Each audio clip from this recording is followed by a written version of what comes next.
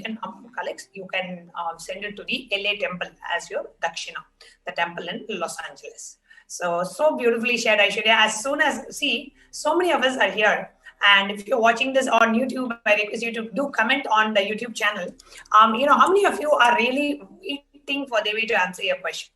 You are really waiting. You so much are like every day you come and post question. I just want Devi to call out my name. I really want Devi to respond to me. I want Devi to connect with me. I want Devi to Parashakti to answer my questions. I want the Cosmic Mother to just call me daughter. I just want the Cosmic Mother to call me son. I just want her to tell me that she is there for me. Something we will have. Somewhere we want her to acknowledge our presence.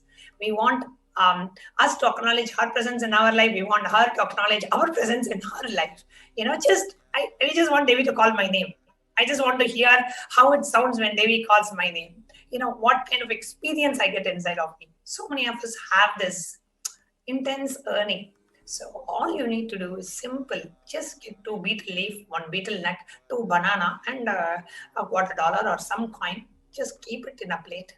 And just sincerely, Swamiji said, all these, without these rituals, it becomes an unconscious act. So when you actually do the ritual, every time you bring back that emotion, you bring back that bhava to connect with Devi, and you feel that she is real. That is what happens when you do these rituals. So these rituals are to break the monotonous, unconscious. At some point, you just keep seeing the screen. You just take it for granted.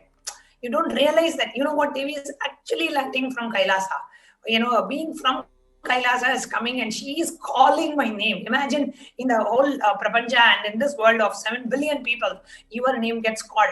When Devi Parashakti lands from Kailasa, she acknowledges your question, she answers, how does it feel? It feels so special. You feel like Brahmanyam Bahuputratam. I am the favorite inheritor of the cosmos. I am her favorite. She called out my name. She called me daughter. Whatever it is. However she connects with you. You just feel that love, you just feel that warmth, you just feel that affection and that grace of Devi Parashakti. So beautifully shared, Ma Aishwarya. Anything else would you like to share? Yes, Ma. Literally, this is something which is incalculable because it is too small in action. I was sitting in the same way, cleaning my room, preparing the space in the same way. Only thing different I did that time was what Swamiji told, keeping these items, few ritualistic items, that's it I did different. And it actually made such a big difference in the what happened and even in the way I was receiving it. Like, it was so much more intense that I was receiving with like tears dripping down my face. It was so powerful, and the action actually what it did is no way proportional to the result which it actually brought. So definitely, like, when we get these kind of small instructions, especially, let's jump into it and do whatever Swamiji tells. It's so fun and it works. It literally works. Beautiful, Ma. Thank you so much for sharing, Ma Aishwarya. Thank you so much for coming live and sharing your experience today. Thank you. Nithyanandam, thank you. Nithyanandam.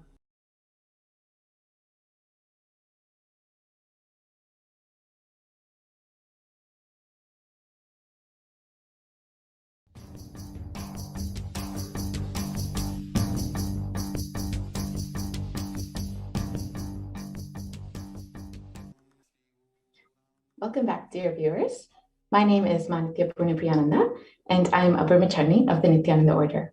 So today we will be entering into one of the most exciting segments of our show. It is where people will share their personal experiences of Devi Parashakti. Every day, Swamiji is attending to devotees, disciples, and all beings through Facebook, Twitter, YouTube, Instagram, and all our platforms, and making himself available to humanity to give blessings, boons, and heal every being who is suffering and in need of healing during this pandemic. Today, we have 2 exciting sharings available. One, we'll start with Ma Gayatri, who is from Canada. So, Ma Gayatri, can you Can the NTV operator please project my guide? Thank you. Nithyanandama, thank you for having me here. Welcome.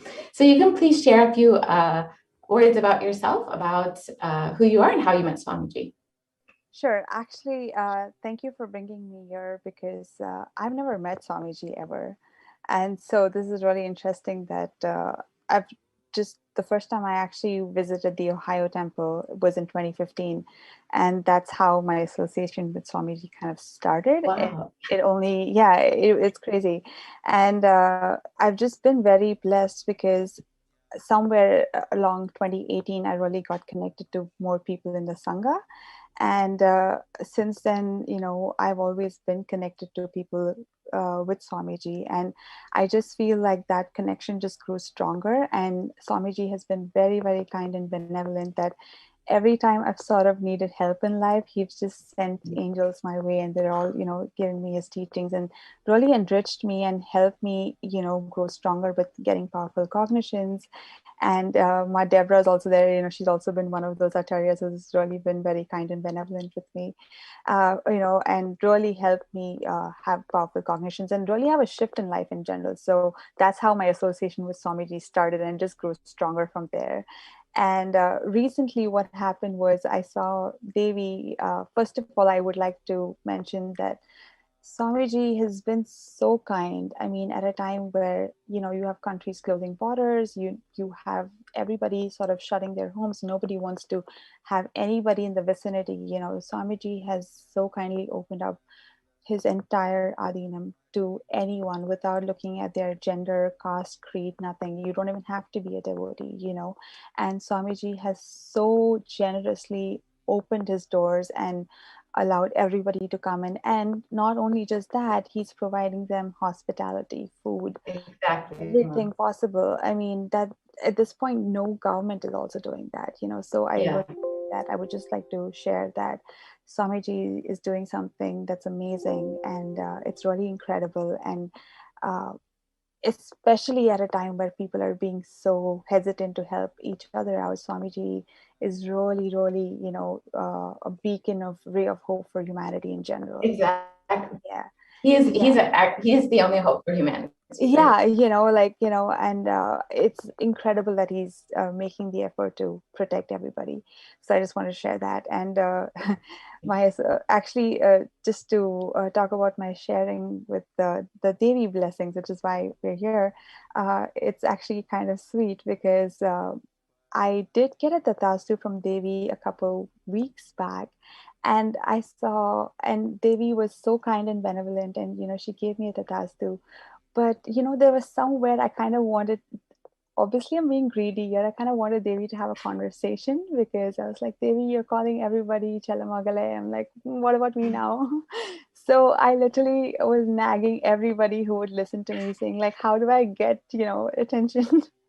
And so actually Manyanatma was like, why don't you try to go via the Kailasa .com, the kailasa.org, the website.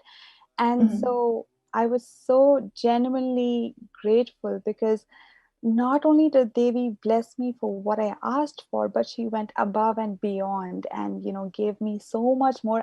Was not even thinking about the things that she blessed me. I was not even thinking of asking for that. I had written an essay to her, like, I want this. But, she gave me she knew what my heart wanted. And it was like, literally like someone had just got into my heart, seen everything what I wanted, and just given me the answer that I needed to hear. It was just like someone had read everything that I needed to hear. And so sweetly. And how did that make you feel, Ma? I was beaming. I couldn't stop. I have the recording, which I keep looking at. I've been like non-stop, constantly just playing playing it back and forth. And I'm like, okay, this is just great, because as you can see, I'm really smiling, and it was just amazing. And it was just such a beautiful blessing, and it was so benevolent, and I was so grateful. And there was just this beam of light and joy that was radiating, and I was just so grateful to even feel that energy.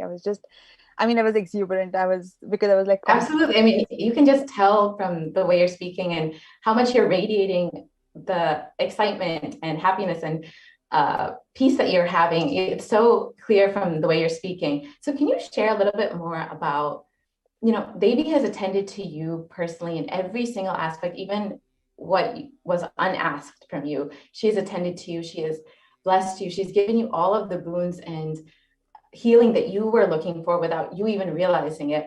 So can you share a little bit about how you felt when you heard Devi Swamiji attending to every being, every person, every day, day in, day out, nonstop, how you felt hearing that, making Swamiji, how Swamiji has made himself so available to humanity to heal them, bless them, and give them anything they need during this time of crisis. Exactly.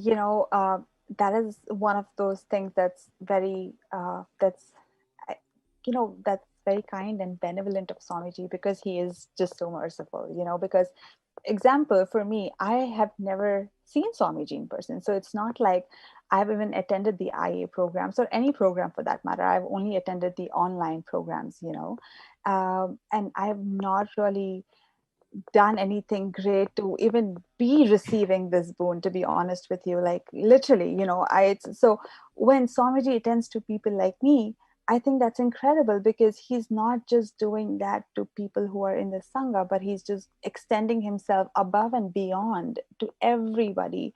And not just that, it's also very individualized, it's personalized to what people want.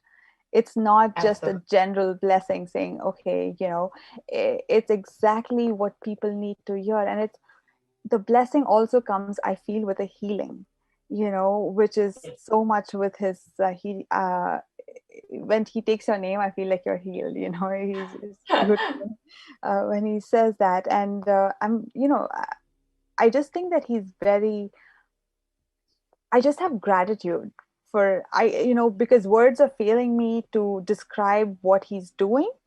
But the only thing I can say is I just have immense gratitude, and uh, just I just have love and gratitude to for Swamiji, because I don't know what else to say, because he's just so merciful and benevolent.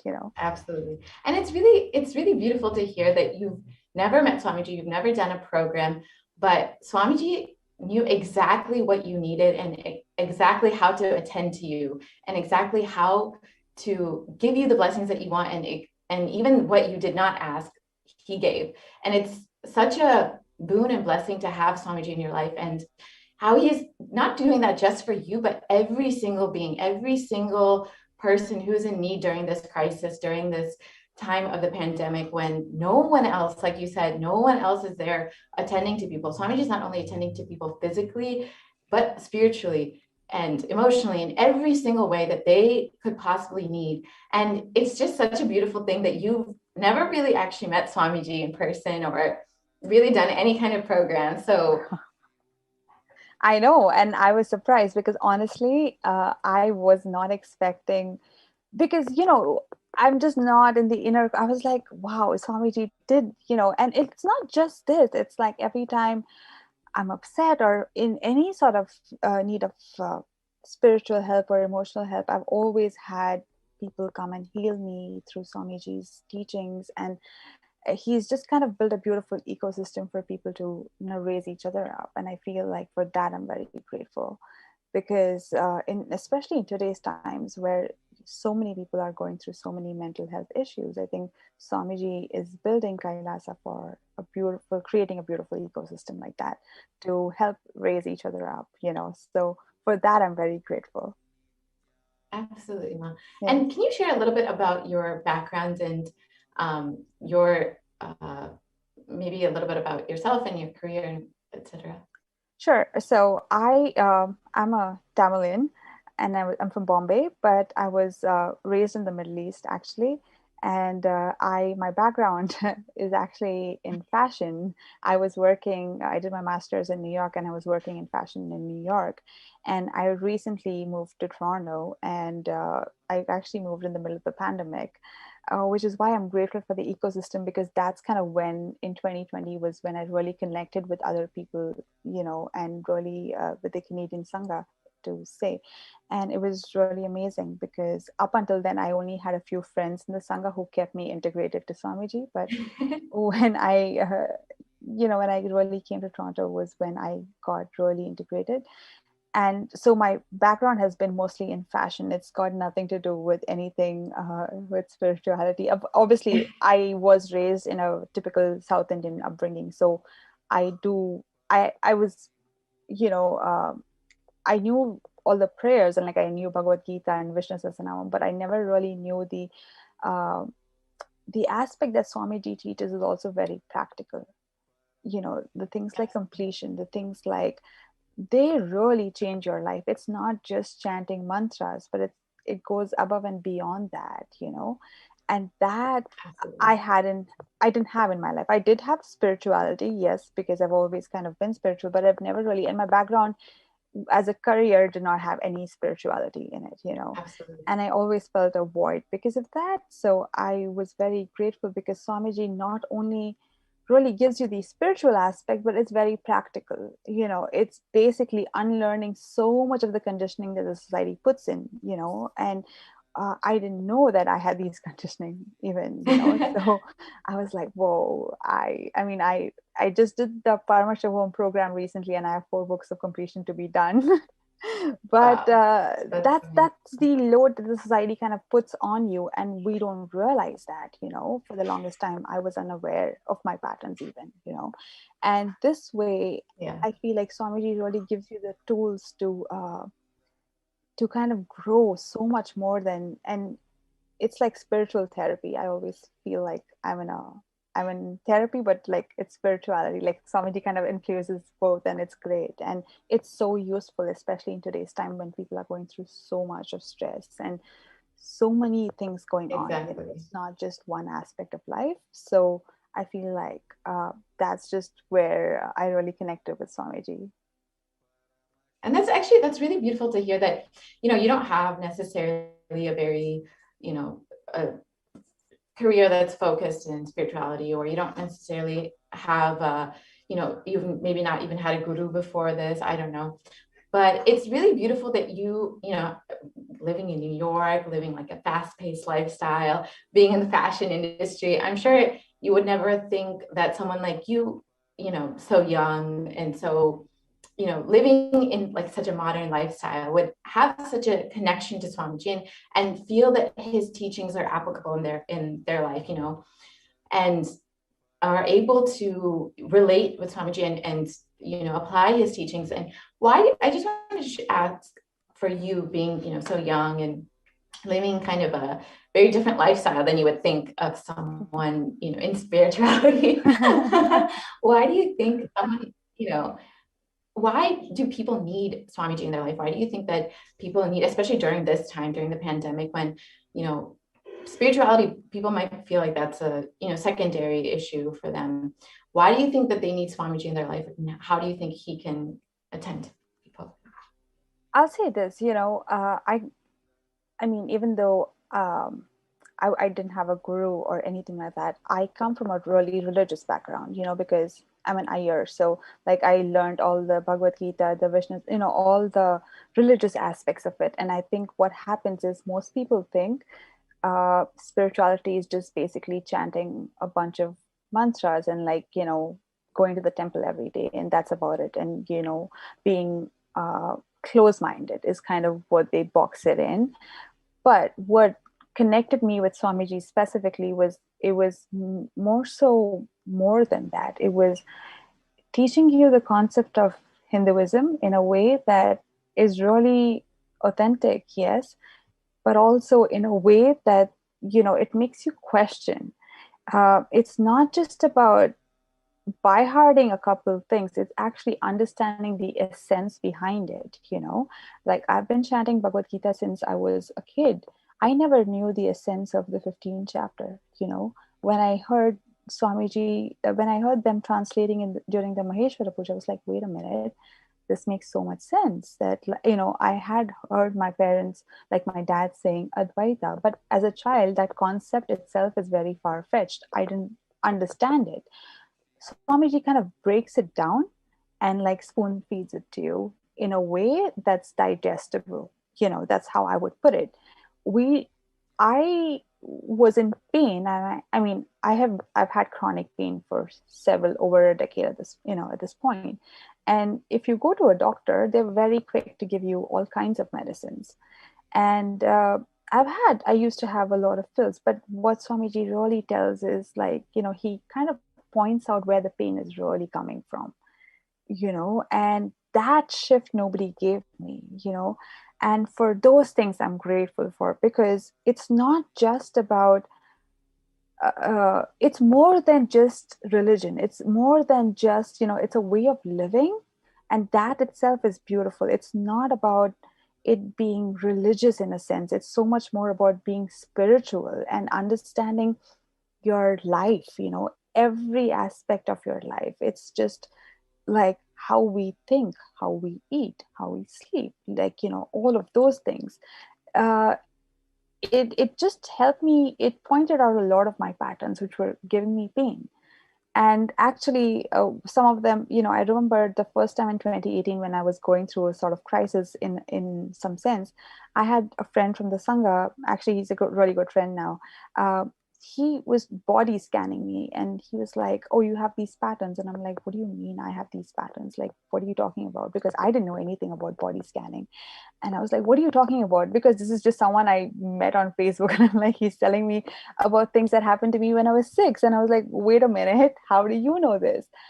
But, it's things like that. And they're so powerful, because Swamiji really gives you the tools. It's not just teachings. He gives you the tools for each and everybody to kind of clean out the mess that the society sort of drills into you, and really sort of helps you navigate life on another level, and on another level of bliss, I would say. I mean, I think he beautifully guides you through every step of the way, to be able to achieve that.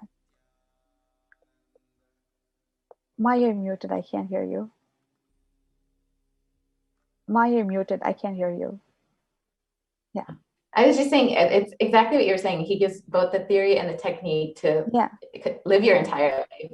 Yeah, exactly. Like completion, Thank you like completion is a great process. I think everybody should be taught of that in school. We don't have that, but we should be taught completion. Yeah. Absolutely. Thank you so much, Ma, for your beautiful sharing. Thank you. I think all the viewers really enjoyed everything you were sharing. So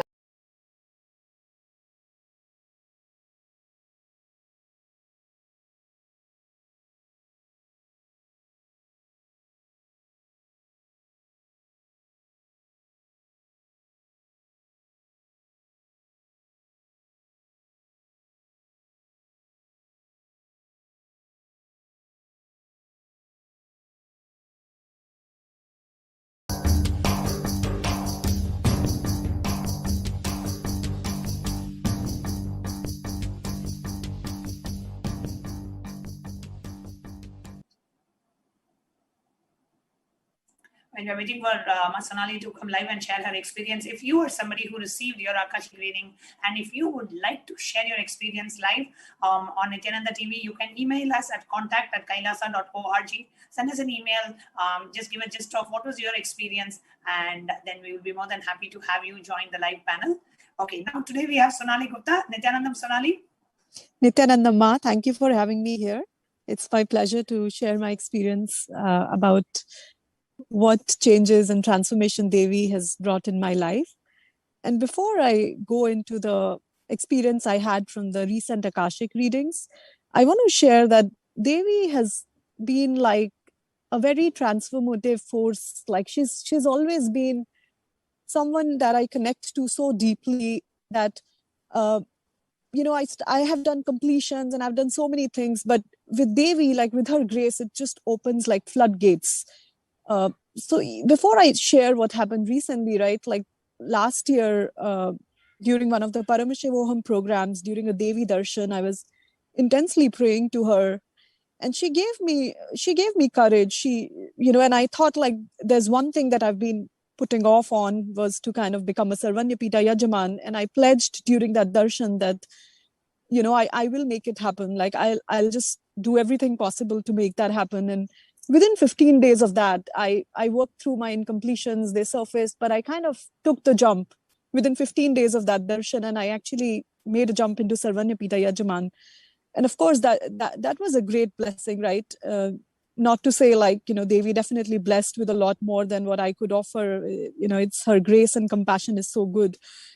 And very recently, during these Akashic readings, I had submitted my questions, but like everyone else, I wasn't sure if Devi was going to answer and if she's ever going to answer my prayer. But I was just tuning on to the session, listening, and I'd submitted my questions a few days ago, not even on that day, but it was my birthday on 28th of April. And as soon as Devi kind of said the first few sentences, I heard my name as the very first name. And just hearing that, I of course did not understand the language, but just hearing my name and the energy, it was like I knew something was shifted, like it was just something was taken care of. And I did not know what Devi said, but it was amazing.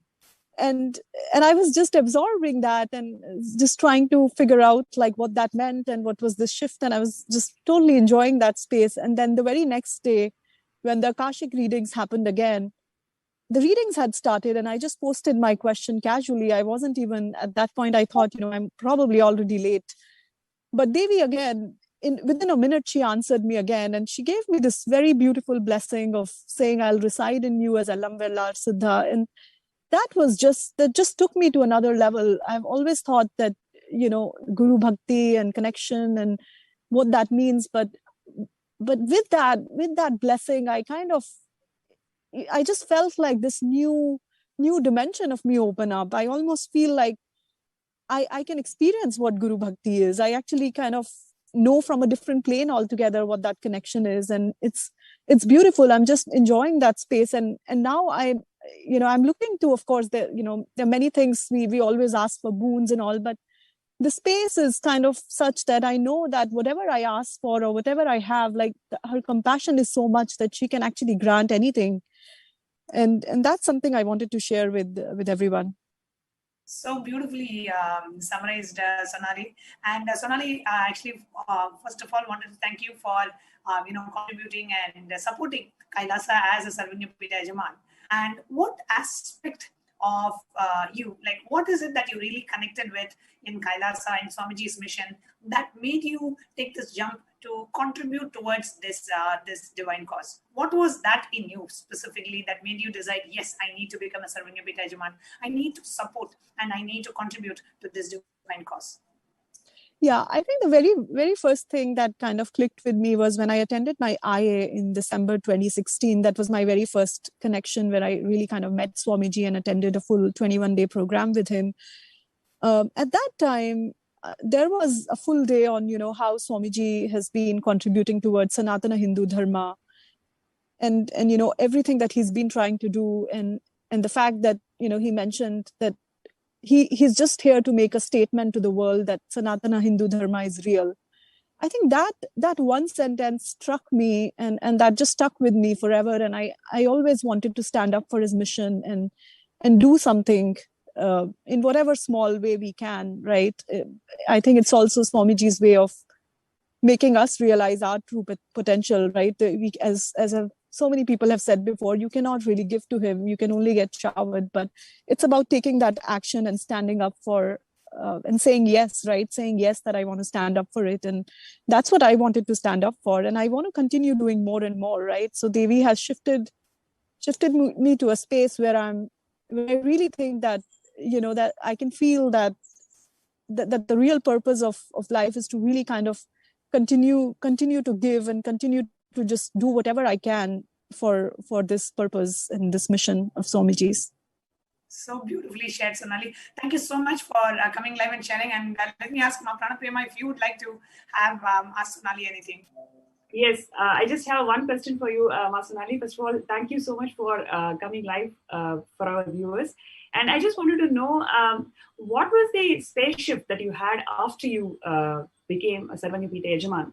What was your cognition shift that you had about wealth and abundance? Because it's not like everybody has that wealth ready-made to offer it. It is the space that you carry. And with Swamiji's blessings, once you create the space, he manifests through us. So what would you like to tell our viewers? What was the space shift that you had when you manifested Sarvanyapita Yajaman?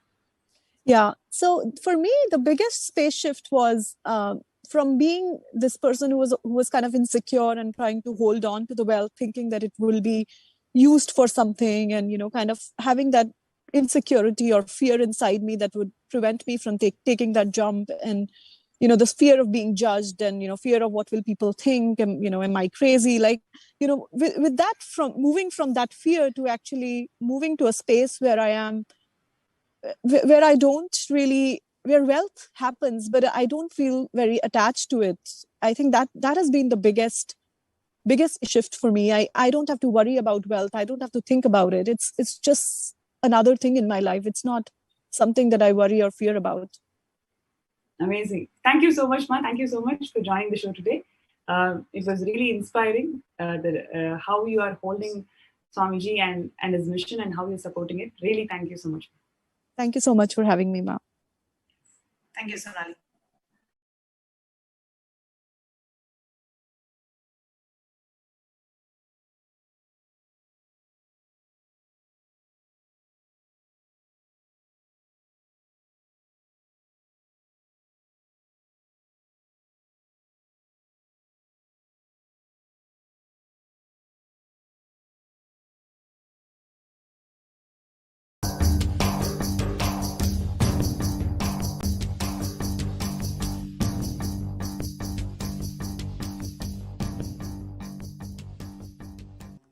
So joining with us today, we have Nithyananda, who has been with Swamiji for a very long time, because actually since the time, she is one of the blessed beings who got to witness the Leelas of how the Supreme Pontiff of Hinduism worked one at a time, and built Kailasa from the scratch. And she is one of those blessed beings who got to be there, live around Swamiji, personally see the hard work that Swamiji put in, personally first-hand experience of witnessing all the Leelas, all the hard work and everything Swamiji put in, all the tyaga, the sacrifices that Swamiji put in to build Kailasa. And she is the Mahant of Kailasa in Ohio. And she's here joining with us today to share her experience of Devi Parashakti's Akashic reading and her experience with Swamiji. Nithyanandamma. Nithyanandamma, am I audible? Can you hear me? Yes, you are. And would you like to start with introducing your name, where you're from, and also how long you know Swamiji for? Yes, Ma, it's a pleasure to be here sharing with you all. I've known Swamiji from 2004. And it's not a long time. For me, it's like a lifetime, So such a pleasure journey. And it's practically experiencing the living enlightenment. That's how I feel. And he takes you through all steps. I know where I started from and where I am now. And practically every step of the way, Swamiji guides you. And whether you are close by him, whether you're living next to him, or you're so 10,000 miles away or miles away, his energy guides you. That is my experience. I am in Ohio, Kailasa, Ohio. It's a beautiful temple gifted by Swamiji. It is the first temple that was gifted to the humanity outside India.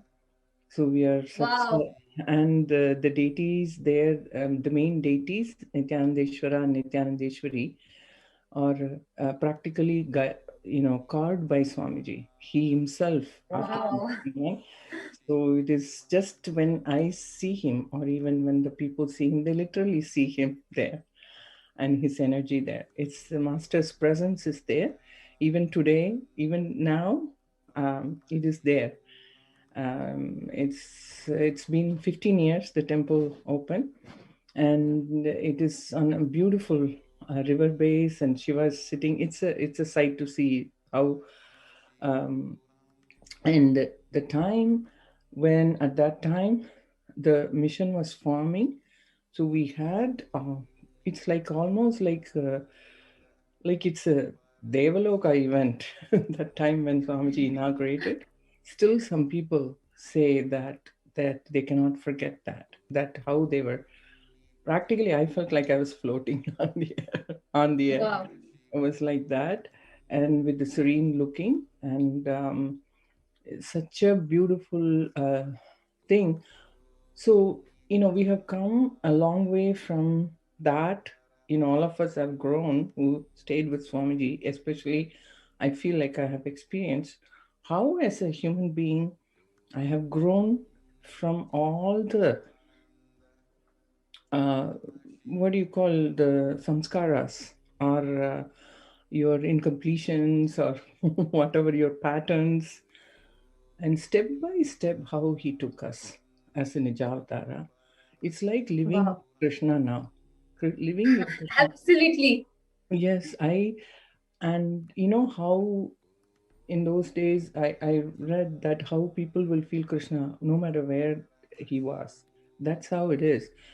We can be living in US, but still everything is happening for us here. It's as a temple, and the temple. I was born and raised in the temple environment. My parents owned 100-year old temple, but I did not know the context and also how to live with that.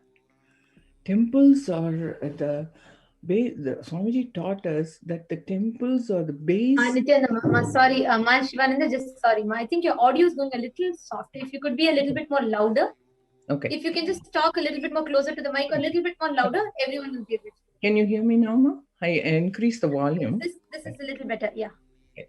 So, temples are our base for enlightenment. When we go to the temple, we feel that we are living with the living entities. Deities were just when I used to go to the temple, I go and pray and come back. But not now like that. They're just living entities. It's only Swamiji taught us that. All that. And now it is Akashic reading. Swamiji has Devi, and he is answering all questions. Mom, what else do we want in this life? Right? Wow. True. Telling us what to do. How can I lead my life? And he gives you the strength to go through. And a lot of people, especially in the coronavirus time. And he took us through last year. The whole virus time, we didn't even know how it went. 3 months lockdown, nobody knew how it went. Sitting in front of the computer, he took us through some process with Paramashiva. So now it is the Akashic reading, and he's giving us solutions to what is happening. Devi is such a compassionate being. Recently, I want to share one thing. See, we have a small volunteer group here and maintaining the temple, and we have devotees, but the volunteer group is a smaller group. And then we have huge devotee, the deities coming to the temple. And I'm thinking, how am I going to make it happen? We want to do like Kumbha Abhishekam, and how can we make it happen? I was like almost, then I said, why should I fear? I should ask Devi for blessing, right? So I write to Devi, and I don't even know whether Devi will answer. I was just praying. And sure, Devi answers, and I don't know whether you all saw it, such a big blessing. When I got that blessing, something like I had so much energy. I don't know where it came from. All that energy, I can do this. It is make it happen. See, like Bhagavad Gita, in Bhagavad Gita, Krishna says, you do the work and I'll make it happen. I'll take care of the results, right?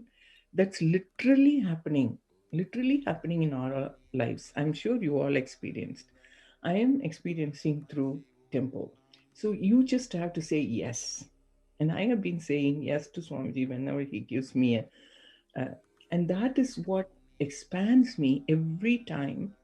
I share with the volunteers how, when you say yes to the master, how it expands you. And he takes care of everything. You don't need to worry about how the process is going to do, how much result I'm going to get. Nothing. You don't have to worry about it. You have somebody backing you up all the time and looking over you. Literally, ma. Whether I'm driving a long distance by myself, which I never did before, or doing anything, I see why I have to fear. He's with me. Why I just have to do the step and he's doing it, right? Wow. So so that's what it is, ma.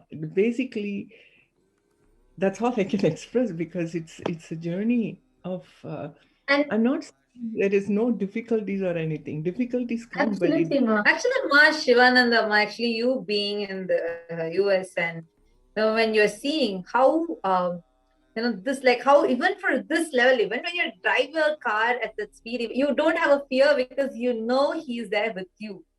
Now, talking with this, how do you feel about when he is doing this such immense humanitarian effort for protecting people from COVID-19? What is your view on this? What is the experience on this? see, ma, the experience is, the mother, how the Prakriti, mother, Parashakti, is, she has created this and she is coming in his form to warn us and to tell us how to save ourselves. And all we have to, he says, you can go to your Adinams, like in Kailasha right now, Adi Kailasha. For people in India, you go there. I have made a ship and I am there to save you.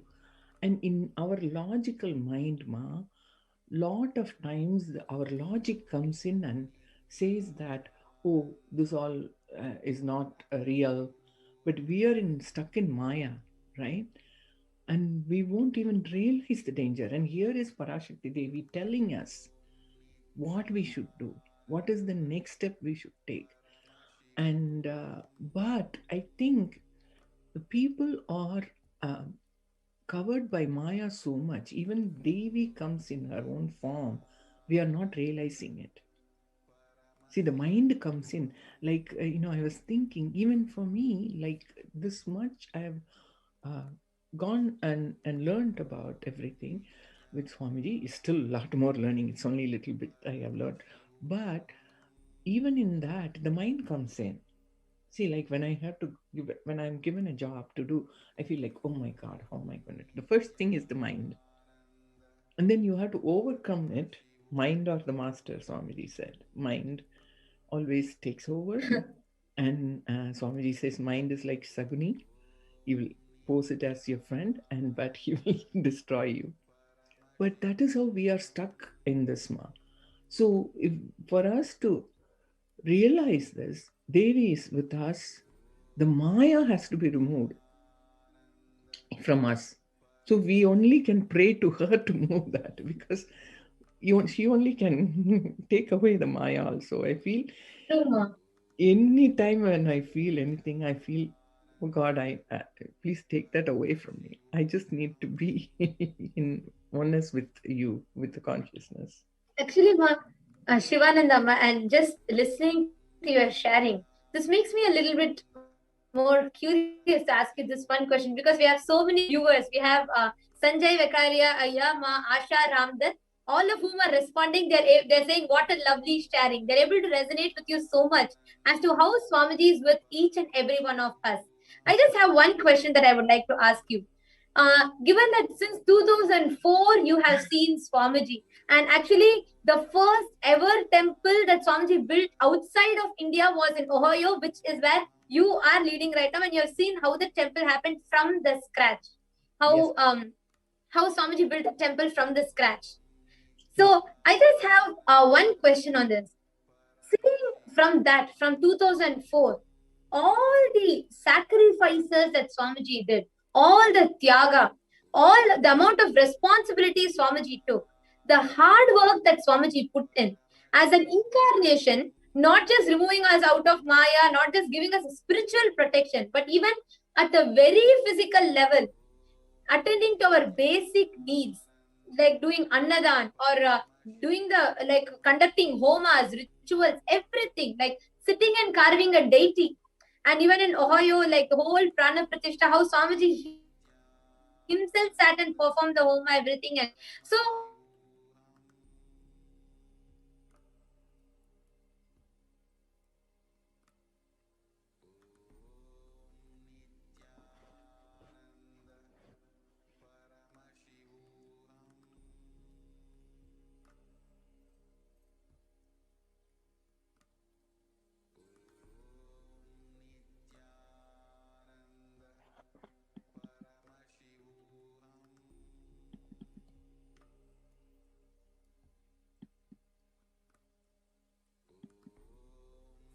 first ever temple that Swamiji built outside of India was in Ohio, which is where you are living right now, and you're seeing how the temple happened from the scratch. How Seema, So I just have one question on this. yes. From 2004, all the sacrifices that Swamiji did, all the tyaga, all the amount of responsibility Swamiji took, the hard work that Swamiji put in as an incarnation, not just removing us out of Maya, not just giving us a spiritual protection, but even at a very physical level, attending to our basic needs, like doing annadan or doing conducting homas, rituals, everything, like sitting and carving a deity. And even in Ohio, like the whole prana pratishtha, how Swamiji himself sat and performed the homa, everything. And so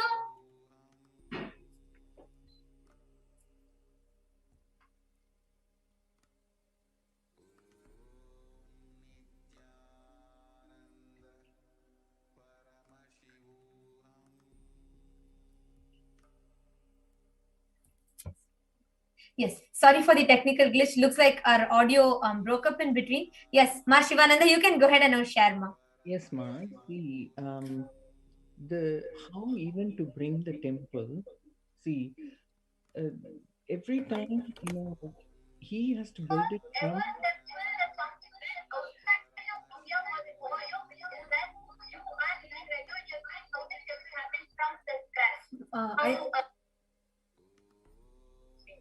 So I just have one question on this. Yes. From 2004, all the sacrifices that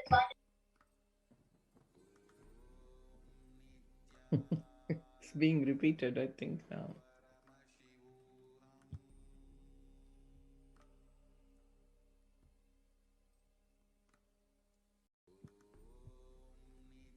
Ananda Paramashivoham.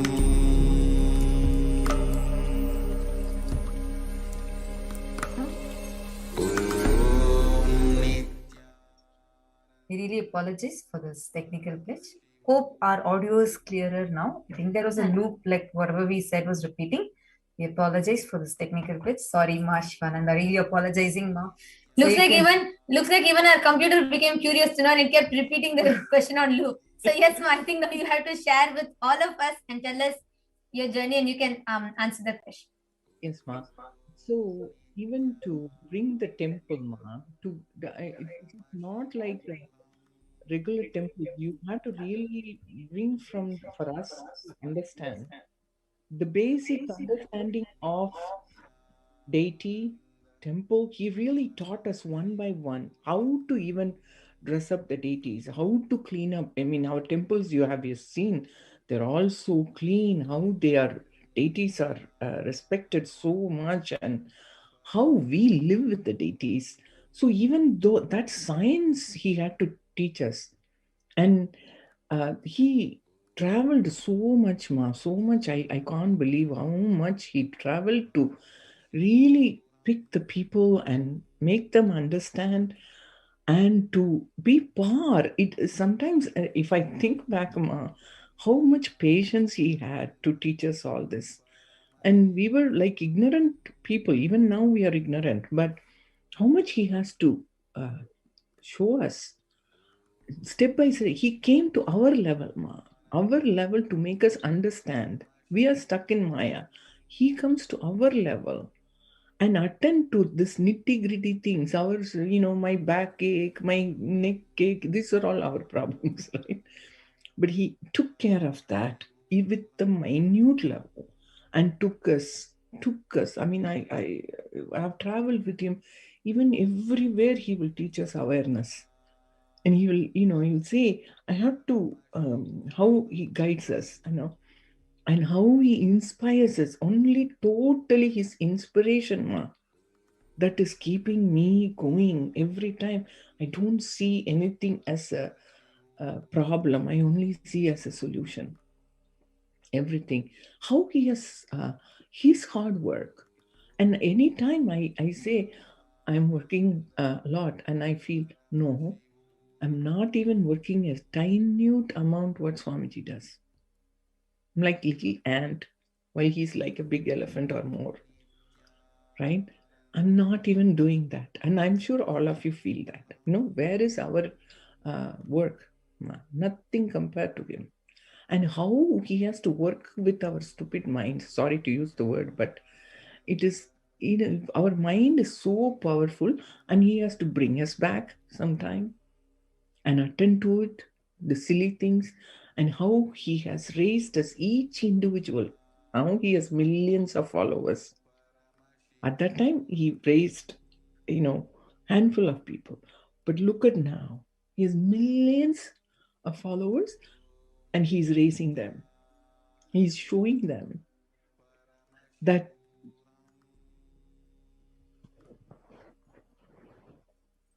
I can't hear you. I can't hear you. The audio is not audible. Hope it's coming now, ma. Hope the audio is coming now. Yeah, now I can. Yeah. Sorry, actually, just like how so beautifully you're sharing, right? Like from, even starting from a deity, how he had to teach, like how even that minute level, one by one at a time, training them, putting so much of hard work, doing sacrifice of everything else, just focus just for saving humanity. Today, this large ship that he has built, the conscious ship he has built, just to save the lives of so many, literally to save humanity. He is the only hope for humanity.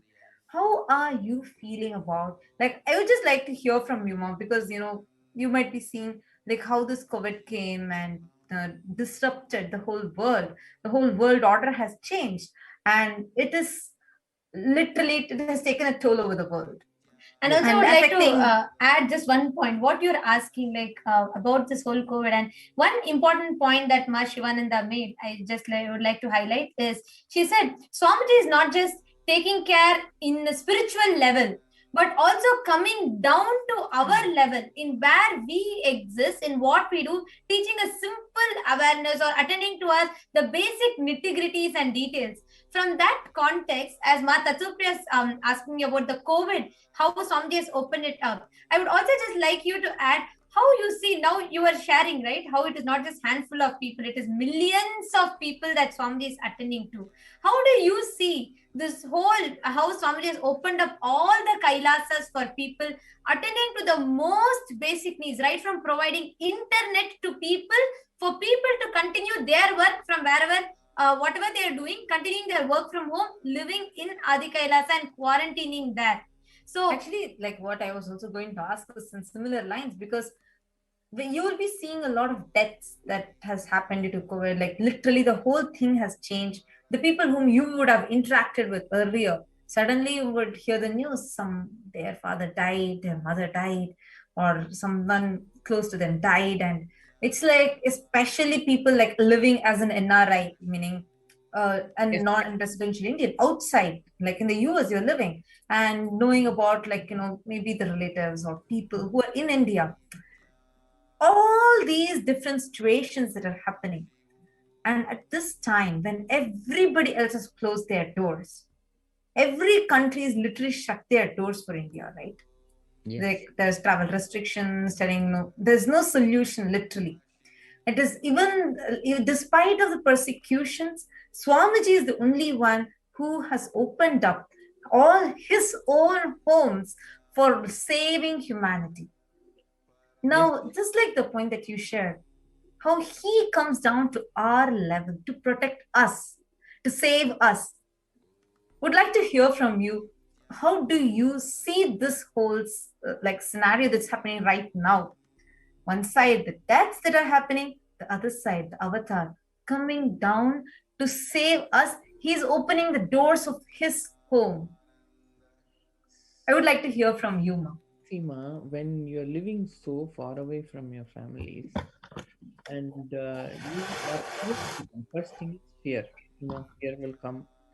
And look at how Swamiji opened this Parashakti reading. So he has done Kalabhairava reading for us. He has all the Nijavatara readings, Venkateshwara and everything. So now he is, as Parashakti, he is feeling us like that. I am there to protect because she is the mother, Amma, even, I feel like she's my mother, like she's protecting me. I don't have to worry about it. I just, that compassion when people are fear stricken, how every day she gives darshan to people and how people are, able to.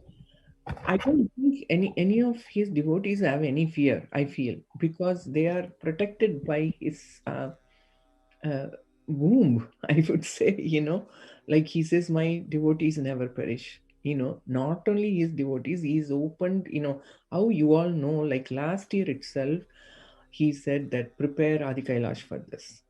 Exactly. All the farming and procurement of food, how much he, as only a mother can think about all that, to protect her children, how rice is procured, how vegetable is procured. He, to that nitty gritty level of this human body, what it needs.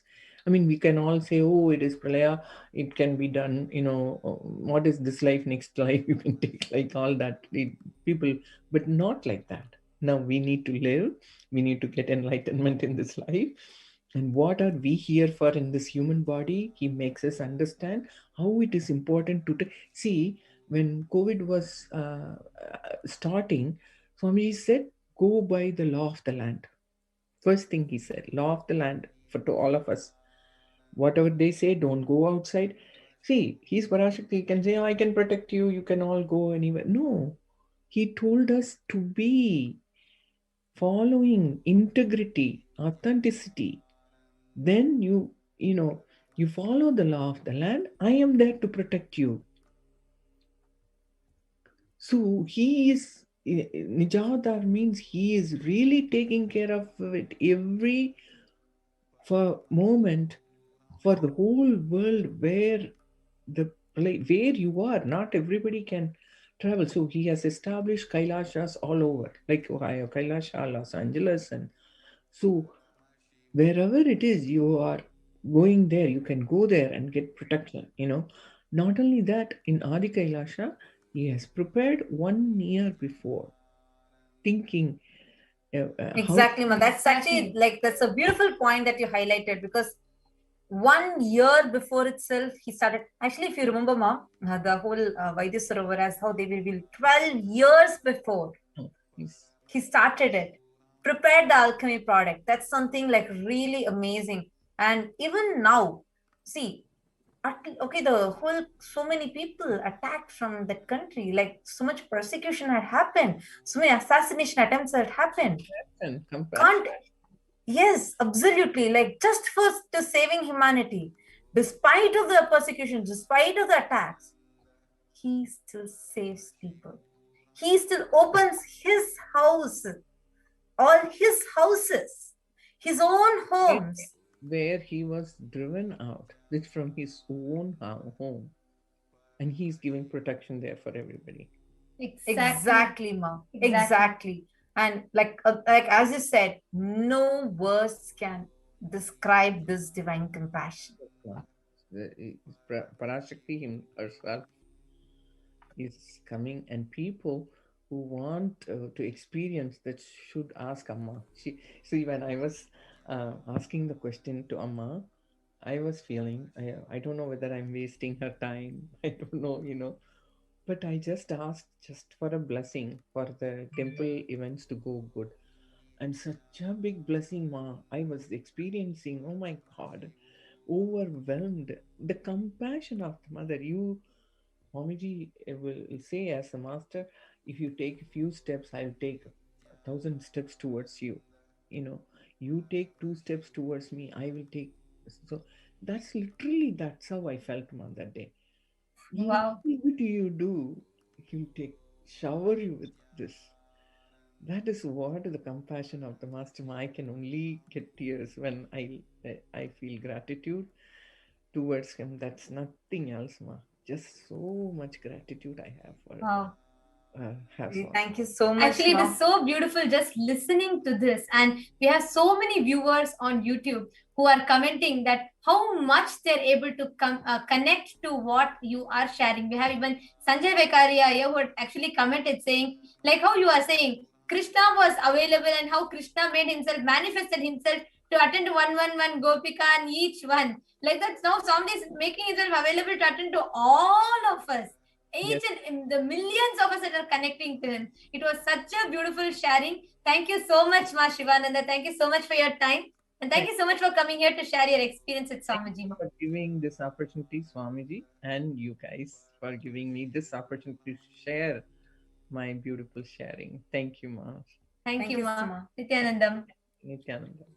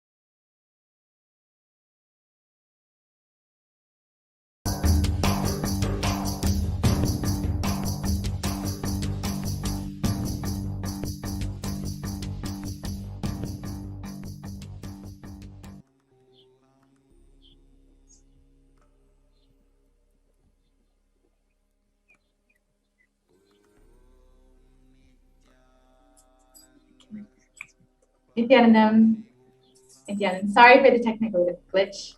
Nithyanandama, welcome to Nithyananda TV. Nithyanandam, thank you so much for having me. It's such a blessing and an honor. Sure. I'm from the Midwest Sangha. I've been with Swamiji for about 4.5 years. I am and it is all because of Swamiji. I've been blessed so abundantly by Swamiji that even words cannot describe.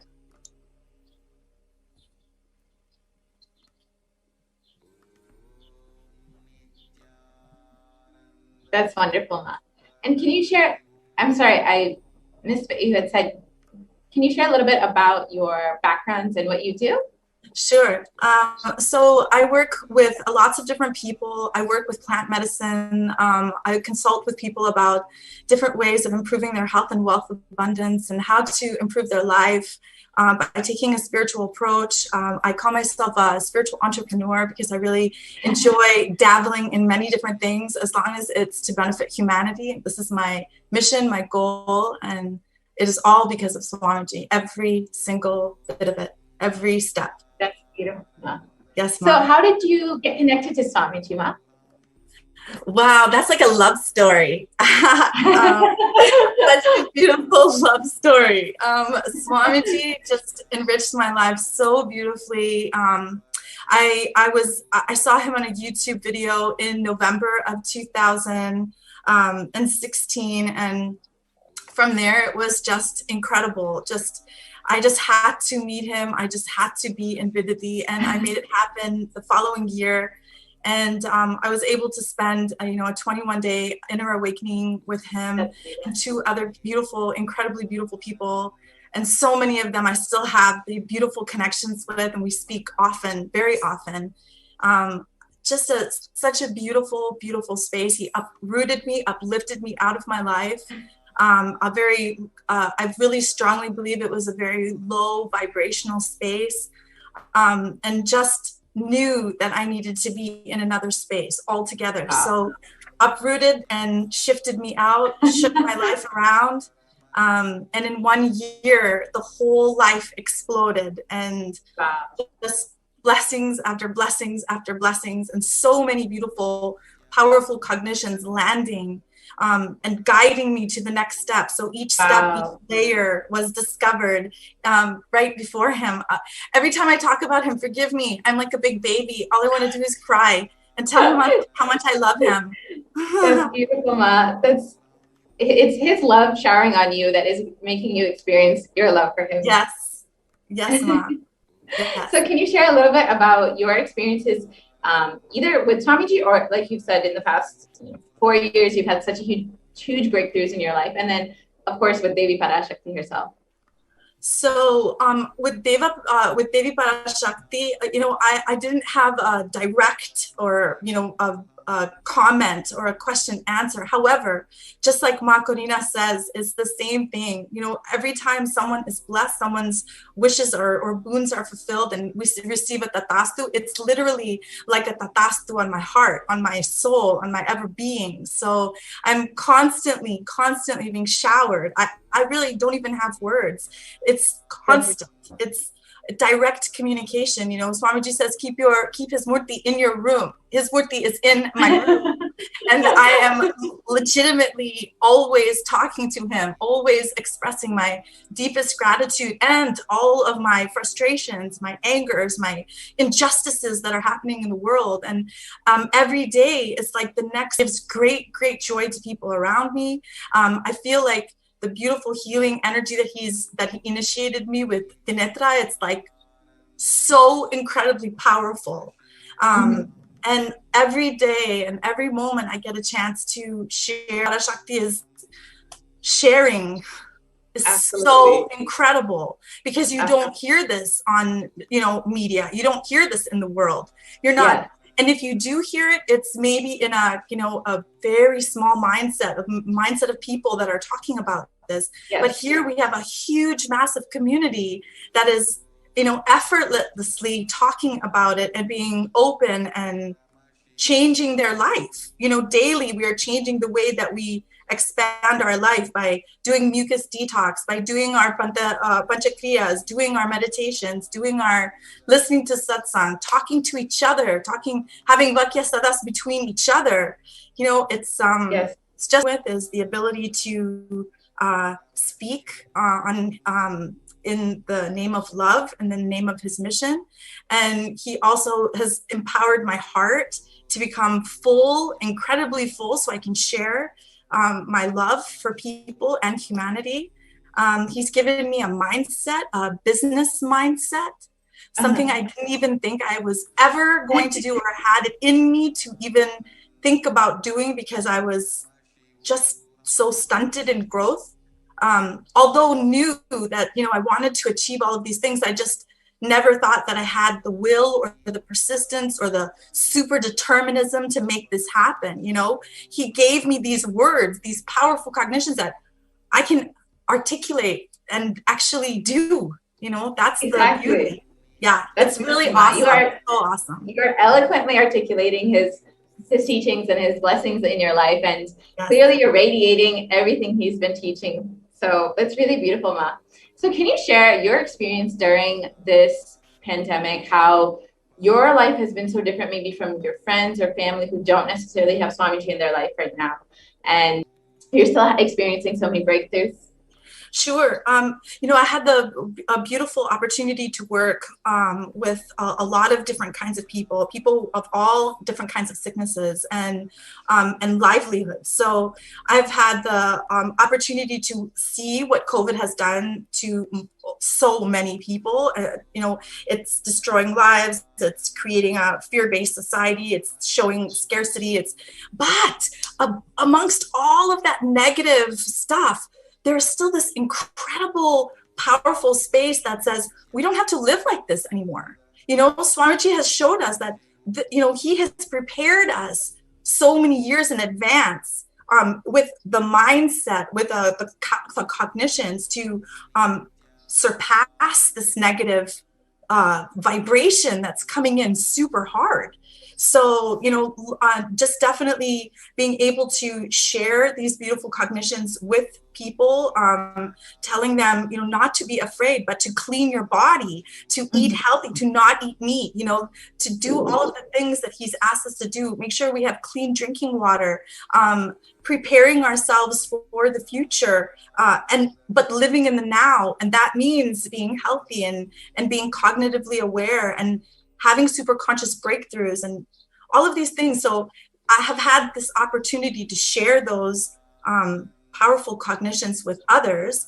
And so when I do feel like, and I have been in the root of the COVID experience, nobody has been affected within my circle or within my community that I know of, except patients that are outside of my own, you know, life. But to see what they might have been going through, to see what their lives were like before COVID, really gave them a perspective, like spending more time with your children, not having the grind of work every single day, realizing that, you know, we don't have to live like this.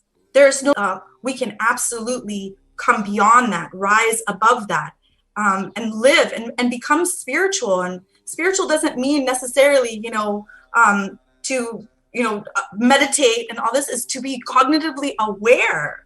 And that's all of these beautiful deities that come to us to give us darshan, you know, these are reflections of us, so we can take on the role, the phase of them. I just love Swamiji so much. And I love my Sangha so much, and I love Hinduism so much. I just feel like every single person on planet Earth should be experiencing this breakthrough in all facets of life. That's beautiful, Ma. And what would you like to share with, you know, what would you share with them about having Swamiji in your life, especially during this global pandemic where people are living in so much of fear, how you've experienced, you know, a state beyond all of this and just having continuous breakthroughs? So what I would say to someone just looking in, you know, it's so important to know that you are loved. You are loved beyond your even wildest imagination. You are so loved by Cosmos. You're so loved by the Divine Mother. I'm not really, going into a personal aspect of, just having a relationship with my own mother. Don't really have a relationship with my own mother. So there's many things that I think in my life that attributed to some of my incompletions, but for real, to be like just in her presence and watching her face is literally like your mom's hand on your head, or dabaing you on your lap, or it's like giving you so much love, like just for my own children too, always letting them know in the gentle, beautiful, graceful demeanor Swamiji speaks to us and Deva Parashakti speaks to us.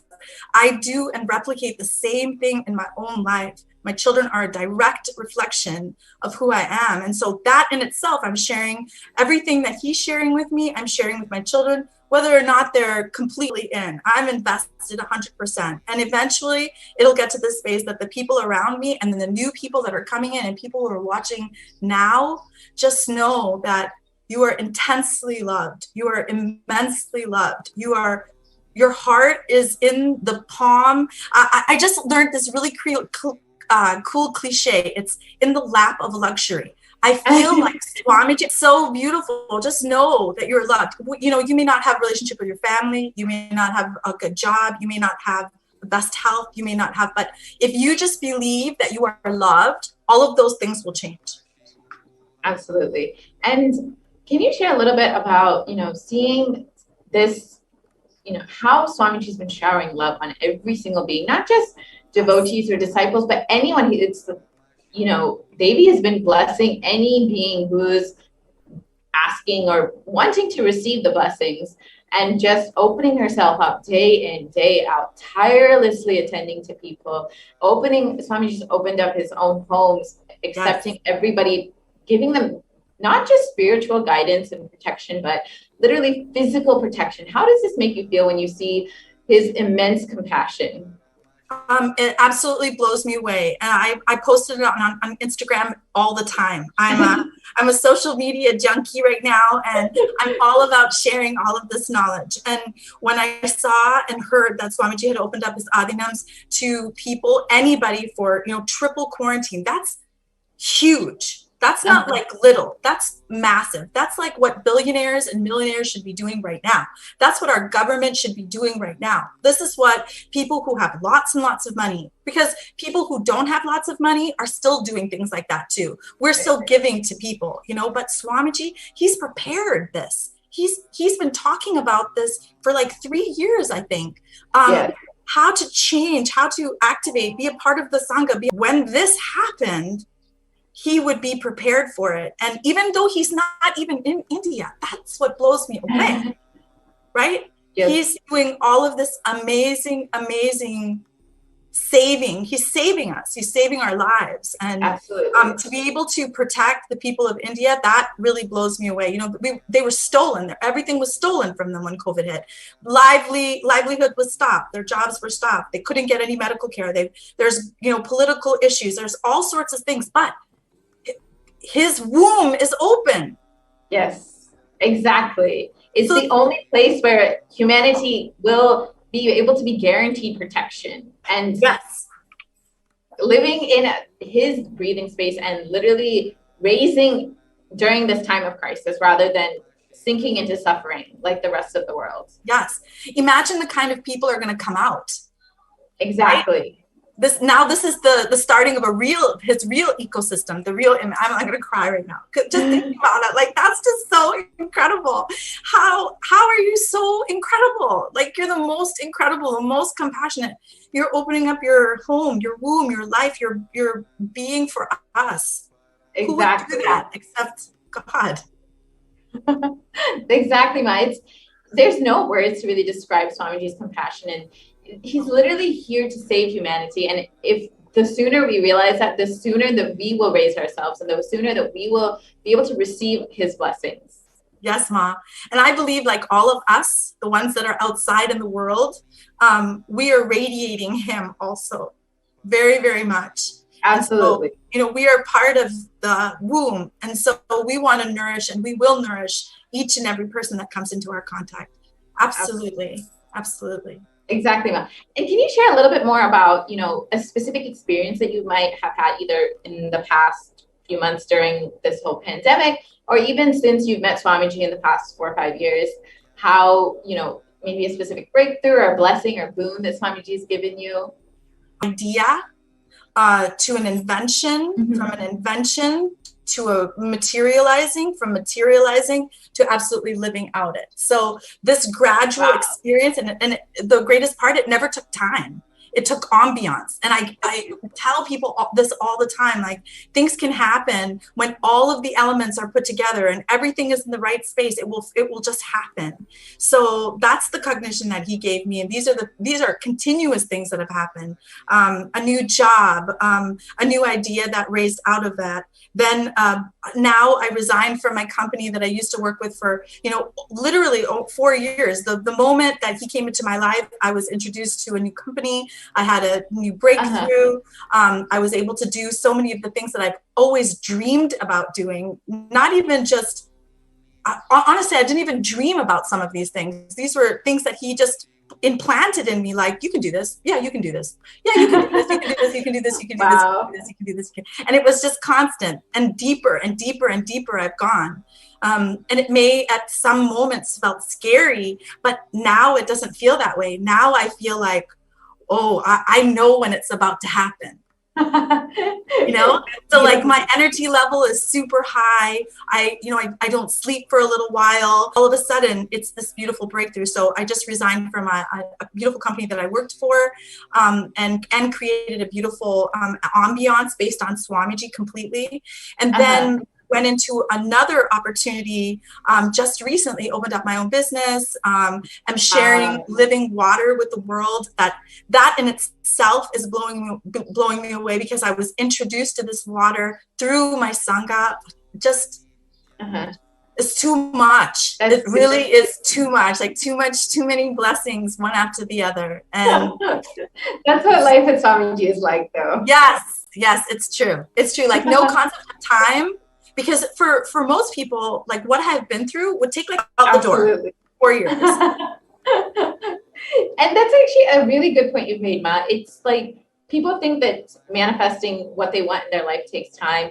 People feel that, it may be in a few years, and they keep delaying. But with Swamiji in their life, with Swamiji continuously guiding and blessing and giving all the boons, it doesn't take any time. It will just manifest. It's just your decision to let him manifest through you. That's absolutely correct, Ma. You said it perfectly. And so you during this pandemic were able to complete a job that Swamiji had given you and start your own business at a time where most people are losing their jobs, losing their businesses. You are expanding during the pandemic. Yes, expanding, and expanding so much, including different aspects of expansion. So expanding, health-wise, I've never been the healthiest in my life. And being able to utilize and create products that have the recommendations of what Swamiji uses, like ashwagandha, triphala, haritaki. These are creating just this whole environment has been. It's just so enriching, Ma. It's just too good. Like, that's beautiful. You're able to create this spirituality, but even in your job, you're able to live this lifestyle and share it with the world. Yes, absolutely. I mean, people think maybe I'm a little crazy sometimes, but crazy is good. Crazy is wild. Crazy is adventurous, creative, inspiring, enriching. All of those things.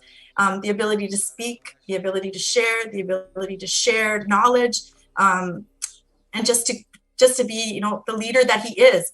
If you didn't know him, you would still think he was an amazing leader.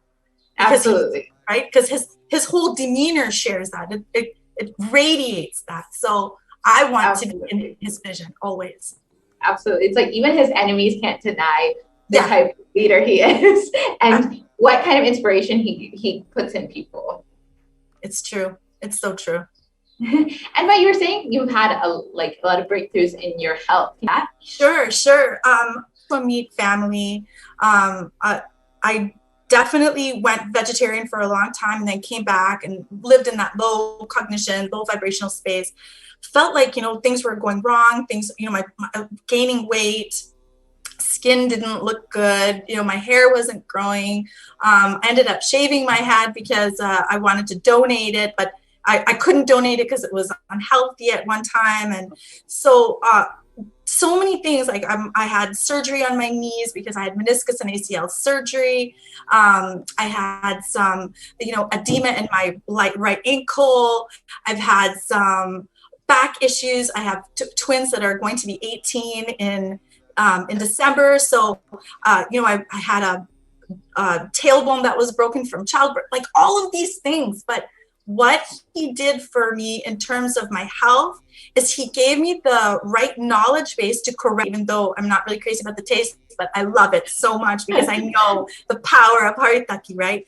My panchakriya, my anima, ability to correct all of these things in such a short period of time. Like, illness is not lifelong, but it is very curable, things that you can change. Yes, I'm sorry, Mom, I will go keep going. No, that's okay. That's really beautiful, Ma, that, in every aspect of your life that he's given you blessings and boons and you've been able to just have so many breakthroughs. Thank you so much, Ma, for sharing. And we really appreciate you coming and joining us and sharing your experiences and blessings and boons with everybody. Thank you very much, Ma. It's such a pleasure. I'm so honored, and I love Swamiji so much. Thank you. Thank you so much, Ma. Thank you. Nithyananda. All right. Thank you so much. Dear viewers, we will be taking a short break.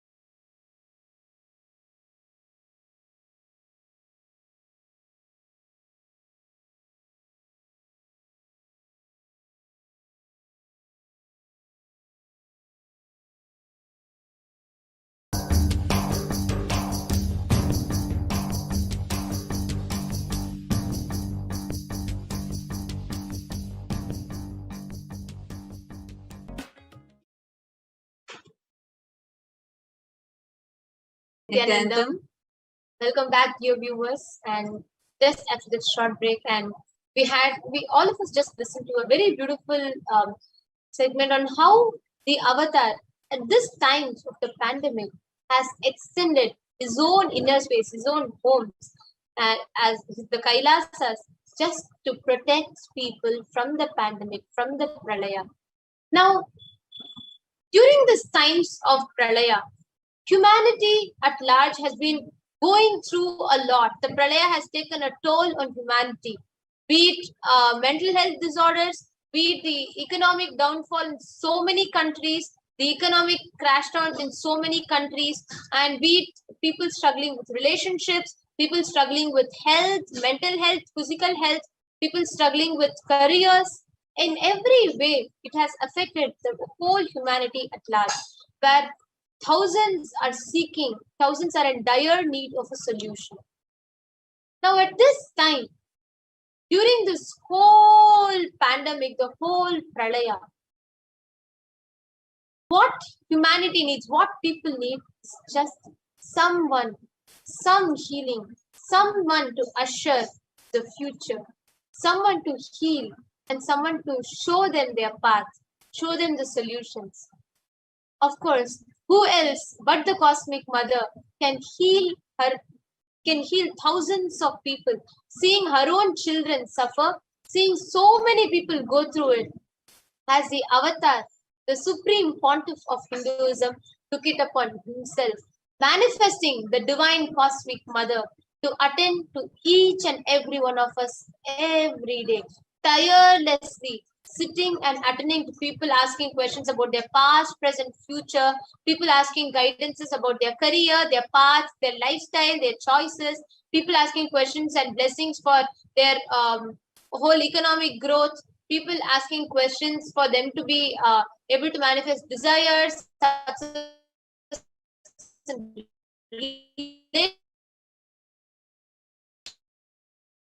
relationship in every Parash, manifesting pontiff of Hinduism and answering to thousands and thousands of lives, giving them boons, answering their prayers, blessing them with all the powerful cognitions, powers, and ultimately manifesting the enlightenment itself.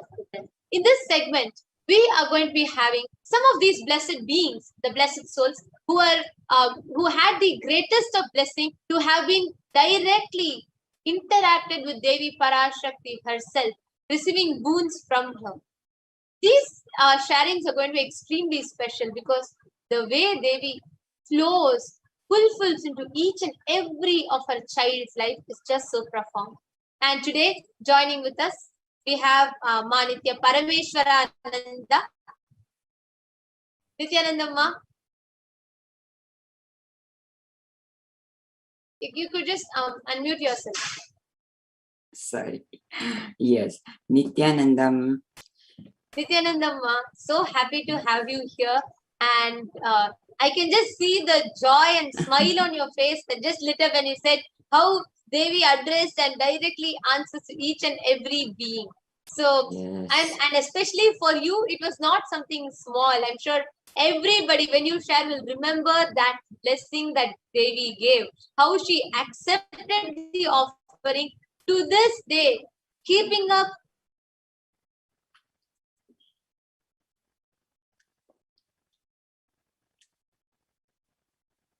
a little bit about where you are from, how long you have known Swamiji.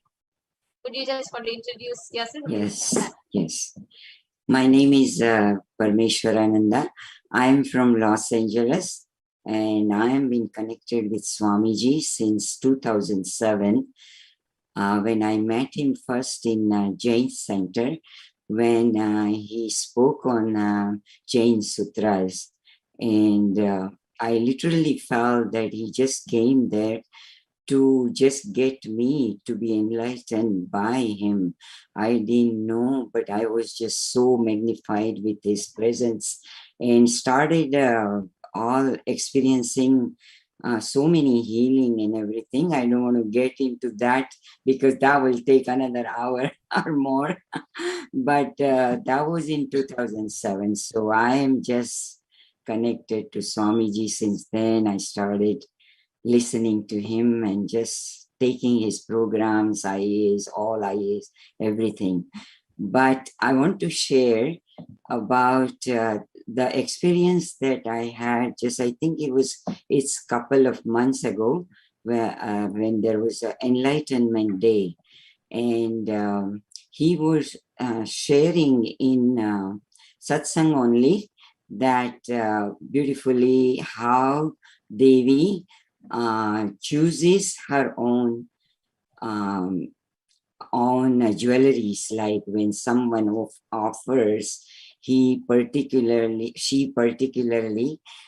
chooses the jewelry and wears herself, and how auspicious it is. And that really touched me. And I was thinking of offering this to Swamiji, but that time I just decided and texted Ma Gnanatma Swami, and then we texted back and forth, and it just quickly, I was so ready to give my own memory that I kept holding. And it was from my past husband who passed away now many years ago.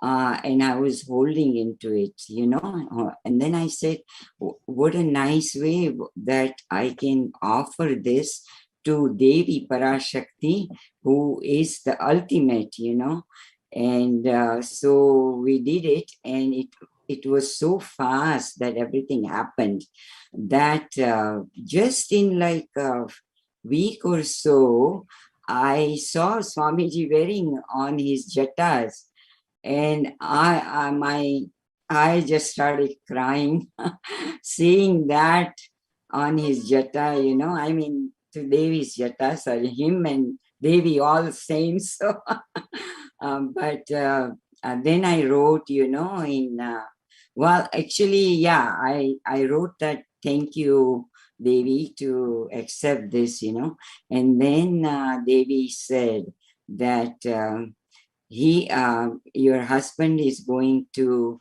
be liberated, and he is with me, and he is getting Sayujya Mukti, and you also. So, and I'll take care of you and whole family and all these blessings that Swamiji was showering. But I was really shocked that how he took care of my husband after all these years, that he hasn't even met him. And to think of giving him liberation, I never even imagined that when I offered. So I'm so grateful to Swamiji to giving me this opportunity, and offering, I might accept my offering and liberate him, So that's my story. And every time I see Swamiji wear that, it just gives me goosebumps, and I feel so blessed by Devi to wear that. That's something that I have worn, that I never imagined that the incarnation, the Devi in Swamiji, that is accepting and wearing, so it's a beautiful feeling. Actually, like as you were sharing, like Devi actually had blessed, saying that every time you see that the jewel, that diamond that you have offered, that when I wear it on my jatas, when it is just on my jatas, as like decorating my jatas as Shiromani, right? And Shiromani, when it is there, yes. yeah, Yes. when it is there on my jatas, you will remember how your husband is always in oneness with me. Oh my God, it's just, I don't know how to put it into words, because it's just too amazing. And now he's not only wearing on jatas, but he's wearing on his neck also.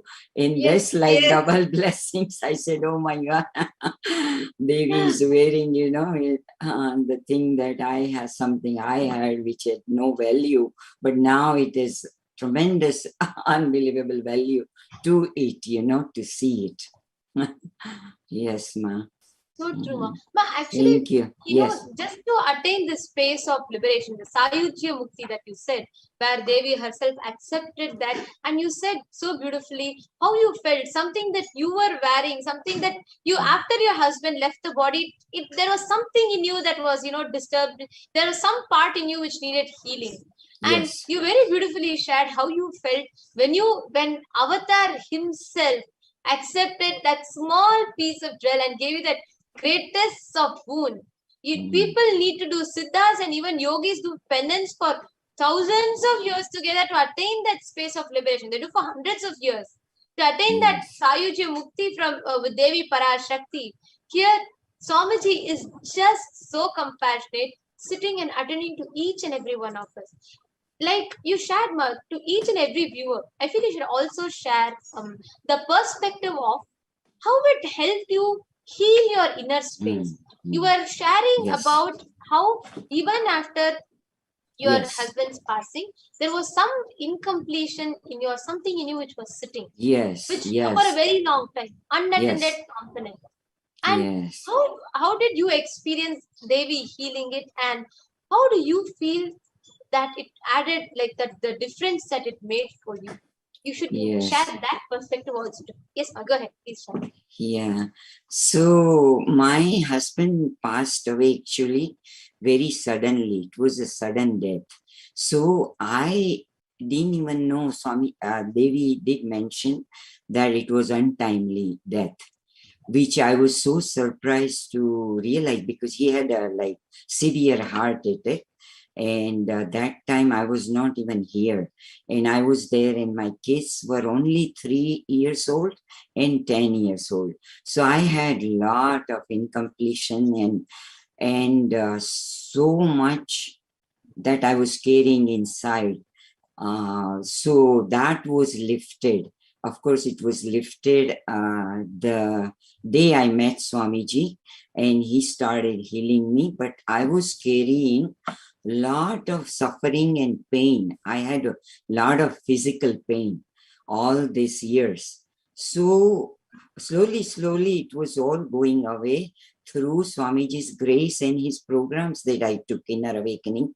But this was like a last completion that happened, knowing that where he is, and it was like a burden taken out totally from me, and total suffering that I still might have carried, the pain and suffering, all that, So this was the like last thing I feel, and I slept like anything, that night.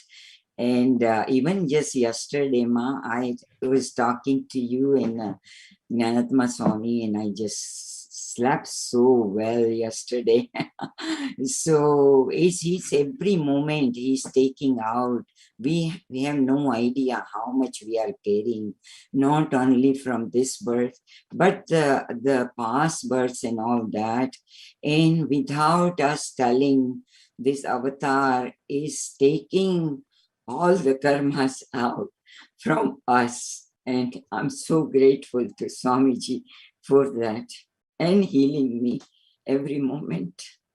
Thank you. So beautiful. Actually, just want, if you could see, actually on NTV right now, we are showing the photograph of Devi Parashakti with the diamond that you had offered and that she had accepted as her own Shiromani. And she was wearing that on her, she still continues to wear on her every single darshan that she gets. And it is so beautiful to see how an avatar attends to each and every one of us in our personal levels. Just to reiterate to the viewers, Ma was so beautifully sharing that, having her husband's sudden death, and it was not easy for her to cope up with two young children, just 3 and 10 years old each. And of course, I'm sure many of us understand what is the struggle to be a single mother and how you have to juggle with things and everything. And though you might move on, and though there might be something, and she was beautifully sharing also when she met Swamiji, she had so many powerful cognitions and that programs from Swamiji which helped heal a lot. But there was that one unfulfilled, there was one component unattended. Like, just to give a small analogy kind of thing, like how much ever, something you might go through, so many people talking might not solve it, but just when you go and lie down on your mother's lap or just go hug her, just that's all, it will all disappear. Same way, there was that one unfulfilled component, that one part of her, so beautifully, which she shared when Swamiji attended to that, when Swamiji asked Devi Para Shakti, just answer that one part, accepted this, that completely left her. That part completely got healed in her inner space. That was so beautiful, Ma, and such a profound sharing. Thank you so much for being here, and thank you so much for sharing, Ma. I'm sure each and every viewer that are listening to will understand how, to what extent an avatar goes to heal each and every one of us, not just conflicts which is inside our inner space, and gives us such a peaceful life. Like you said, you are able to sleep so peacefully, so completely, and so happily. So that was so nice to hear, and thank you so much for sharing. Is there anything else that you want to share, that you would like to share at last? No, thank you, Ma. I just hope that a whole world realizes who Swamiji is and what kind of avatar he is. As a Jain, I was in a family with a very strict Jain religion. How do you say, morals, right? My mother taught me. And then when I started listening to Swamiji, I said that I know more about Jainism now than that time that I was able to imbibe. And I tell all my Jain friends that Swamiji made me understand in how similar the enlightenment science is. And I hope that all the people who, no matter what religion you are from, Swamiji is there for everything, that to be enlightened, and that is the purpose of our life. So I just hope that that continues, that journey, and for everybody we have to take Swamiji to every single person in the whole world that we can. So thank you, Ma, so much. Thank you so much, Ma. It was so beautiful to hear. And yes, I really liked, I really could resonate and like the way you said, you understood Jainism. You were a Jain and you are a sincere practicing Jain, but you understood Jainism much more after coming to Swamiji more than before. So that was so beautiful. Thank you so much for taking your time to come and share, Ma.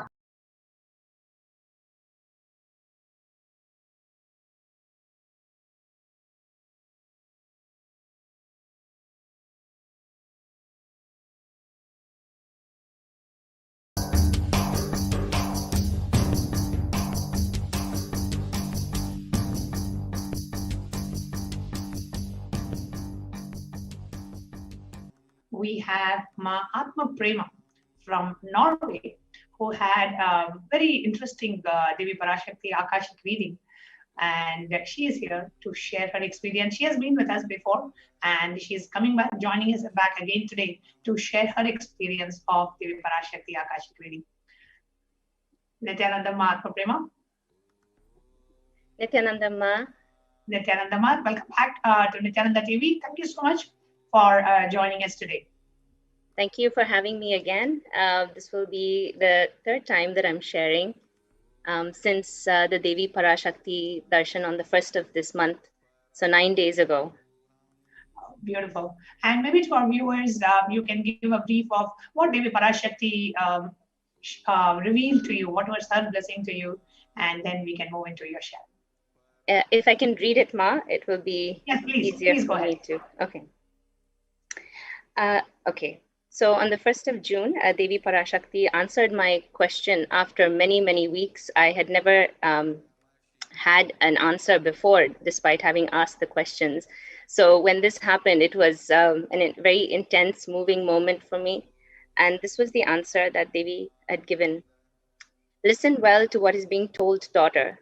You are one of the beings who came down from Kailasa to be a co-captain and serve the world to protect it from the terrible corona. You forgot the purpose of coming and diverted into another life.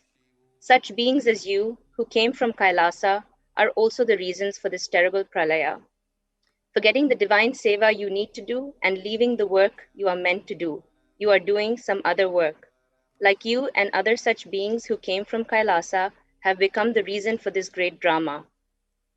For 3 days, think about what I told. I will make you realize it in your dream, waking state, and consciousness. I will show you the truth. Once you see it, I will give prayashchitta. Go and come a virtuous one.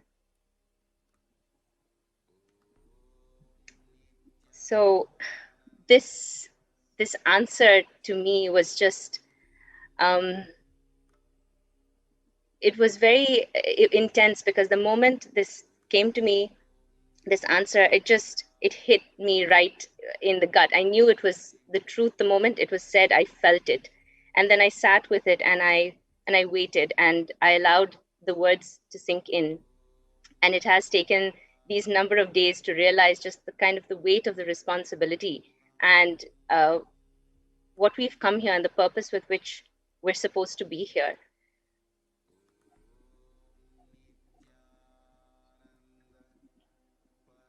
And when Devi Parashakti said, just I will reveal things to you and I will tell you what you need to do.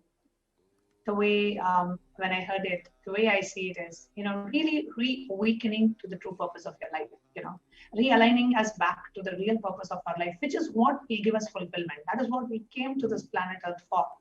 And when we drift away from the purpose, she gives us a strong wake-up call and realigns us back and tells us, you know what, this is what you came for. And when she shared this with you, Atma Prema, what really went inside you? What was the experience that you had, and what was the realization that came from within you? So, Ma, if I can go back to the beginning. So if I can share that my meeting with Swamiji, when I first met Swamiji, this happened in 2004.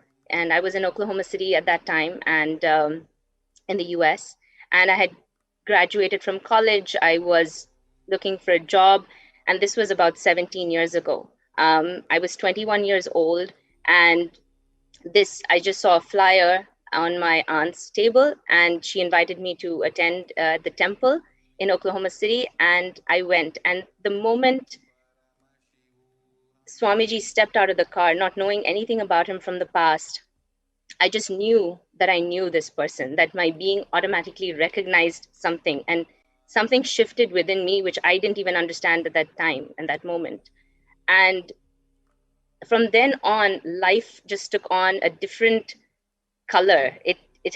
I had purpose. There was so much peace. There was so much joy. There was an intensity. And all these words are actually pale in comparison to what that feeling was like. And it was being around Swamiji and being initiated and having the darshans. Everything was just auspiciousness unfolding. Every second it was manifesting.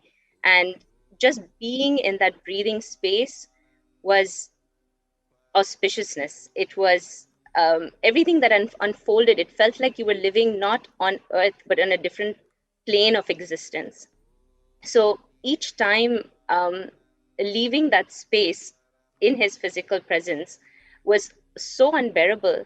And it was very hard, because you felt like, okay, I want to be around the master. I want to be around the guru in his physical presence all the time.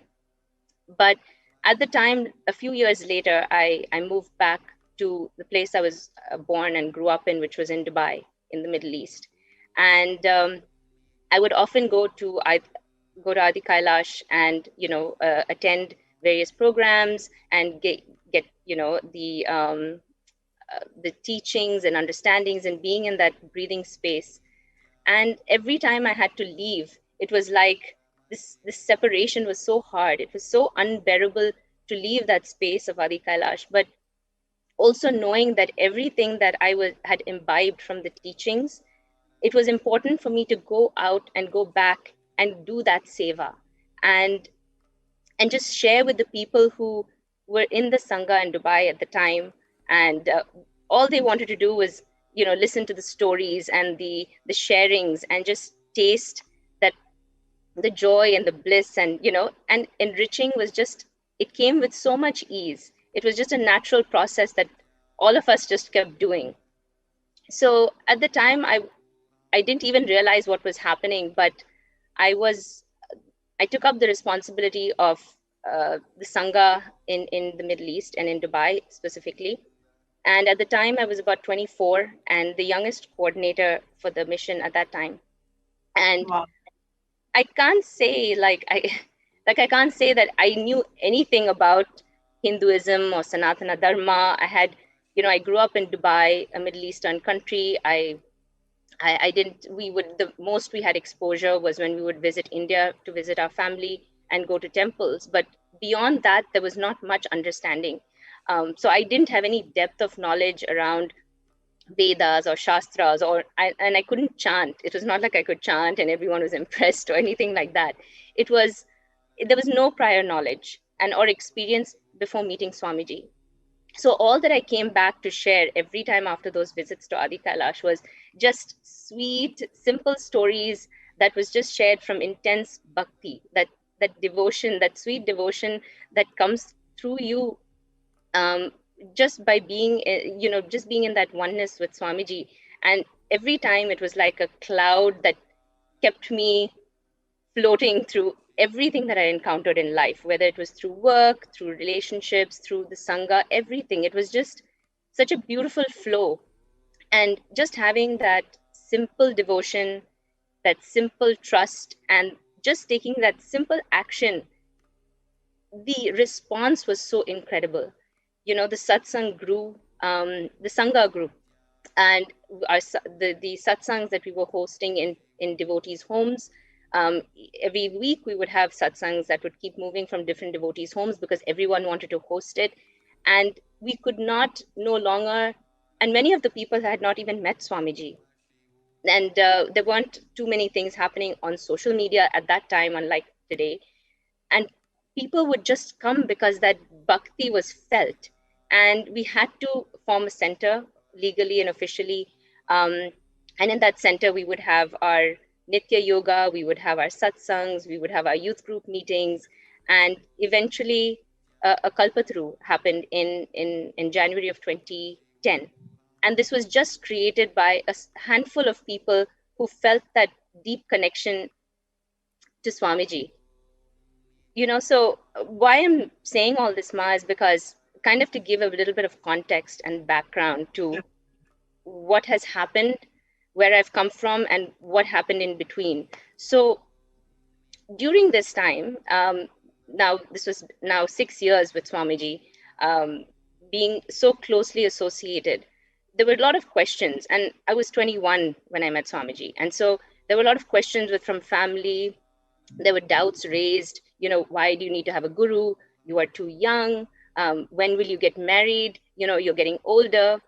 So there was all this pressure from the society and to my parents specifically.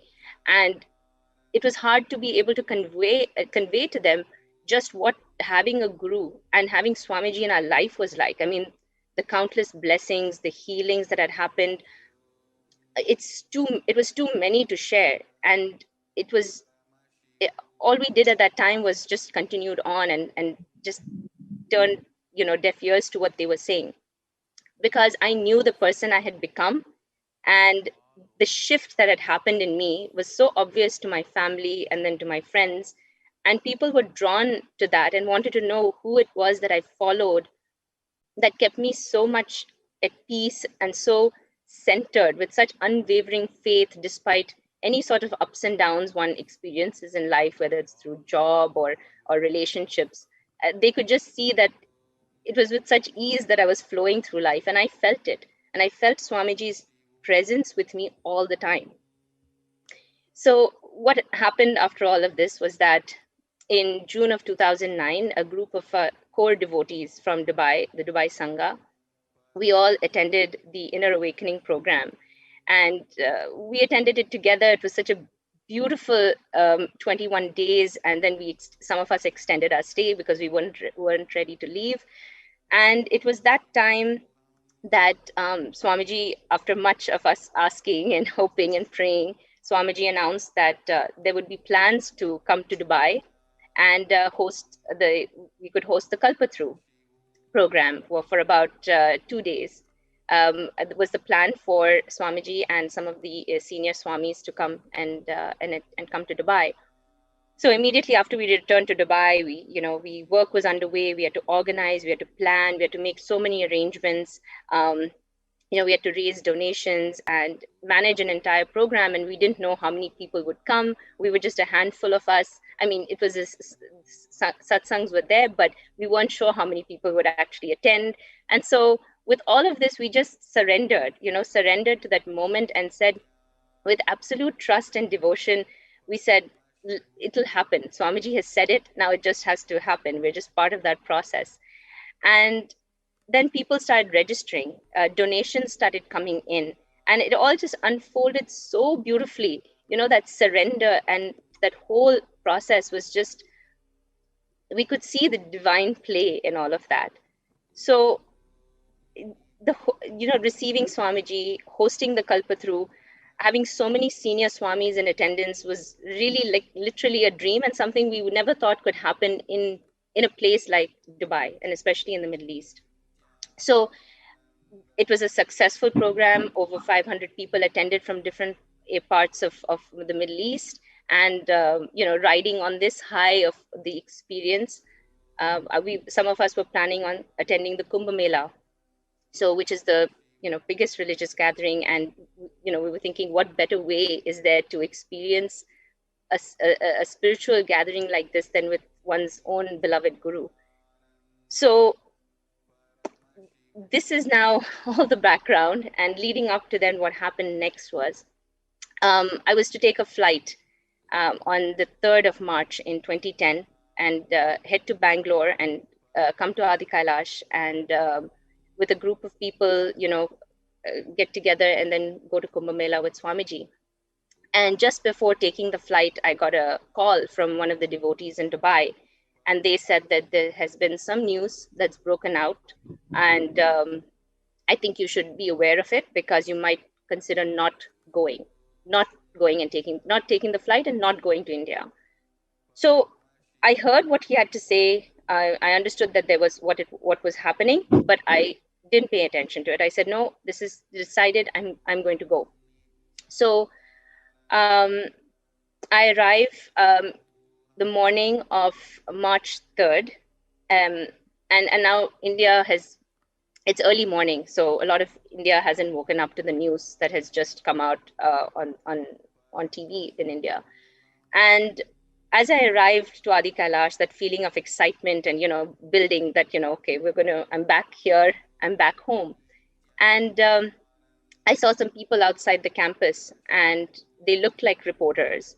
So, okay, I didn't think much of it. And I thought, okay, maybe this is related to whatever the news is. So go into the campus and find that everything is very silent. Everything is so eerily silent, actually. Just couldn't see anyone.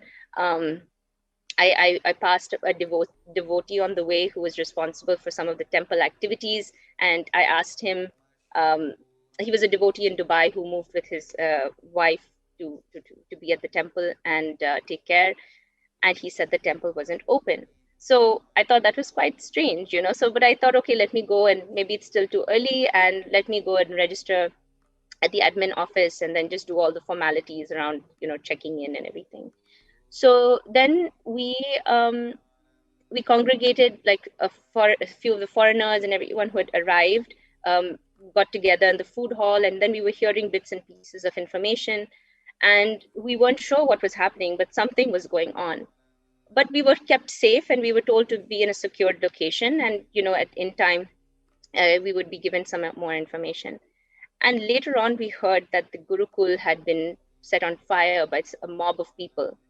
And so that was the exact same day, Akaprema, just to let all of viewers know, that was the day when the religious persecution on the Supreme Court of Hinduism just 24 hours before had come out, and Swamiji was going through a series of assassination attempts, and it was the residence of the Supreme Pontiff of Hinduism, being burnt along with Gurukul and along with so many other places, with Supreme Pontiff being locked inside their own monastery, and that was being live telecasted.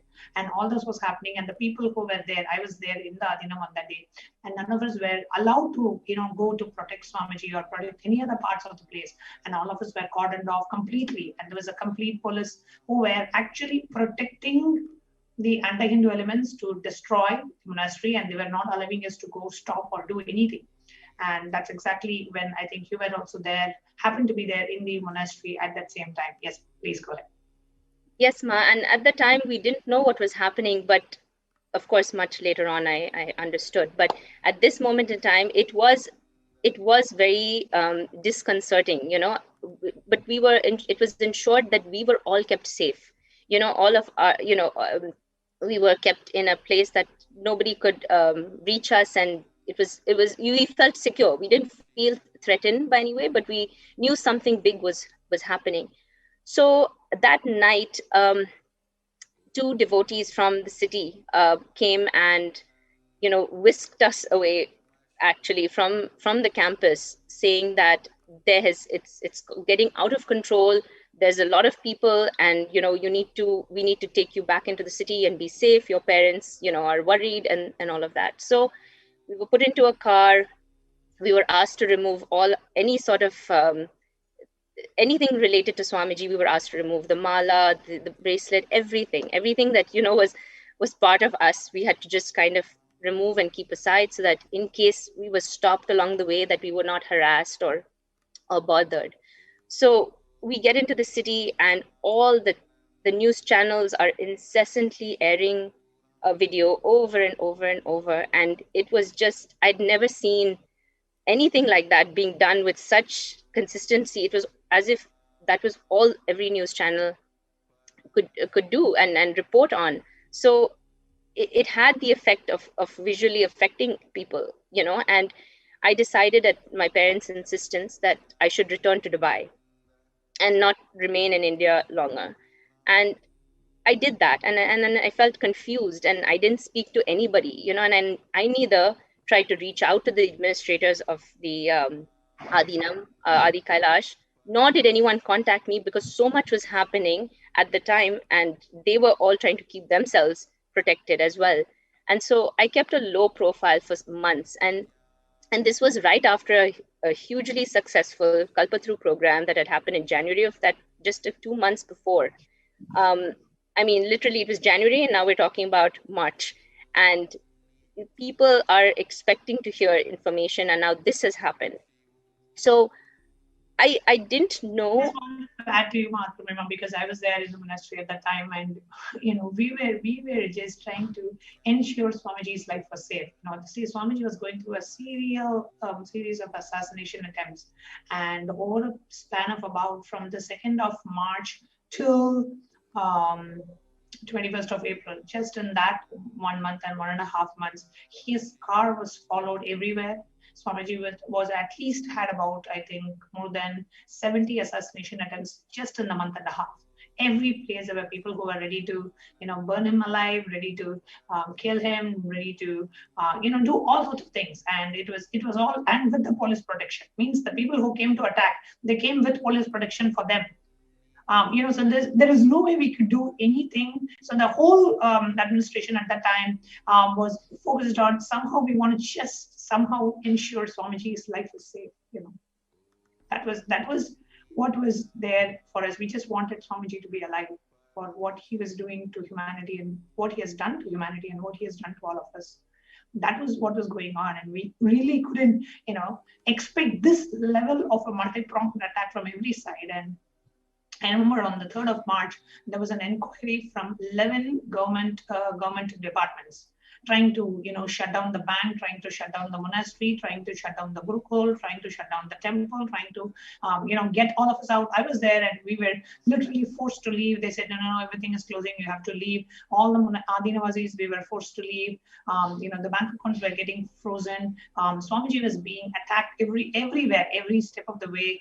And that was what was going on in India at the time, just to let you know, and for all our viewers also, at that moment, there's this continuous airing of this false news, so much of hate speech, and everywhere people are, barging into the monasteries and temples and breaking the deities and abusing sexually, like female monks getting sexually abused, and everywhere it was just completely out of hands. Even if we have had the best of the administration, it was just impossible to handle the attack that was happening from all directions on a small group of people who are trying to manage, and that most priority at the time was we wanted Swamiji's body to be safe. Yes, Ma. And what shocked me the most, and I didn't even think in too deeply about it, but what hit me on the surface was that it wasn't just in India, but everywhere. It was news channels in Dubai, in the Middle East, and everywhere. It seemed as if it was, now looking back, what a coordinated attack, that it had all happened in this particular way and in such a huge in such a way that really affected everybody. And I know that so many people, I mean, the monastery was affected, people were trying to figure it all out, and it was a very disconcerting time. And newspapers in Dubai were calling me for a statement. I was contacted by the person implanted in the Sangha, responsible for bringing this whole thing in this whole thing out, was started trying to contact me and seeking some sort of support or monetary help, and insinuating that his life was in danger. And so the media contacted me in Dubai, then this person who was implanted in the Sangha was contacting me, and then I was getting questions about whether I was involved in questions about black magic, and I would end those conversations, and I retreated further and further away from the Sangha, and even the Sangha in Dubai, I just I was confused, didn't know what was happening, and just decided I would just be quiet and silent, and somehow felt that fearful. And I thought, because I was single, I was unmarried, I may be a target for attacks next. And I couldn't afford to have my parents or my family in any way affected. So I just kept away. So for 1 year, it was like, I didn't even want to see the news, and I didn't even want to look at what was happening. I didn't follow anything that was going on, or all the attacks that were happening on Swamiji, on the Sangha, on the entire monastery, and what they were trying to do. And a year later, it was almost like a post-traumatic stress response for me, 1 year away from my guru, who I had been so closely connected with for 6 years. And I just and the cognition that I had at the time was that I felt abandoned. I felt, I dropped everything, and I just felt like, okay, Swamiji's gone, I'm feeling abandoned. And in turn, I abandoned the Sangha and Swamiji, so I just thought, okay, now this is what life is, and let me just do what everyone in society expects one to do, which is continue having your job, live your comfortable lifestyle. And, I was encouraged to settle down, get married, and my life just took a 180 from there on. It went in a completely different direction. And I didn't realize that action, how much damage I was doing to myself, because I had a responsibility, not just to the Sangha in Dubai and to Swamiji, but to Sanatana Dharma, which in hindsight, I can see now. And I just thought, I allowed myself to override my judgment, and logic took over, and logic took over, and I just denied all the experiences I'd had until then, experiences that defied logic. And all the love, all the compassion, all the protection, all the immeasurable growth, the healing, everything that I'd had experienced was just compartmentalized and put aside. And I didn't revisit it for 10 years, and I didn't at that moment now I didn't stand for the principles. I didn't stand with conviction, that simple devotion, that simple trust. I just abandoned it and buried it, and I felt that the action at that moment in time, I didn't feel complete with it, because I did feel a responsibility towards the Middle Eastern Sangha.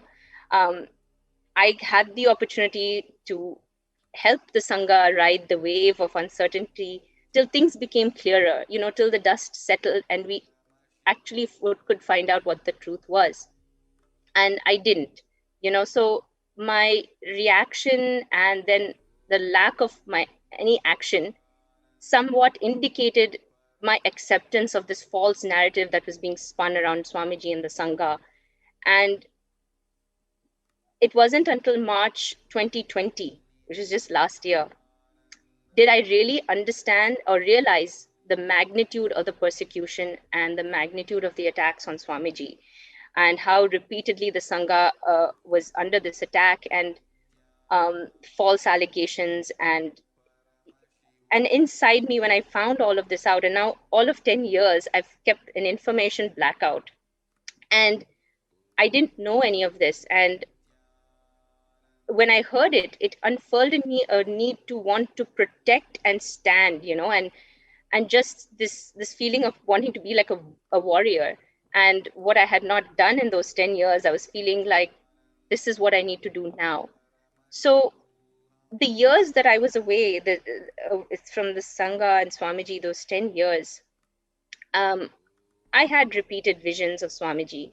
And in those visions, I would go and ask, why did this happen? And each time it was the same thing. And in that, Swamiji would say, come and see me. So I ignored those visions for several years. And then in 2017, right before I had my son, I had the vision of the banyan tree calling me. And then I knew that somehow I needed to return and be in the presence of the banyan tree. So then we had the opportunity. It unfolded in a way that was, again, defied logic. We happened to come to India after many, many years of being away. And one of the devotees who had been initiated into third eye powers did a body scan for me. And at that moment, the message to me that she got was, come and see me. There will be no hangover of the past. And those were the words exactly that I'd had in my visions all those years before.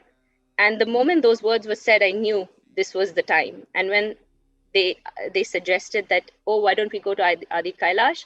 My immediate response was yes.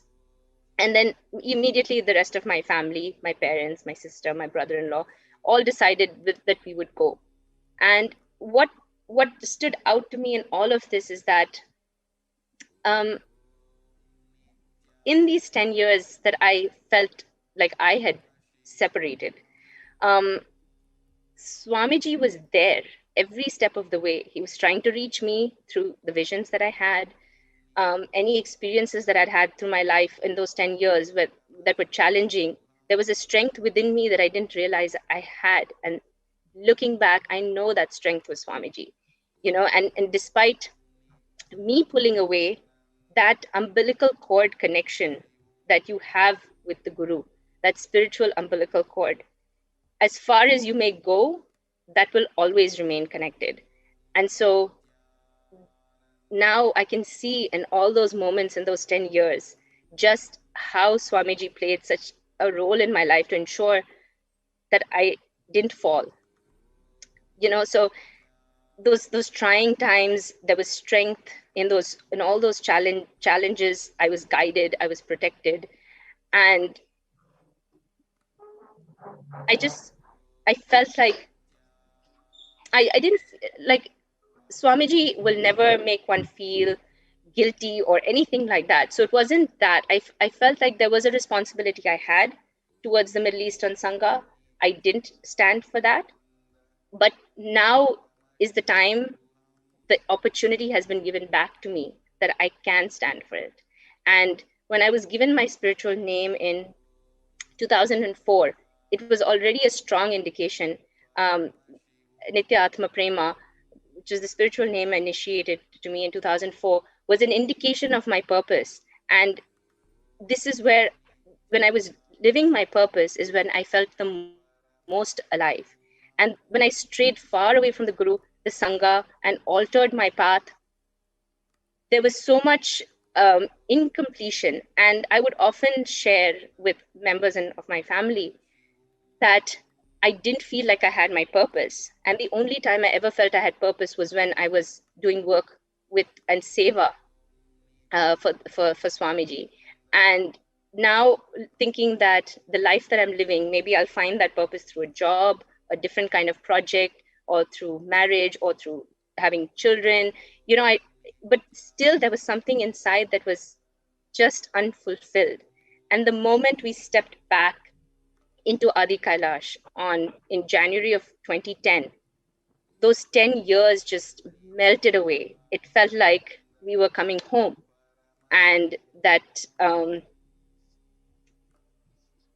just knowing that it was with the Guru's grace that we had that opportunity to come back. And no matter how far I went away, the Guru's hand was just always there, guiding, protecting, and ensuring that I have this second chance. And so when Devi Ma gave the message and said the reason for the pralaya is due to forgetting the purpose and diverting from the work I was meant to do, I felt it deeply.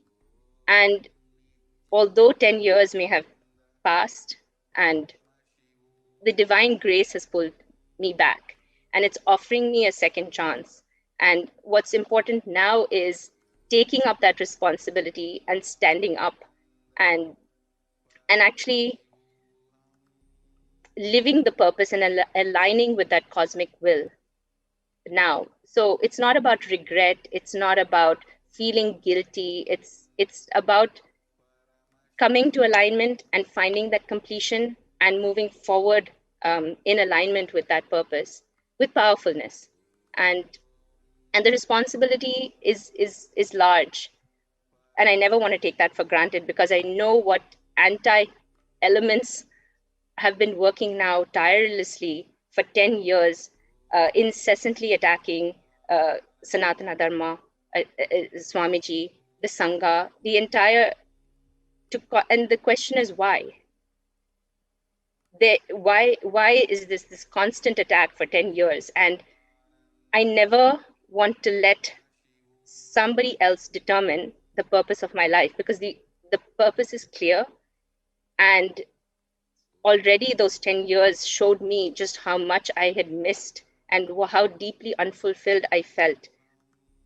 And this is the chance to regain that and align myself.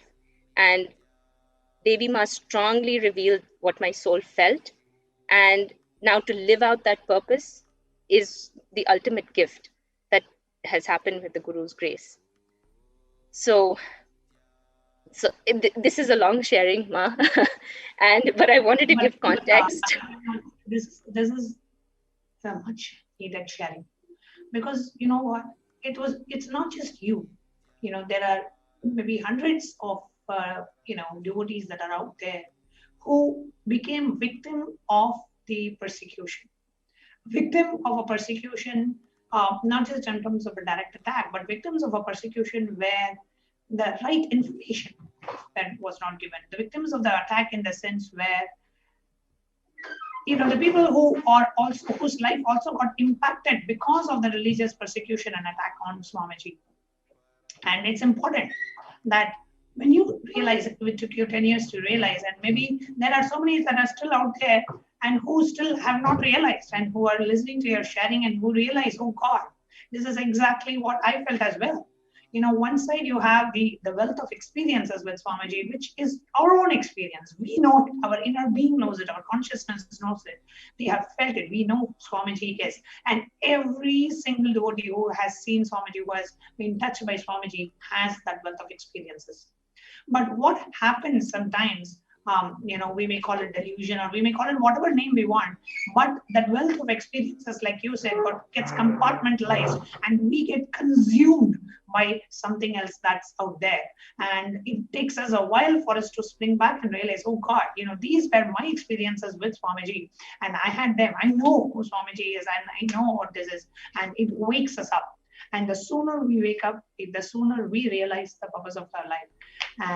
And that's why it's very important, Mahatma Brahma, that people like you, when who were victims of the anti-Hindu attack on Swamiji, and which that led to you separating yourself from the Guru, and now you realize, oh God, that's the time I should have been there and stood a strong warrior for being warrior for Sanatana Hindu Dharma, warrior for Swamiji, warrior for Kailasa.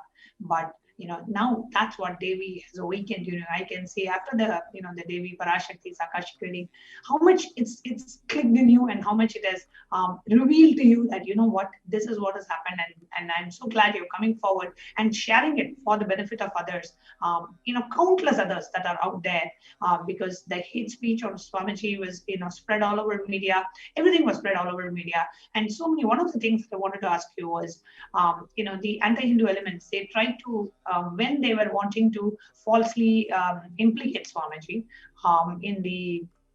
in so many cases, right? Hundreds of false cases were slapped on Swamiji. And one of the things is they approached so many anti-Hindu elements approached so many female disciples and devotees of Swamiji and inviting them to be false witnesses, becoming false victims. And were you approached, to be a false victim, or to be, did they try to pull you into this whole attack against Swamiji?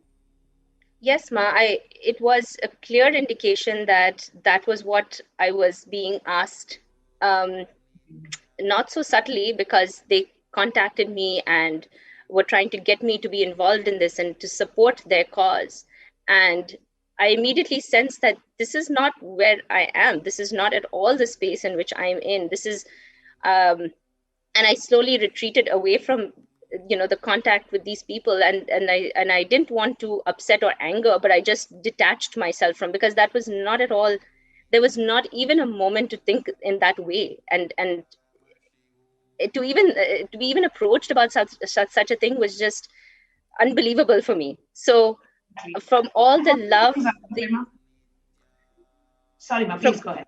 So from all that was showered on us, to even consider, that was out of the realm of any possibility. So I think they understood that, and also trying to get some sort of monetary support and all of that. So it was, I can see how many would have been affected the same way that I was. And I was lucky it was only just 10 years. There may be some people who, it may be longer, and I hope not, because if you are having that call, just listen to it, because that is the call from the divine saying, come back. This is for that completion. I don't want to think about what would have happened had I not, and that I wouldn't be here talking today and sharing this. In that moment, I never thought, like a few years later, I never thought that this would be where I would be sitting today and talking and even discussing this. But I think so many people may be in that same position, and allowing these attacks and this abuse and persecution to affect their spiritual growth and progress. And that would just be the saddest thing. Exactly. And at the end of the day, it's a loss for us. It's a loss for each individual, because if you are losing your, the more and more we are distancing ourselves from the Guru, the more and more we are distancing ourselves from the true purpose of life, the more and more we are distancing ourselves from what we are here for. Because it is the Guru, it is Swamiji who awakens us to the true purpose of life, makes us realize and experience fulfillment. And the moment we move away from the Guru, we move away from who we are, what we came here for, and that can never give us fulfillment, right? We can go and do so many different things. You can have the best of the best businesses, the best of the families, the best of job and relationships and wealth, but that's not the best of you. So whatever you do, it does not give you that fulfillment. There is a deep lack, there is something that's missing, and that is the divine call. Like you said, there are so many visions that happen. Swamiji is there for you, and that was where we need to come back to. And I can tell you, every single devotee who was a devotee of Swamiji and was a victim of these attack of these anti-Hindu elements would also know that there has been a deep call. They just need to answer the call, answer that incoming call from Paramashiva and realign ourselves to the true purpose of life. And one of the things that you also shared, Mahatma Prema, I wanted to bring these anti-Hindu elements, like how they approached you and wanting you to become one of the, the false victims. And that's what they have done. They have approached so many, female disciples of Supreme Pontiff and wanting to somehow trying to use them to become a false victim of Swamiji, right? If somebody is, let's say, for example, somebody is really affected, I would be the one who's affected because you come and falsely implicate. So the very intention of the anti-Hindu elements is very clear. And, because they approached you to be a false victim yourself. So all of us should realize that the whole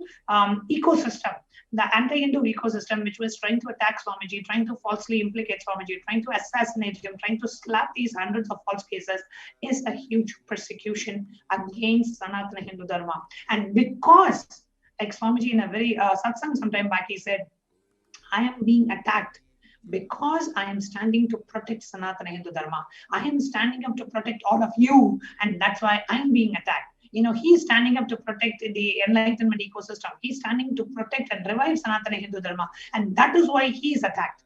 But sometimes delusions and illusions that we live in, our mind does not wake up to the reality of what's happening out there. And we end up losing or moving away from the purpose of life. And even at that point, it is only the uncomparable compassion of Swamiji. Even then, even when we distance ourselves, he reaches out to us and he awakens us to the true purpose of life. So beautifully shared, Mahatma Prema. Is there anything else that you would like to share about your experience?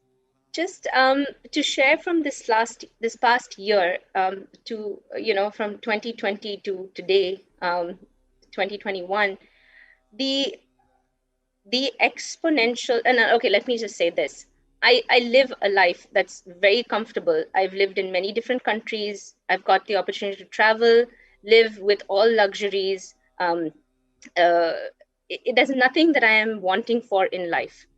Yet there was this deep unfulfillment that now in this past 1 year with Swamiji has just been immense growth, spiritual growth, evolution, healing, completion, immeasurable. There are things that I could share that are unbelievable for other people to, and in this 1 year, what has happened has been, this is how life around Swamiji is. It's just exponential. It's just that super conscious breakthrough after breakthrough, and the cognitions and everything. And I'm sure many people will attest the same, obviously.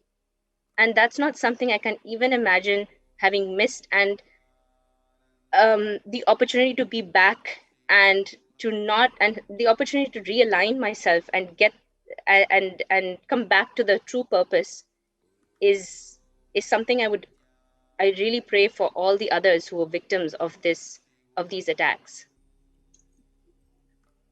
So beautifully shared, Mahatma Prema. Thank you so much for coming live and sharing your experience with everybody. And thank you so much. I don't know what else to say. It's just been like, it's not easy for somebody to come forward and share so openly, what they have gone through and how you have been a victim of this attack and which separated you from Guru, distanced you from the purpose of your life.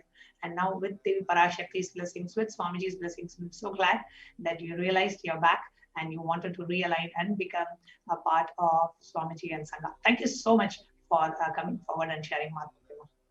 Thank you, Ma. Thank you to Swamiji. Nithyananda. Nithyananda. Dear viewers, before we continue with the next segment of today's program, let's take a short break.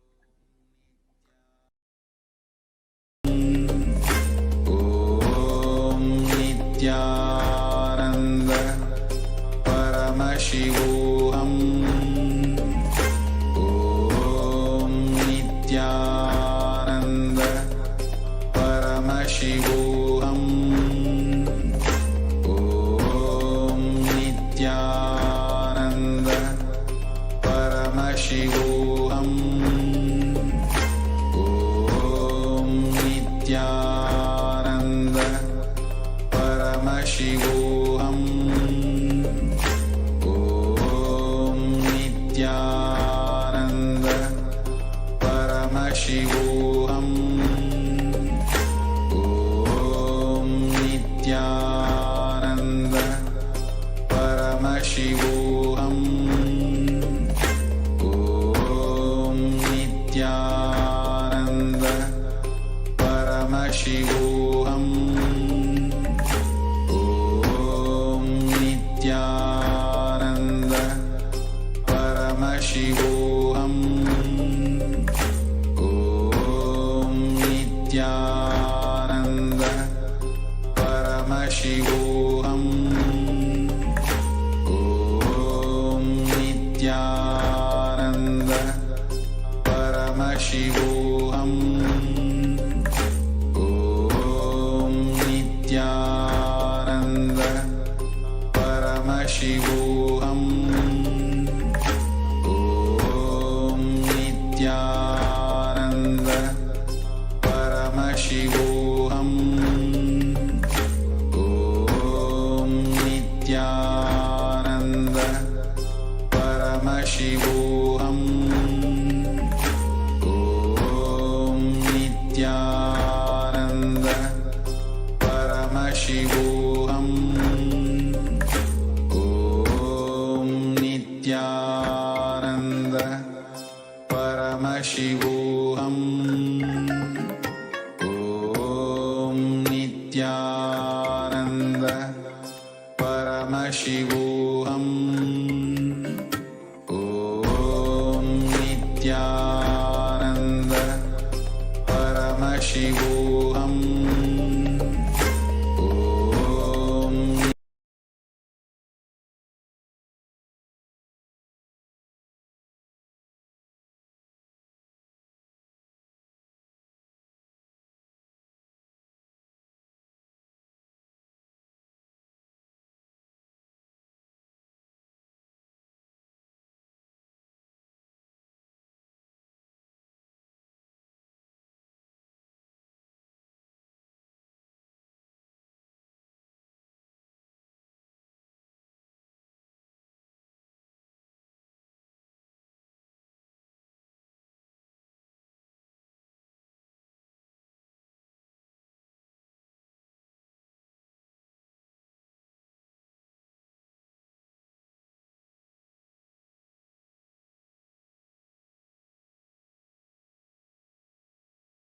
His Divine Holiness, Bhagavan Nithyananda Paramashivam. Let's start with the Sadguru Vandanam. Nithyanandam Paramasukhanam Kevalam Jnanamurtim Dvandvatitam Gaganasadushnam Tattamasyadi Lakshyam Ekam Nityam Vimalamachalam Sarvadi Sakshi Bhutam Bhavatitam Trigunarahitam Sadgurum Tam Namami. Let's go through the disclaimers. Security measures. No photography, video, audio recording. Important cautions.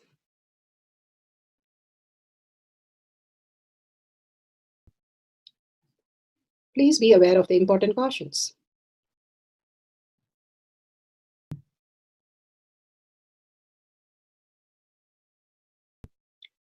What is spa manifestation? Let's hear from Bhagavan himself explaining what is spa manifestation. All the 25 states of consciousness, when they happen in you, due to your chemicals and hormones ups and downs, it is powerlessness. When it happens in you, out of your free will and consciousness, it is powerfulness. That's all. When you fall into sleep, it is powerlessness. When you enter into sleep, it is powerfulness. When you fall into dream, it is powerlessness. When you decide to dream, it is powerfulness.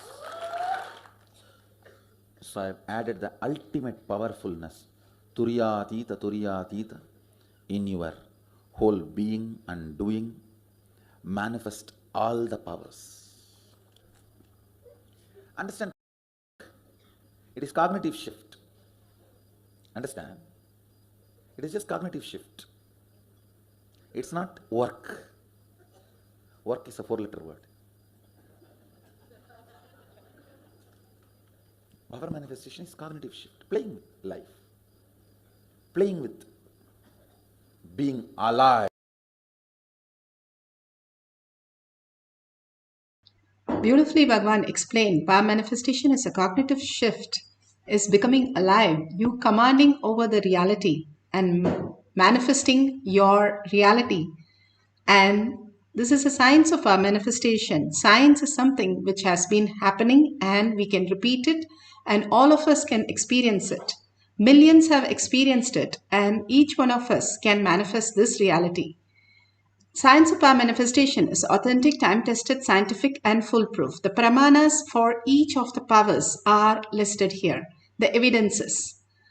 The Shastra Pramana, the eternal unchangeable truth revealed in the source scriptures, Vedas, pure science and Agamas, applied science. Apta Pramana, the experience and the results of Aptas, millions of rishis, munis, ganas, nainamas, alvas, siddhas, all of them are authority of Hinduism who are manifesting the powers of Paramashiva. Not just the rishis, but even the grahasthas, the householders, who had all the powers of Paramashiva by having and living the higher powerful cognitions. Atma Pramana, account of His Divine Holiness, Bhagavan Nityananda Paramashivam, this millennium's avatar's personal experience of power manifestation. Bhagavan's very own leelas to showcase how the powerful cognition can make us a superconscious being, manifesting all the powers of Paramashiva. Shakshi Pramana, the experience of millions of disciple, devotees, followers initiated by Bhagavan into the science of power manifestation. Bhagavan clearly says, whoever comes to the Kailash courtyard, I myself will be there, manifesting all the powers of Paramashiva in each one of them and manifesting all their reality, auspiciousness and abundance. Pratyaksha Pramana, the scientific study measuring the effect of being in the enlightened state. Not just the thoughtless space is measured, but also all these powers are scientifically measured by all the scientists and documented clearly in Avatar Shastra. Beautifully, the Shastra Pramana for the power of length dimension. The Shastra Pramana for the length dimension is from Shiva Sutra, Sutra 1.19. Shakti Sandhane Shariropatihi. Bhagavan Paramashiva says, by aiming and fixing the self on Shakti, uniting in oneness with the supreme power, the embodiment of that which is cognized and willed, manifest at once the length, breadth, depth, time and space dimension. Bhagavan Paramashiva beautifully gives us instruction for us to understand.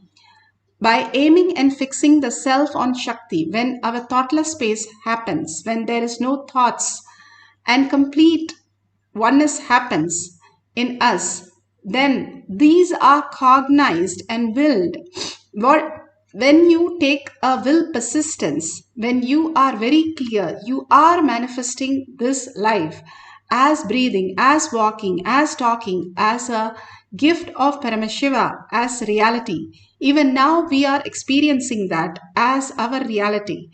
The perception that we are holding is from all our own self which we are creating. And that is what is perceived. And cosmos is a feedback system. And whatever we place in front of us, it becomes the reality. What we cherish, it becomes the reality. And more we are in the materialistic world looks reality. The more we start searching the inner space, who's that who's remembering me to manifest all these? And who's that who's witnessing all this? If I start inquiring within and more cherishing, the cosmos again gives the feedback of more intelligence in me to understand the higher intelligence, who I am. Consciousness, enlightenment, all are higher intelligence. The Paramashiva space is nothing but more intelligent. We are more intelligent than the deep sleep, where we have the dream state, where we are creating our own reality as our perception. Even the dream state, we are not just dreaming as one continuous dream.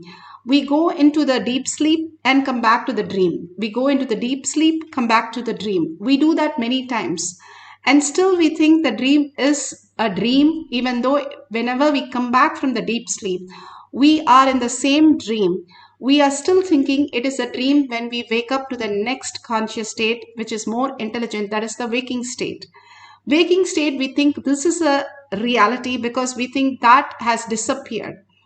And even though that disappeared and came back again and again, like every day we go to sleep and then we come back to the same reality, we think this is real and that is not real, that has disappeared. Because this gives us more intelligence. Bhagavan says, when you wake up as Paramashiva, who you are, the original space of how you exist as existential reality.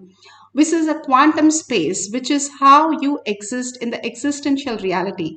And you create the body, you create the perception, and you create the reality how you want it from all that you perceive. And then you run your life. But the existential reality does not look like this. When Bhagavan was asked in Chitsabha, like, how do you see the whole group in sitting in front of you? He says, I see as frequency. This world itself now has proven that it is not solid as we think. 96% of the world is missing, they say. And it is all in quantum. It happens in a much different reality. When we understand the quantum, how we exist, we will understand this is not, the perception reality is not the existential reality. And we can go into the higher intelligence. And what is the use of understanding the higher realities? Becoming more intelligent. We can download anything from anywhere. Sarvagnyatva, self-effulgent, and omniscience, omnipresent, all that becomes our higher intelligence, which becomes our reality. We can manifest our reality in the way we wanted it to. And that is what all these siddhas and all these millions of the yogis who have manifested their reality beyond the birth and death, there existed a reality that is Paramashiva space which manifested. When Arjuna went to Kailasha, beautifully Shiva says, I manifested myself as Krishna and manifested all these leelas. So again and again, we understand the Paramashiva is the existential reality. Even Rama, in Valmiki Ramayana, in many places he says, I as a Rudra fought the wars and he as Paramashiva has manifested. And he has worshipped Paramashiva in multiple ways in multiple places. All that gives us reference that they raise to the Paramashiva space and manifest all these realities. Now the Apta Pramana for the power of length dimension. How these kings lived and manifested the powers.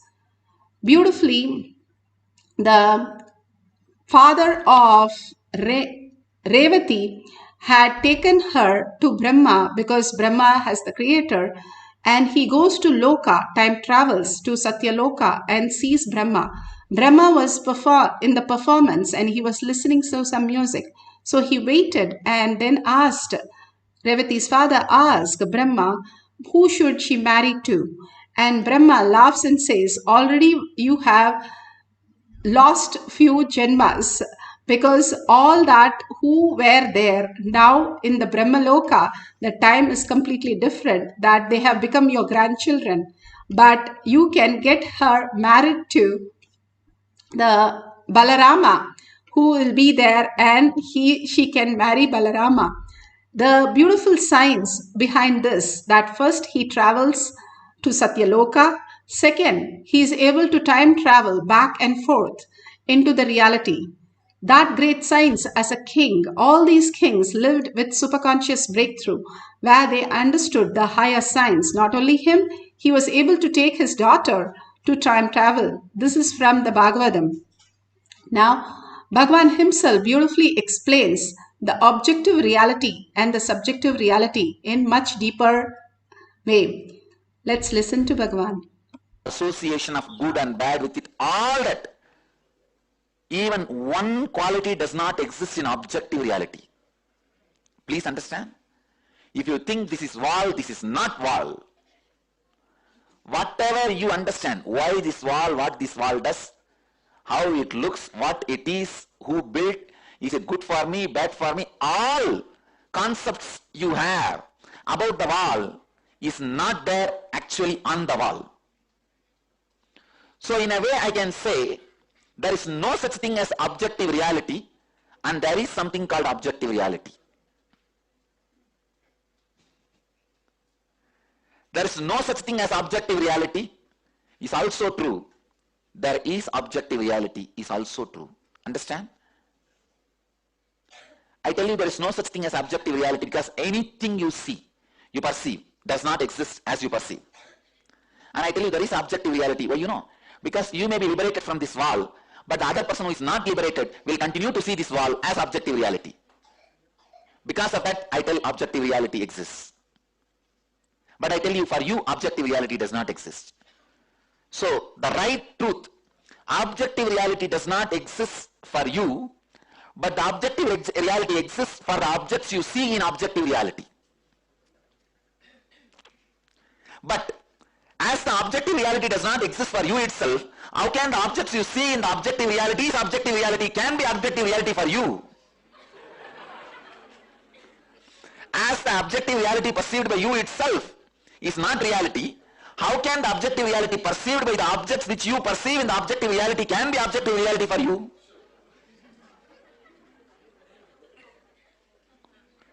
Listen to the statement again. As the objective reality which you perceive itself is not an objective reality for you, then how can the objects you perceive in the objective reality can have the objective reality which you perceive as the objective reality which is not the objective reality?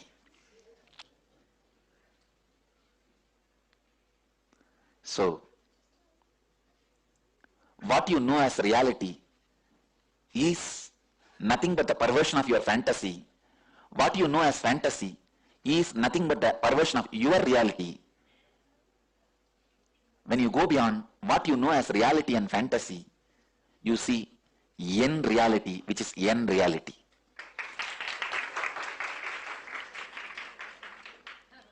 In enlightened reality, there is no space for fantasy, reality, reality-based fantasy, fantasy-based reality. Fantasy-based reality is deities, reality-based fantasy is theme parks.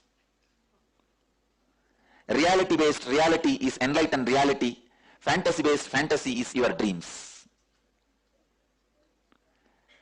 The reality-based reality awakens in you when you understand neither reality-based fantasies and fantasy-based realities and reality does not lead you to reality. The reality,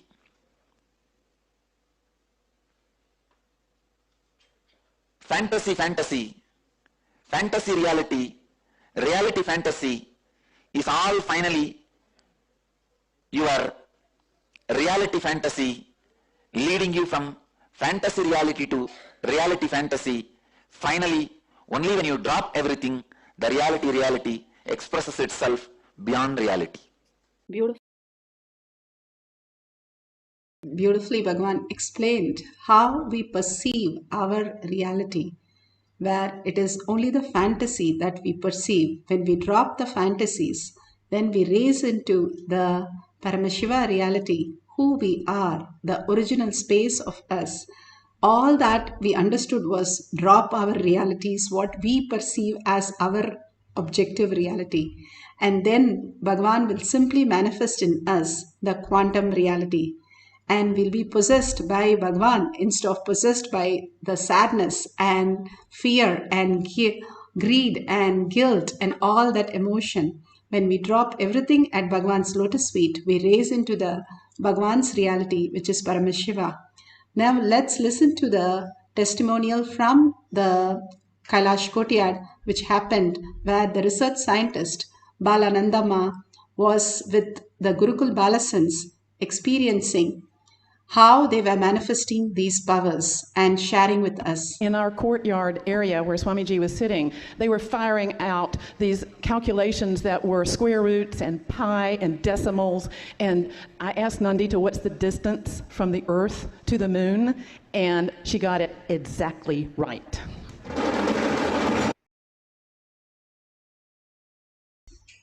All this was possible was because they all sat in the courtyard again and again. We used to sit for nearly like 12 hours a day, and Bhagwan would just initiate the kids, and they would sit with Nithyananda participants, and the Nithyananda participants would ask all kinds of questions, SAT questions, GRE questions, and all the competitive exam questions. And not only the kids answered the questions, even Mensa question, when they told the page number, they were able to answer not only the question but also give the questions. Next question, probably this is what is the question, which startled the person who was conducting, and they came and shared these things.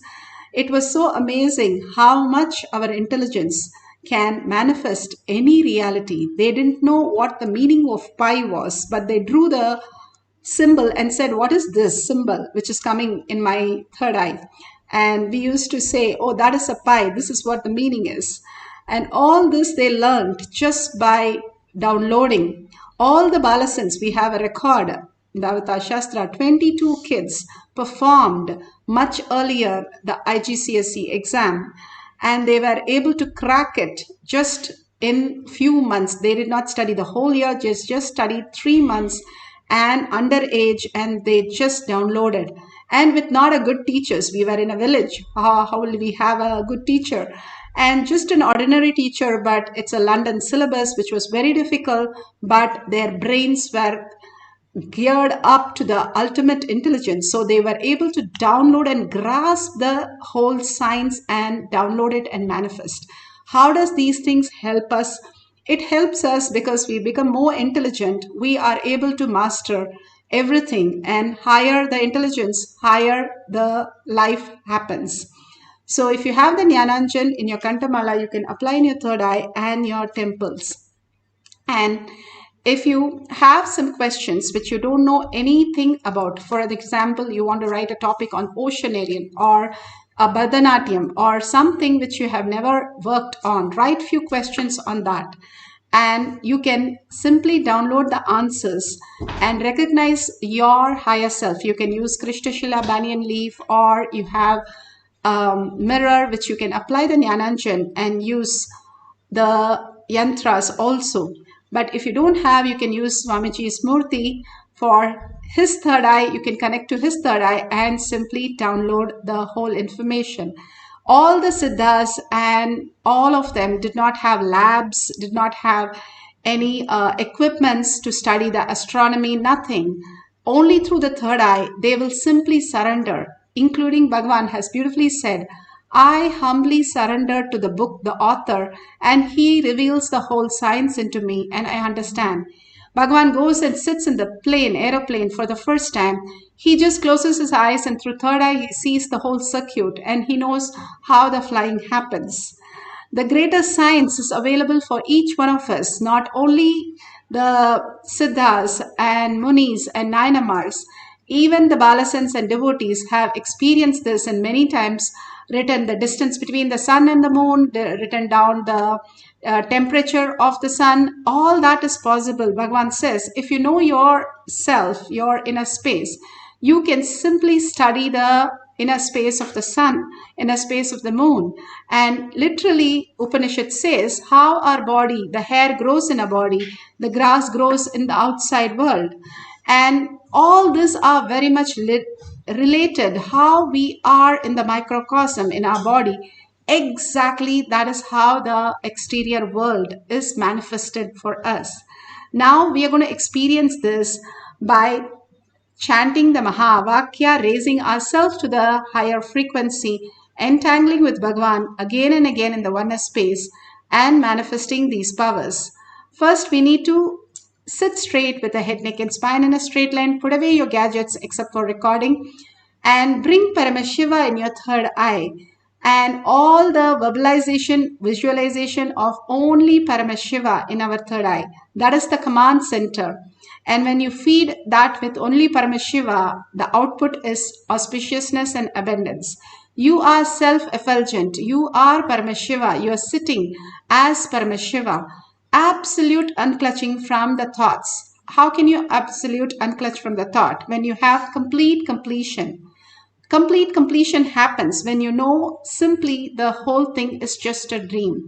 How you know when you wake up from a terrible dream, even in seconds, you are so complete. You do not react to it after that. You don't run to a hospital or you don't try to fix it. You just know, oh God, that was just a dream. It is to wake us up only to the reality. So all that you're going through, understand for a few minutes, it is your dream. Your people, your degree, your identity, your body, everything happening in a dream. And then who you are, then inquire that. Who is that who's asking the question? Who's that who's experiencing this reality? Bhagavan says, when you inquire inside, you get the answer that you are Paramashiva, and holding that Paramashiva space is the Tyaga, that Bhagavan himself resides in you even for your breath, every single breath. And intensely chant the Mahavakya. When you chant the Mahavakya, do it from the navel center. Bhagavan beautifully says, the Ganesha does a deep breathing. That is why he's so intelligent. Even if you see, elephants are the most intelligent animal because they have a long trunk which is representing the long breath. If you take long breath which goes to your Muladhara and comes back, you are very intelligent person. That's why Bhagavan says the easiest pranayama I suggest to everybody, whenever you remember during the day, just take a long breath and relax. Whenever you remember, that is enough. And that makes you very intelligent. And he gives such beautiful ways for us to understand the higher science in a most subtle and simplest way. Now, intensely, let's chant from the navel center. The navel center is the DNA center. When you raise the mantra, which has no meaning or no verbalization, visualization, and you are listening to it, both causes you no thought zone. And if your complete completion that everything that exists is a dream, for a few minutes you can hold it, because during the sleep you do hold it, and you are responsible for creating those thoughts. So set aside time for that. Tell that very clearly, it's a lockdown. I'm not going to engage myself. If the thought happens, don't bother, but don't engage to the next thought. That is all. If you do, the thoughts will simply subside. And Bhagavan says, deep breathing and chanting the Mahavakya with the intense romance and intense love for Bhagavan and just merging into his lotus feet again and again will raise you into the Paramashiva space.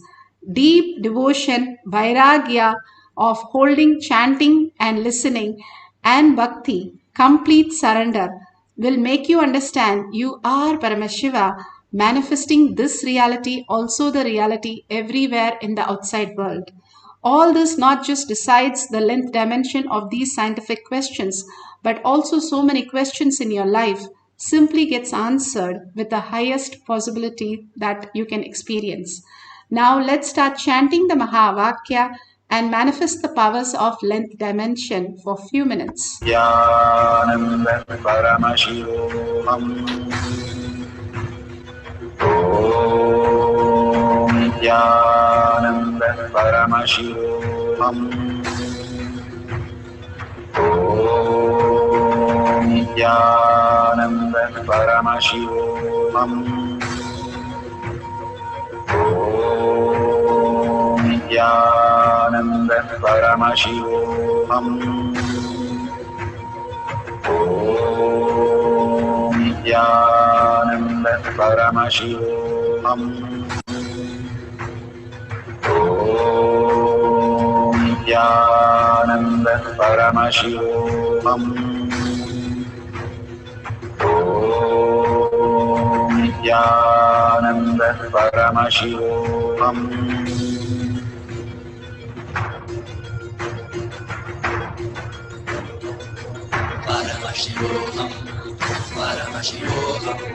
Let Paramashiva's third eye manifest in all our third eyes. Let the Amrita pour, let the Varni open up, manifest in all of us.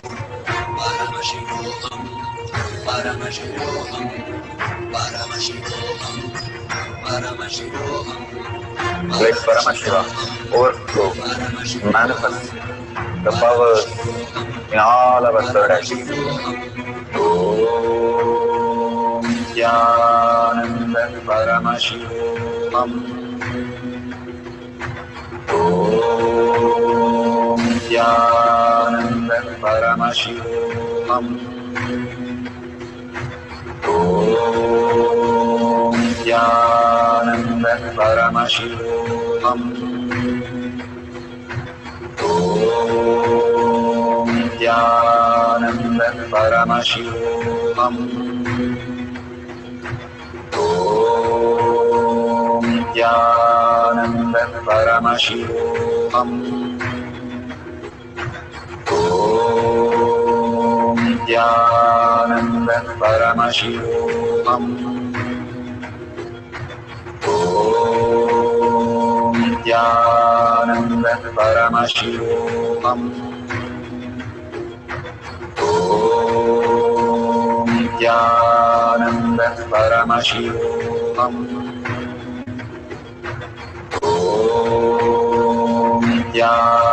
Nithyananda Paramashivam. Om Nithyananda Paramashivam. Om Nithyananda Paramashivam.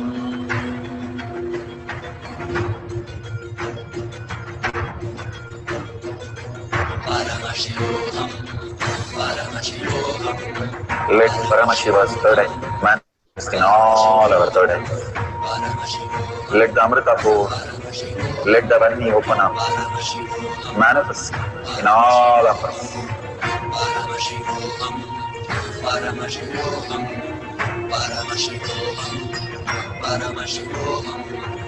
Let Paramashiva overflow, manifest the powers in all our third eyes. Om Nithyananda Paramashivam. Om Nithyananda Paramashivam. Om Nithyananda Paramashivam. Om Nithyananda Paramashivam. Om Nithyananda Paramashivam. Om Nithyananda Paramashivam. Om Nithyananda Paramashivam. Om Nithyananda Paramashivam. Om Nithyananda Paramashivam. Om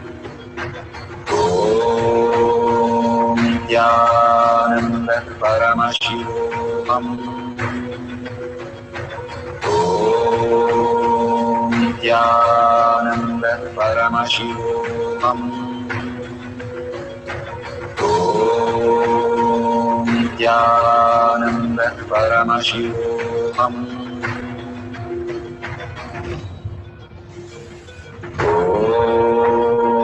Nithyananda Paramashivam.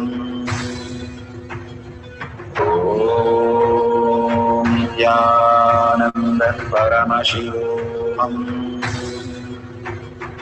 Om Nithyananda Paramashivam. Om Nithyananda Paramashivam. Om Nithyananda Paramashivam. Om Paramashivoham. Om Nithyananda Paramashivoham. Om Nithyananda Paramashivoham. Om Nithyananda Paramashivoham.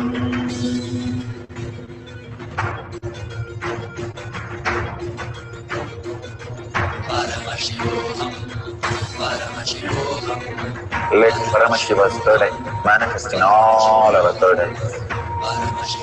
Let the Amrita pour, let the Varni open up.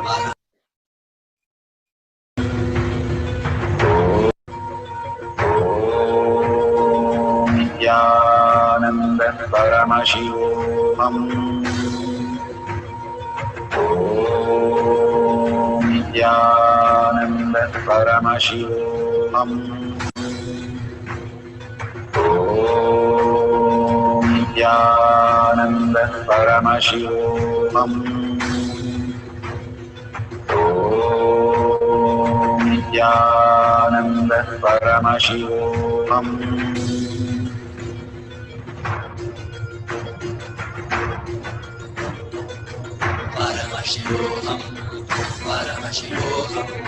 Let Paramashiva's third eye manifest in all our third eyes.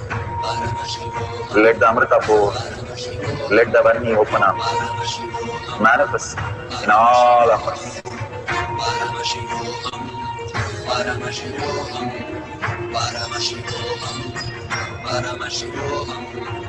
Let Paramashiva overflow, manifest the powers in all our third eyes.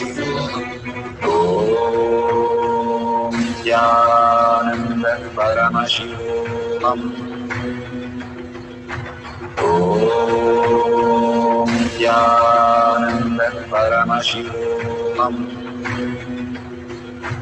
Om Nithyananda Paramashivoham. Om Nithyananda Paramashivoham. Om Nithyananda Paramashivoham. Om Nithyananda Paramashivoham. Om Nithyananda Paramashivoham. Om Nithyananda Paramashivoham. Om Nithyananda Paramashivoham. Om Nithyananda Paramashivoham. Om Nithyananda Paramashivoham.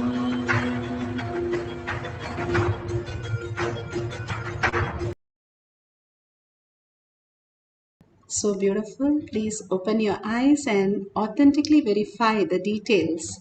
Whatever is given, please go ahead and check in Google. Power manifestation is not to achieve anything, not to get anything, not to finally finish something, but it to recognize your Paramashiva space, which you yourself have forgotten because of the delusion. Again and again, if you understand, you are Paramashiva, you are the ultimate. The more you recognize your space by that, you're not just bound by the logical jail, but you're beyond that, and you can experience the existential reality, which is Paramashiva, which is manifesting all the time as your reality, that you can have much more possibilities as your reality. All the Siddhas and all the Munis, Ganas, Nayanamas, all understood that it is not bound by our body or mind, but more and more the superconsciousness can reflect in our brain and in a higher frequency, in a higher possibilities, that we can experience each one of us as the superconscious breakthrough. these sciences were revealed to us when we recognize the whole thing. So the power manifestation is to recognize who you are, the very core self, who you exist as.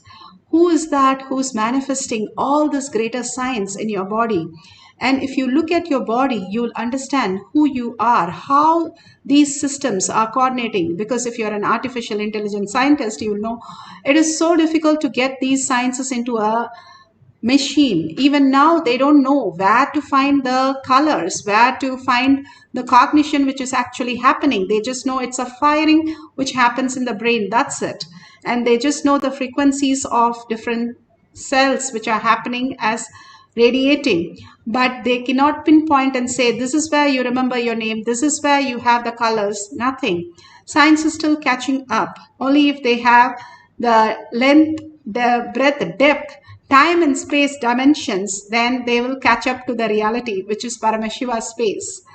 Paramashiva space simply manifests the higher reality. It's Sarvanyatva, all powerful and all knowing. Simply you can download anything when you start recognizing your higher dimensions and higher possibilities that you can manipulate, manifest, and you can play with the whole reality as your reality, as Paramashiva's reality.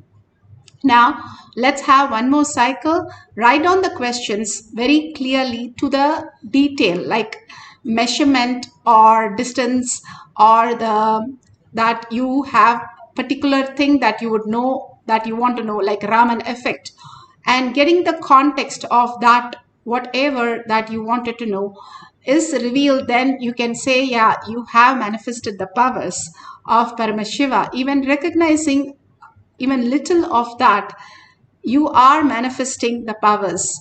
Be very clear. When the kids started, they were in all ways, all dimension. They would say something completely off the topic, but then they were very clear they are manifesting Paramashiva.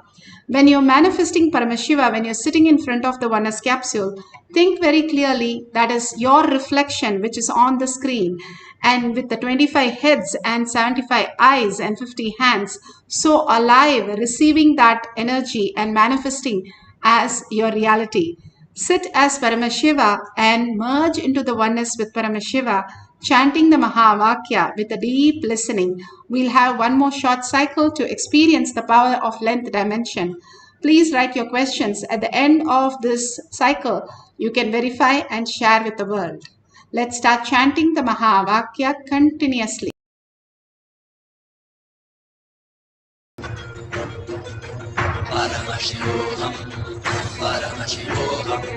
Let Paramashiva's third eye manifest in all our third eyes. Let the Amrita-pur, let the Varni open up, manifest in all of us.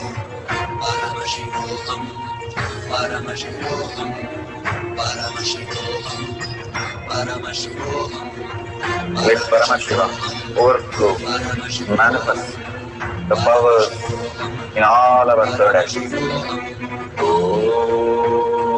Nithyanandam Paramashivam. Om Nithyanandam Paramashivam. Om Nithyanandam Paramashivam. Om Nithyanandam Paramashivam. Om Nithyanandam Paramashivam. Om Nithyanandam Paramashivam. Om Nithyanandam Paramashivam. Om Nithyanandam Paramashivam. Om Nithyanandam Paramashivam. Om Nithyanandam Paramashivam. Om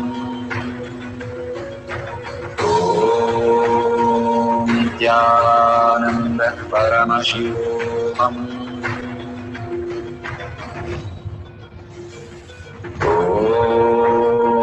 Nityanand परमशिवोऽहम्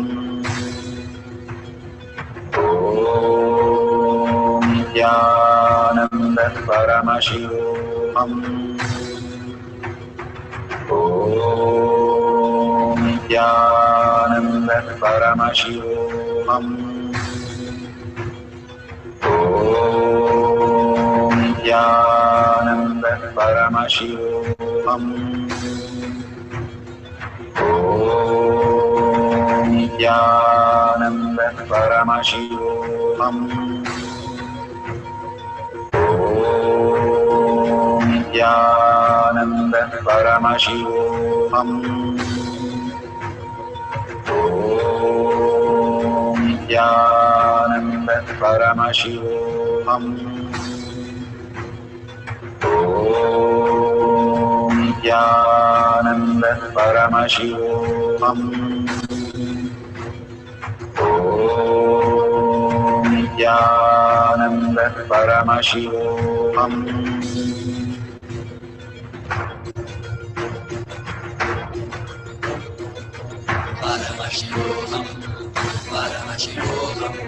Let Paramashiva's third eye manifest in all our third eyes. Let the Amrita pour, let the Om Nithyananda Paramashivoham Om Nithyananda Paramashivoham Om Nithyananda Paramashivoham Om Nithyananda Paramashivoham Om Nithyananda Paramashivoham Om Nithyananda Paramashivoham Om Nithyananda Paramashivoham Om Nithyananda Paramashivoham Om Nithyananda Paramashivoham Om Nithyananda Paramashivoham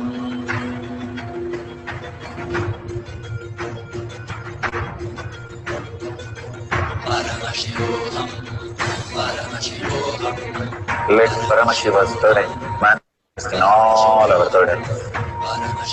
Let the Amrita pour, let the Varni open up, manifest in all of us.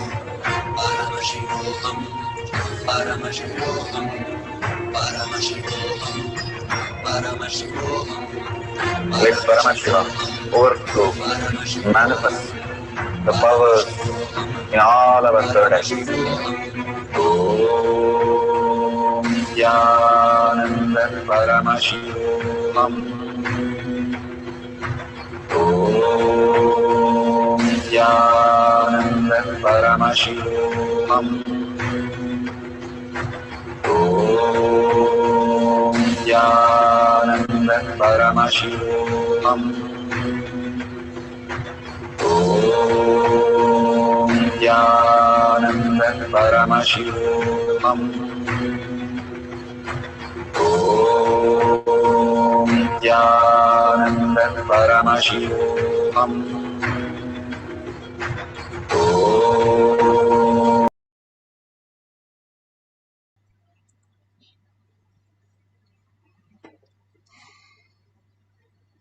Such a beautiful space. Please open your eyes. And whatever prasada you have received, verify all the details authentically so that you don't create any self-doubt. Don't compromise on the answers. You know you have manifested. For example, you have got the measurement as 486 instead of 468. That is wonderful that you have manifested the powers of Paramashiva. You're starting to manifest. But if it is completely off, and don't try to fix it saying that you thought this, you wrote this, and all that, whatever it is manifesting, let it manifest and just be with that. All that great science Bhagavan is downloading in us to make us understand higher science and higher reality, that we are Paramashiva, each one of us. If you want to become a NASA scientist, if you want to go to the moon, you go to NASA and learn the science, not just one day, 2 day, but for years you get training before you go to the moon. Same way, Bhagavan is giving the foundation through these power manifestation session for you to grasp the Paramashiva space, first to get a glimpse of that. Once you start getting the glimpse of that, he will raise you to the Kailasha. He is in the courtyard more than all of us, watching, manifesting, and having so much of fun. So share all your powerful cognition and power manifestation in tinyurl.com/power manifestation, thanking Bhagavan for all that he's showering on all of us with a deep gratitude and with a deep prayer, earning for Paramashiva space to become your reality, as your end reality. That is the most greatest gift that Bhagavan can give as a grace from Guru when you are integrated to the Guru. And if you see the dollar signs, please go ahead and contribute to Kailasha. Whatever you contribute, you will receive it back n times. The best investment plan. Kailasha contribution is the best thing that you can do for any of the sessions. Is you contributing is only creating your kavacha, your own punya, that it becomes more and more taking care of you in every possible way. That is why we ask all of you to contribute every time and every session, because more and more we get in the habit of even contributing as little as possible. You are building your Kailasha slowly, one step at a time. So please don't forget to tag it to your friends and family. All this can be as simple as putting one comment. Yes, if you have recorded or taken a picture and you got it correct, even some of the distance or the measurement or the context, please circle it and share it with the world. You enriching the world that they are Paramashiva is nothing but you are becoming more Paramashiva in your inner space. All these simple integrity and simple obedience makes us through the journey very simple and easy. Thanking each one of you here manifesting the powers of Paramashiva all over the world. Such a collective integrity of manifesting Paramashiva in all of us is the greatest gift that we can give ourselves. So thank yourself and thank Bhagavan. Whatever he is doing is just showering that auspiciousness and abundance in all of us. Let's end with a Purna mantra with a deep gratitude. Sit straight with your head, neck, and spine in a straight line. Om Purnamada Purnamidam Purna Purnamudashyate Purnasya Purnamataya Purnameva Vashishyate. Om Shanti Shanti Shanti. Hari Om Tat Sat Sarvam Bhagavate Sri Nithyananda Paramashivam Paduka Arpanamastu. Om Nithyanandam. Thank you so much. See you after next satsang or darshan in Kailash Courtyard. Thank you, Nithyanandam.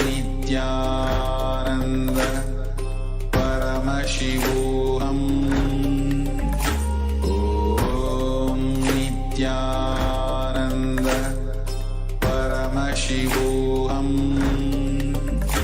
Om Nithyananda Paramashivoham. Om Nithyananda Paramashivoham. Nithyanandam Bhaktasukadam Murtim Dvandvathidham Gagana Sadusham Tattvamasyadilaksham Ekam Nityam Vimalamachalam Sarvadi Sakshibhutam Bhavathidham Trigunarahitam Sadgurum Tam Namah.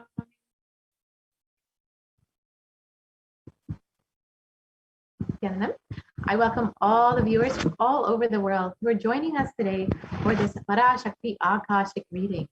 And we will be learning first, who is Parashakti?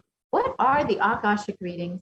And who is the Supreme Concept of Hinduism who is manifesting Devi Parashakti?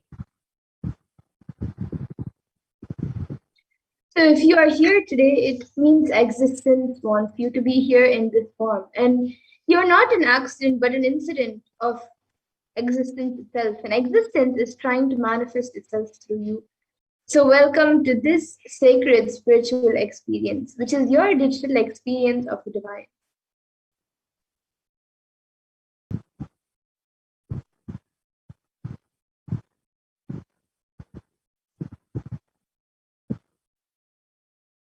This may be what you think as your first time in the presence of a divine cosmic being, but this is not the first time this energy has graced the planet Earth. If you're watching this now, it is not a coincidence. This is a cosmic intervention in your life to make you manifest what you want. Now, some of you might be wondering, how is this possible and how has this worked before? So today you will be experiencing these answers through the powerful cognitions as referenced from the ancient texts of Hinduism revived by the Supreme Pontiff of Hinduism. So let us understand who is Devi Parashakti, the divine cosmic mother. Devi is the ultimate pure feminine consciousness, the cosmic mother. She is the source Shakti. It is her cosmic womb, Brahmanda Yoni, from which billions and billions of universes come out and go in. The source where the Big Bang and black hole go on. Parashakti is the main deity of the sacred feminine and the divine consort of Bhagavan Paramashiva, who is the primordial divinity of Hinduism. And Swamiji beautifully says, he says, the first and foremost relationship is mother. The ability to learn and even the idea to relate starts with the mother. How to relate starts with the mother. So understand your idea to relate and your ability to relate starts with the mother. A mother is a too important way to connect with what you think as life. And in the Vedic tradition, our rishis were aware that your ability to connect with the mother should be directed to the cosmos. It should inspire and should awaken your higher consciousness. And connecting with life through the mother is the most sweetest, most beautiful, and most easiest way or form to ever connect through.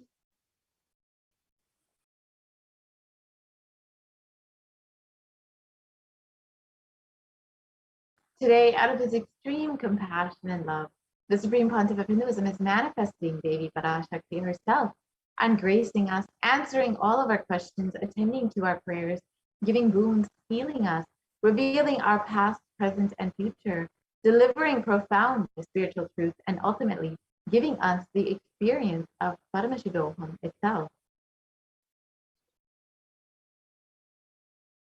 And now let's understand what is the Bhava Samadhi Darshan. What is the science of Bhava Samadhi Darshan that all of us are going to be having today? So the word Samadhi has two words in itself. So the word Sama means oneness and Adi means source. The word Samadhi means one with the source. And Bhava means attitude or aspect. That makes Bhava Samadhi, that the word Bhava Samadhi means being one with the source through this aspect.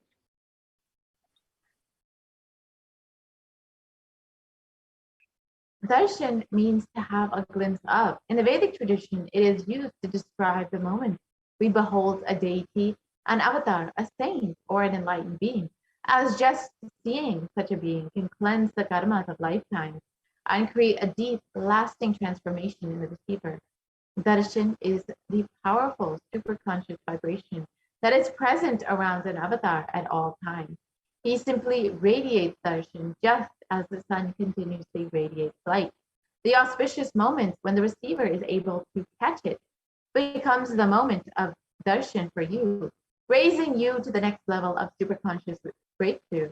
It's like hitting the reset button on your being. And a few fundamental understandings that all of us need to understand and internalize about the science of Baba Samadhi is that divine cosmic beings are real. They manifest from Kailasa, the enlightened time-space zone, through deities and incarnations. And the divine cosmic beings manifest through Archavataras, deities in temples, and through Baba Samadhi darshans in Nijavataras, incarnations.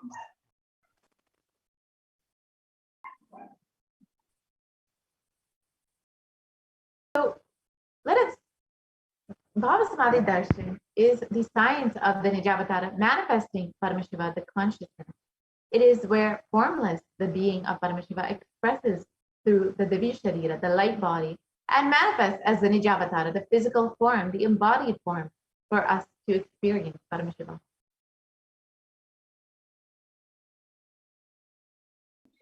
And Devi Parashakti expresses through the beings of Radharajeshwari and manifests as the Nijavatara, or the physical form, through Devi Meenakshi.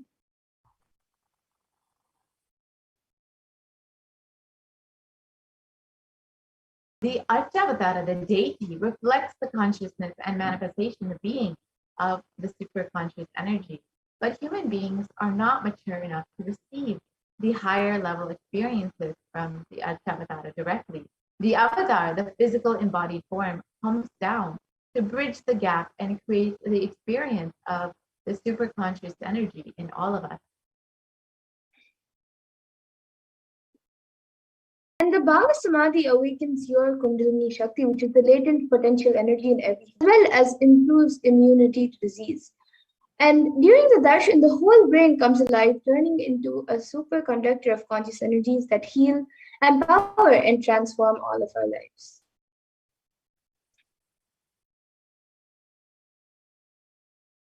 During the Bhava Samadhi darshan, our mirror neurons mirror that of the avatar. The mirror neurons activate and process all the observed movements or information of the avatar just by seeing. That is, the entire body can silently and without moving receive what is happening elsewhere and through a process of direct observation, experiencing the superconscious energy radiated by the avatar. And the readings from the cosmic archives, which are the Akashic readings, is not prediction. It is beyond space where creation and destruction happen simultaneously.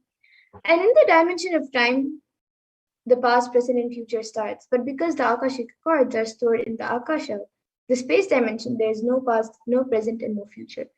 That is why what you call as happened, happening, and yet to happen is clearly already recorded.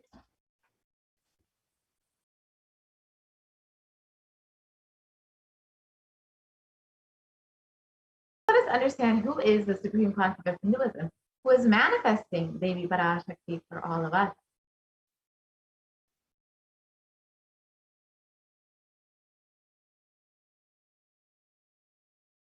The supreme concept of Hinduism, Jagat Guru Mahasanidhanam, His Divine Holiness Bhagavan Nithyananda Parameshivam, is the reviver of Kailasa, a macrocosmic ancient enlightened Hindu civilizational nation. The supreme concept of Hinduism is the 1008th incarnation of Parameshiva as per Hinduism, and is recognized by his predecessors who are enlightened masters and adepts. The supreme concept of Hinduism has made the science of power manifestation, yoga, and temple-based universities as a lifestyle for humanity.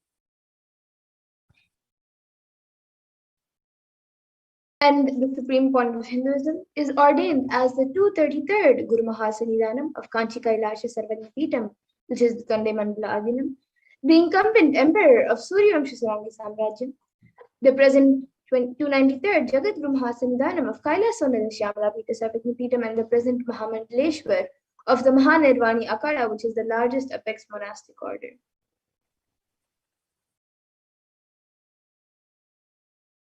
The Supreme Concept of Hinduism is the 1008th Acharya Mahamandaleshwar of the Atalakada, is the present 23rd Guru Mahakaryadanam of the Dharmamukhi Parikara Adinam, and has been elected as the Supreme Concept of Hinduism by a congregation of over 1,000 Hindu leaders. And he is also revered as a teacher of Hinduism, the most prolific, most viewed, read, and watched. He has authored 300 books and 10,000 articles in 3 different languages, which are English, Tamil, and Sanskrit. And these are translated into 50 languages with over 1,000 titles. And over 20 million copies of these books and articles have been sold, read, and downloaded.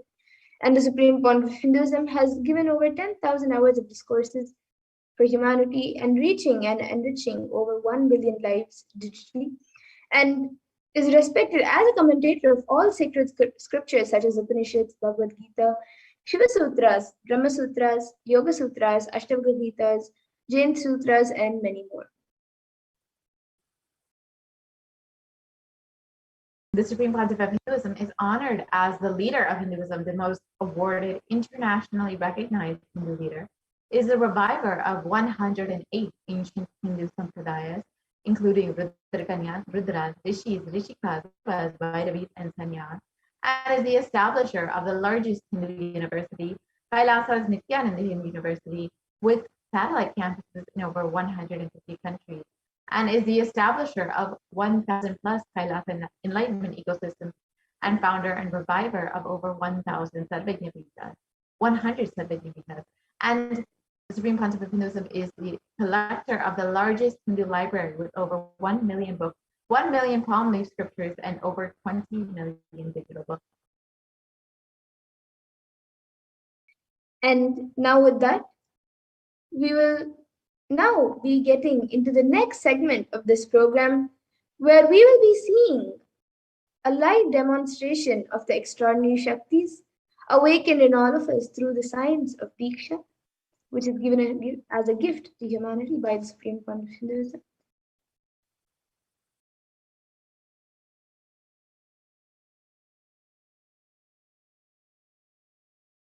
So today, the Balasans, the Nityananda Yogis, and the initiated disciples of the Supreme Pontiff of Hinduism will be demonstrating and sharing with all of you the experiences and the results of the extraordinary manifestation awakened in us, the powers awakened in us through the Diksha, the initiation by the Supreme Pontiff of Hinduism.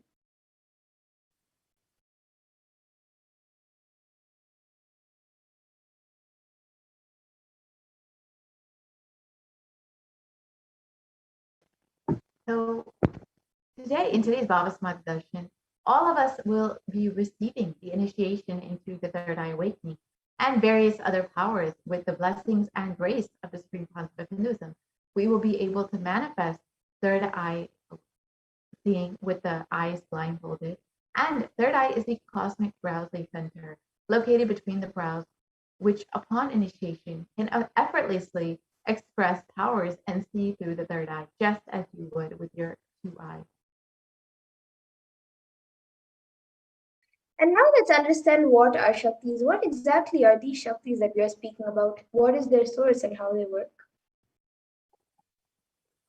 So in the Vedagamas, the source scriptures of Hinduism, Paramashiva in elaborate detail reveals that every human being is hardwired to be able to manifest 463 plus extraordinary Shaktis. And these Shaktis are described by Paramashiva as a system, method, and a science for human beings to explore the various possibilities and powers, as well as have access to various states of consciousness. And these Shaktis manifest from the fundamental cognition that you are the divine and you need to manifest the divine, not that you are a man and you need to reach the divine.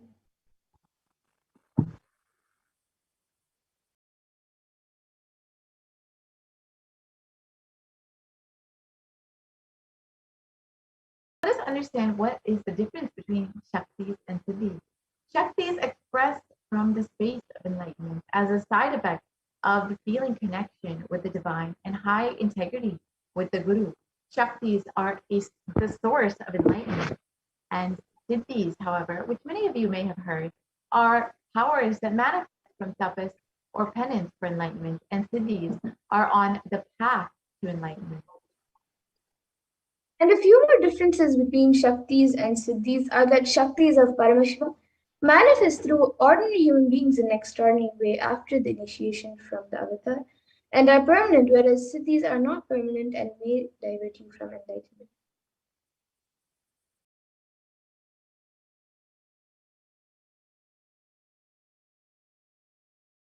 Paramashiva is the primordial divinity in Hinduism, the ultimate reality and cause, which is self-effulgent, Swayam Prakasha, all-pervading, unchanged beyond time, space, form, and causality as the fundamental base of Avyakta, the unmanifest, and Vyakta, the manifest existence.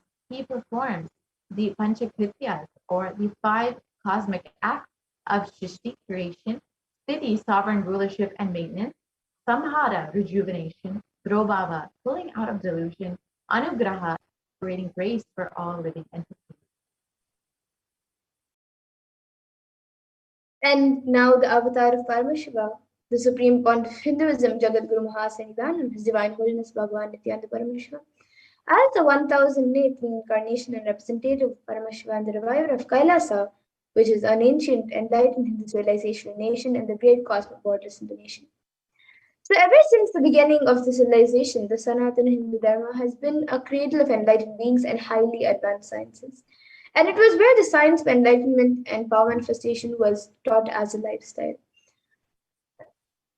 And for the first time in the modern day, the supreme point of Hinduism is reviving these yogic sciences and transmitting it to the world at record-breaking pace, which is never accomplished before.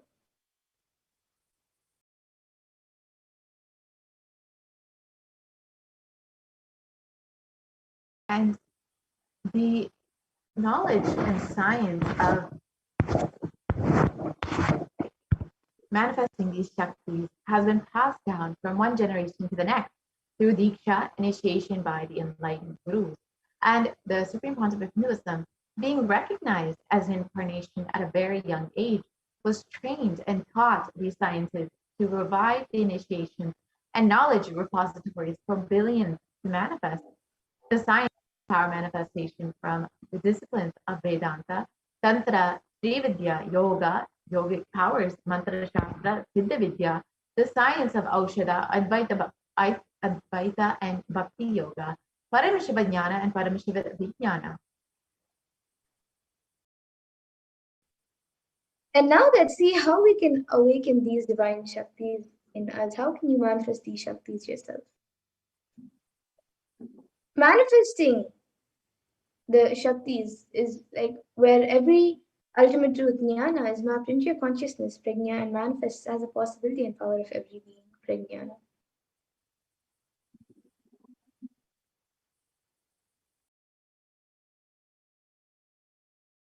The science of power manifestation is authenticated through 4 aspects of evidence or pramanas. The first is the Shastra Pramana, which is the eternal, unchangeable truth revealed in the source scriptures. Next is the Apta Pramana, which are the experiences and results of the Aptas or authorities of Hinduism, the Vedic rishis and scientists who time tested and verified the science. And the science of manifestation, which the other 4 pramanas which authenticate the manifestation. The third is the Atma Pramana, which is an account of the supreme point of Hinduism, this millennium's avatar's personal experience of power manifestation. And then the Pratyaksha Pramana, which is the empirical evidence from observation and scientific experimentation.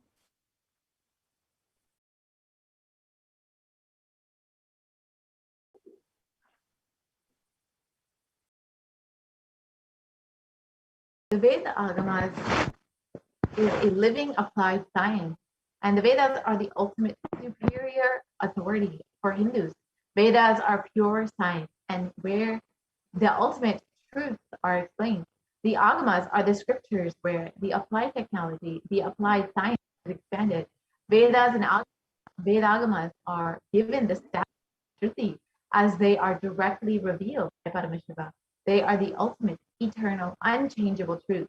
A reference cited from these Shastras or source scriptures is called the Shastra Pramana. And now, let us all get ready to witness a very unique and very exciting demonstration of the powers of third eye. So we'll be first looking at the power of third eye, which is seen with the eyes blindfolded. After going through the pramanas for the power of third eye. So the Shastri Pramana for the power of third eye reading comes from the Vijnana Bhairava Tantra.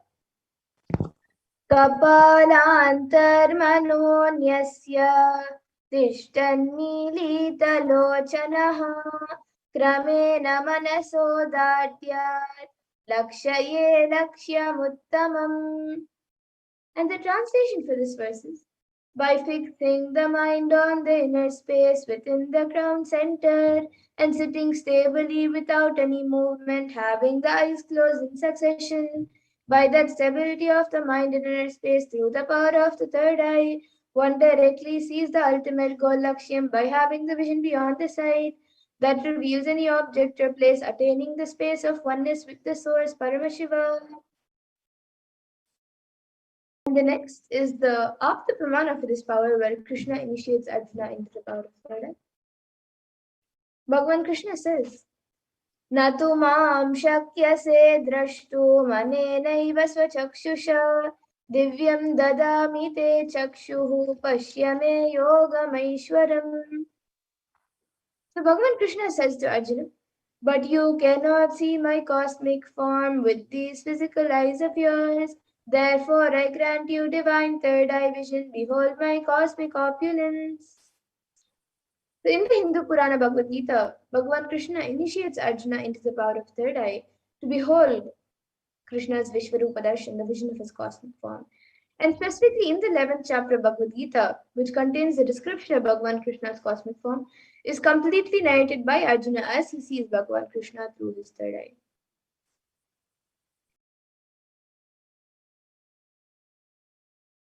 And the Atma Pramana for this power, in Swamiji's own words, the first experience that I was able to see everything around me, above me, the whole 360 degrees, the 10 directions below me, everything, I realized not only I was able to see, I was able to feel, experience all of that as me.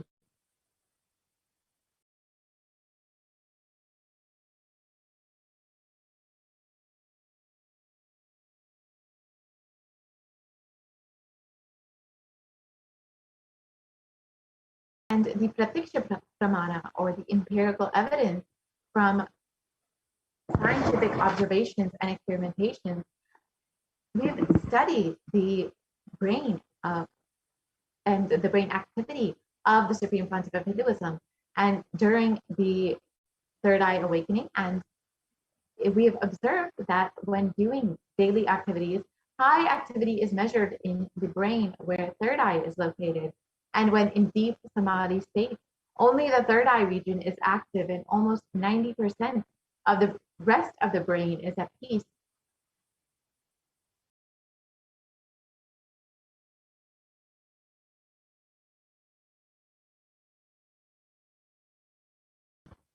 And the Sakshi Pramana, which is the experience and result of the extraordinary manifestation happening through the initiated disciples of the Supreme Pontiff of Hinduism. This rare sacred science of third eye awakening is being made available to humanity for the ultimate enrichment and conscious of evolution by the Supreme Pontiff of Hinduism. And as a living incarnation of Paramashiva, the Supreme Pontiff of Hinduism embodies the most profound yogic states that surpass all bounds of time, space, and matter. The Supreme Pontiff of Hinduism is gifting this pure, great science of third eye awakening, along with many other spiritual sciences through initiation Diksha, to millions of people that have been initiated by the Supreme Pontiff of Hinduism and are experiencing the profound results as extraordinary powers in their everyday lives.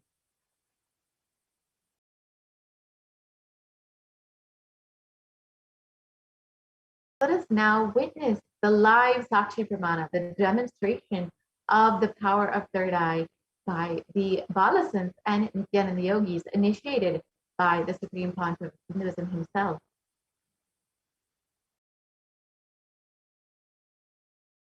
And we have Ma Nithya Madhurananda here to demonstrate the amazing power of third eye reading. Yes. So now with me, I have this eye band, which will be put on my eyes. And in front, it is a thick opaque sheet, and in the back, it is thick black sponge, which will not let any type of light to enter around my eyes. And this eye band will be put on my eyes by a volunteer. And once it is done, any of you watching us on YouTube, live on YouTube, you can put your comments in the live YouTube comment section of whatever you would like me to read, and I will be reading that comment. You can put anything you would like me to read. So now volunteer will be putting on the eye band for me.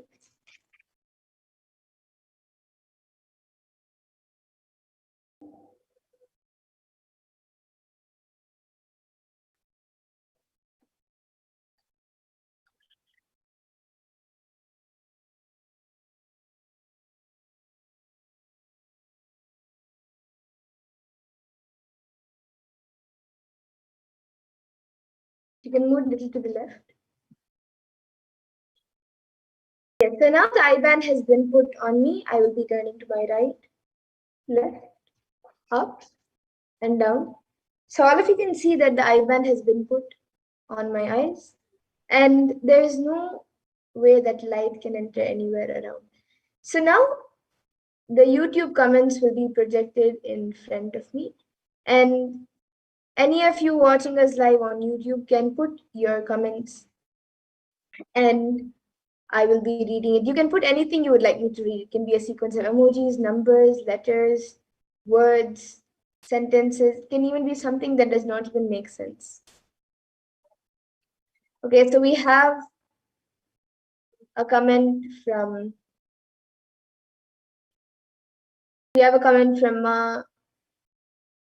Salain G, who has put hola in Spanish, and then a cat emoji which has 3 whiskers on each side, and it has a big smile, and then another emoji which I guess is a volcano, erupting volcano.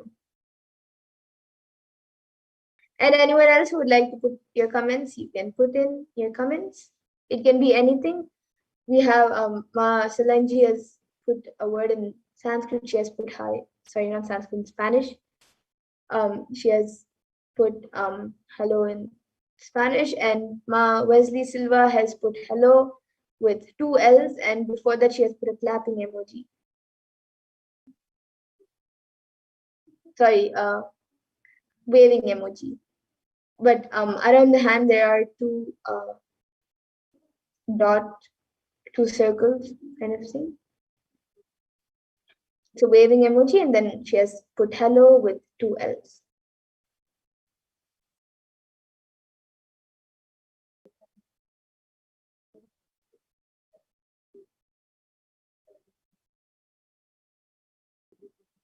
And anyone else also, you can put also just how Ma Solange has put, you can put another language also.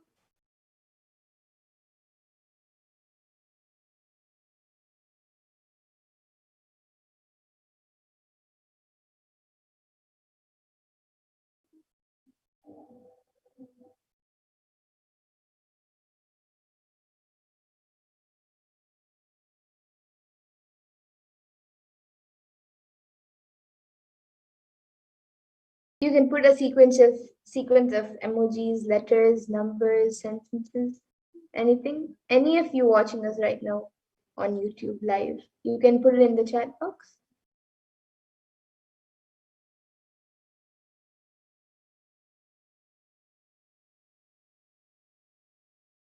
Yes, now we have Ma Wesley Silva, who has put 99 cents. Yes, thank you, Ma, for your contribution to Kailasa, and she has put mustache. And then Ma Solange has put comment Kava with a question mark. And it's a different language, maybe Spanish.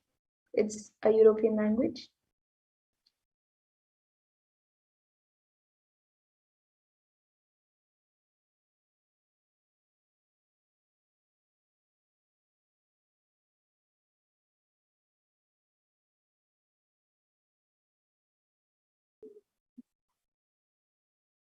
And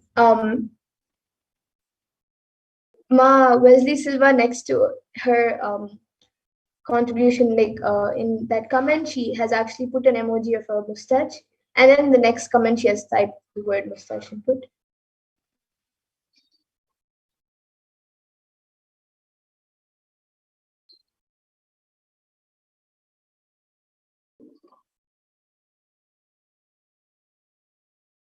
And actually, the 99 cents that Ma Wesley Silva has contributed has come in a blue box, dark blue box, and then Marceline G has now put it's French and then an upside down smiling emoji. Yes, Ma. And then Ma Wesley Silva has put haha.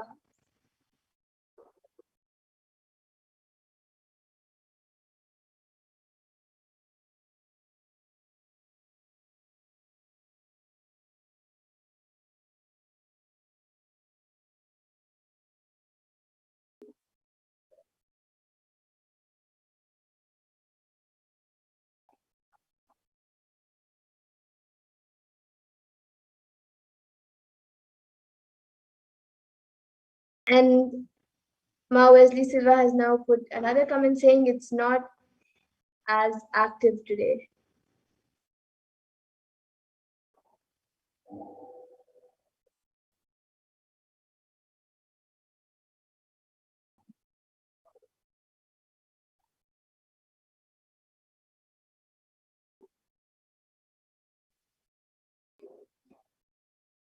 Okay, so actually, any of you watching this on YouTube live, you can put any comments.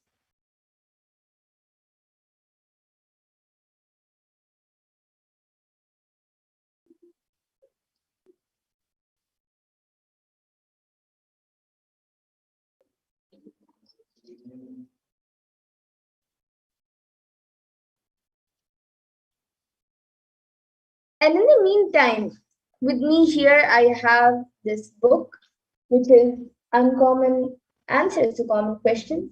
So in front of you, I'll be opening a random page and I'll be reading the page. So I've opened the random page.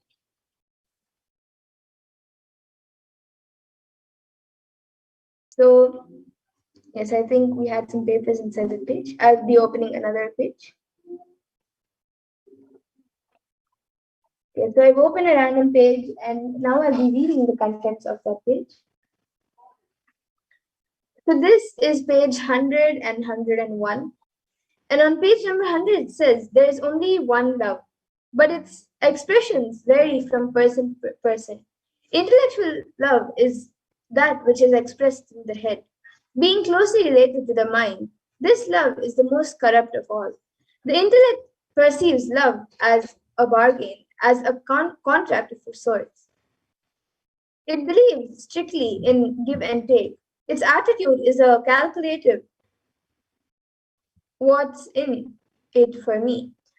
This kind of love will always result in expectation, possessiveness, jealousy, and violence. This kind of love transforms neither giver nor taker.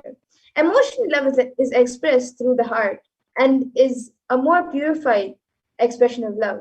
Here, the emphasis is not on contract, but on contact. This love trusts and gives without much expectation. Whatever problems arise in this love are solved by love itself. This kind of love transforms the giver immensely. When love is expressed through the being, there is neither give nor take. There is just the radiating of love. This love can bring with it no pain and no problems because it is not dependent on the other. In fact, it does not even require an object.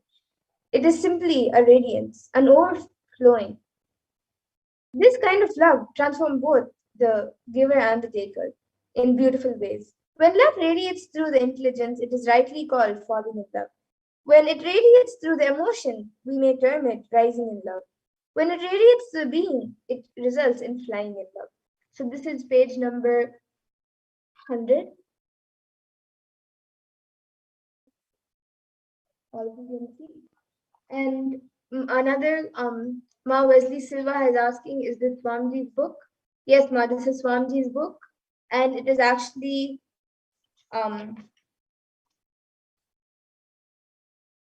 this is the edition published in 2004. And it is on the, it is online, so you can download it. And you've also put another comment saying it sounds like Swamiji's writing. Yes, Ma, this is Swamiji's book.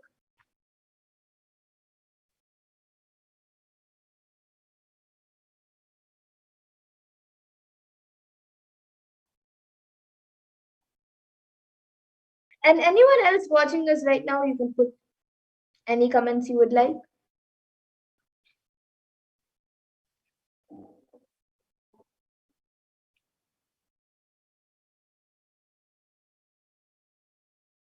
And with that, now we'll now be moving on to the next power, the power of body scanning. So this IBand will now be removed by the volunteer. I request the volunteer to remove the IBand.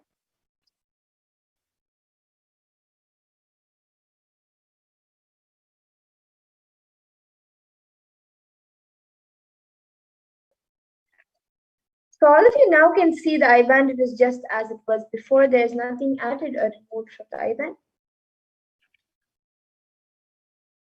And now with that, we will be moving to the next power, the power of body scanning. So anyone who would like a body scan, you can put your comments in the YouTube comment section, and we will be doing a body scan for you.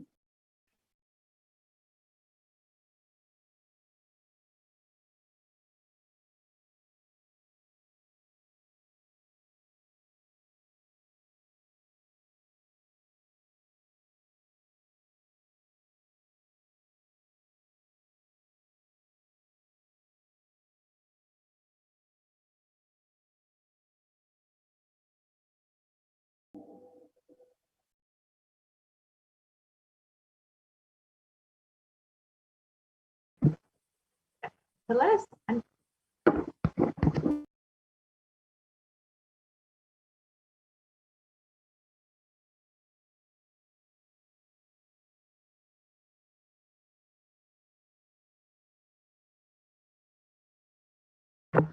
let us look at the Shastra Pramana or body scanning.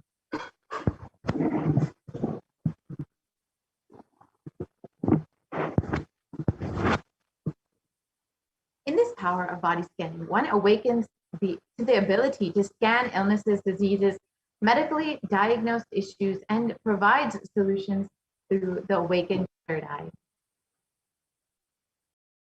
And the Shastra Pramana for the power of body scanning comes from the Vijnana Bhairava Tantra. Swadehe jagato vapi sukshma sukshmatarani cha tatvani yani nilayam dhyatvante vyajyate para. And in this verse, Bhagavan Parameshwara says, cognize deeply that from the subtle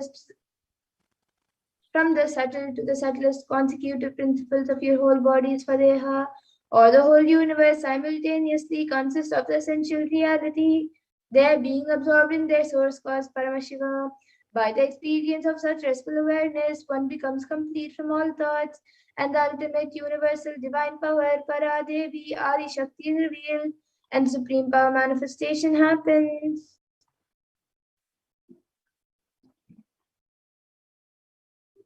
And the next is the Apta Pramana, which comes from the life of the Siddha, whose name is Teriyar. So Teriyar was a Siddha and one of the prominent disciples of sage Agastya. So one day a man suffering from severe headache comes to sage Agastya for healing. And then he uses the power of body scanning and identifies the root cause of the headache. Agastya reveals that there is a small tere, a type of frog, sitting in the person's brain, and immediately instructs tere, his disciple, to perform an open head surgery and remove the frog. After the surgery is completed successfully, the person is healed and cured of the headache, and Tereyar thus gains his name. And the Atmatmana for this power was revealed by the Supreme Court of Hinduism. How he used this power of body scanning, he revealed on the 22nd of December 2019, paraphrasing his words. Only when I had the multiple compound hand fracture, I was forced to go for surgery and therefore medical checkups related to that. At that time, they detected heavy metal quantity in my different organs. It was revealed that I had been poisoned without our knowledge. I immediately used diagnostic methods instead of medical facilities to study the body condition due to the poisoning. Through body scanning, I found out what the problems, imbalances happened, and where balances had to be done. I used allopathy as a second opinion to verify my findings.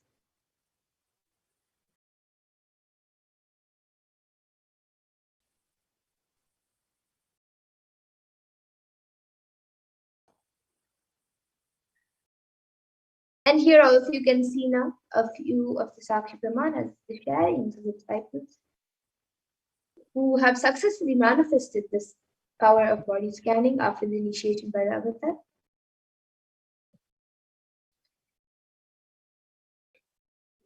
And with that, now we'll be getting into the live demonstration of the power of body scanning. So anyone who would like a body scan can put your comments in the YouTube comment section, and we will be doing a body scan for you.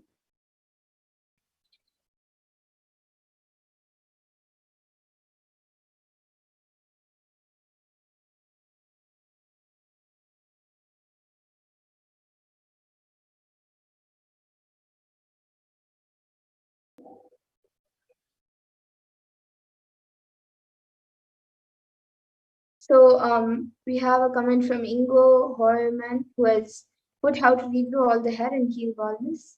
Thank you. Yes. Now I'll be scanning you, Aya, and giving a solution.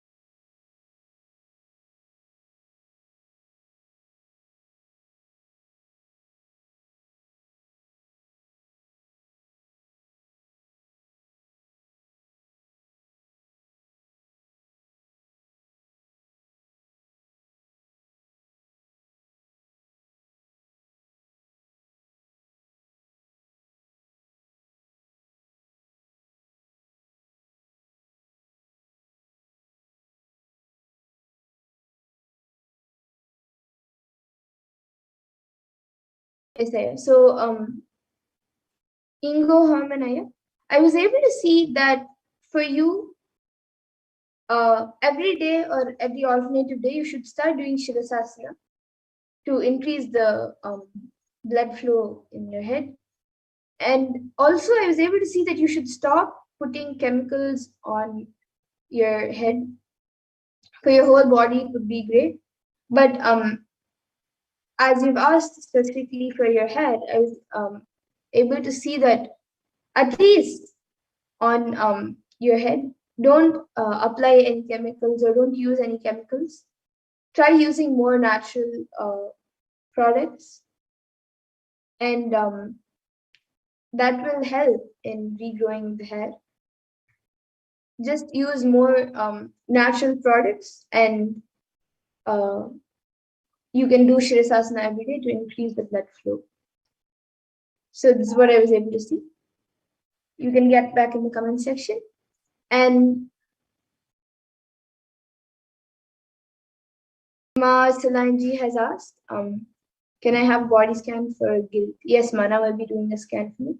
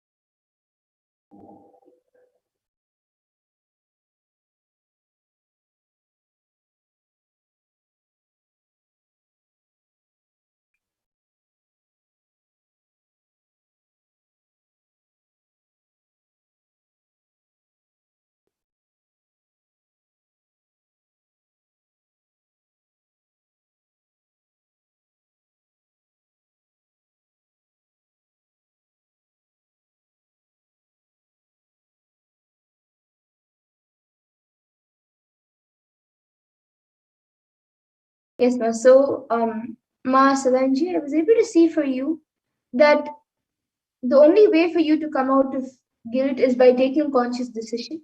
You have to consciously declare and decide to come out of the guilt and not encourage the guilt whenever you have any guilt for anything. I was able to see that you have to take a conscious decision and declaration to come out of it. If you try it a few times consciously, and even if it doesn't work the first few times, just continuously try, and you will see within a few times of continuously trying, consistently trying to come out of the guilt consciously, you will see that automatically Swamiji will help you to come out of the guilt by you taking a conscious decision to come out of it. So this is what I was able to see for you. And Ma Mahatma Charitra has asked for a scan, for a root pattern scan for the younger son, Jing Hao. Yes, ma, now I'll be doing a scan for your younger son.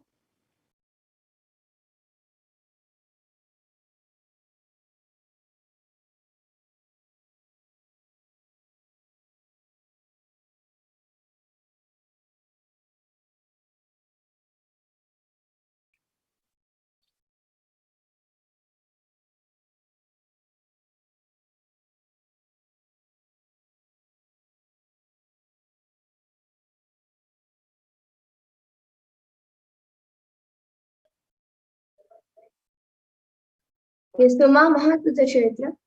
For your younger son, Ma, I was able to see that right now there is no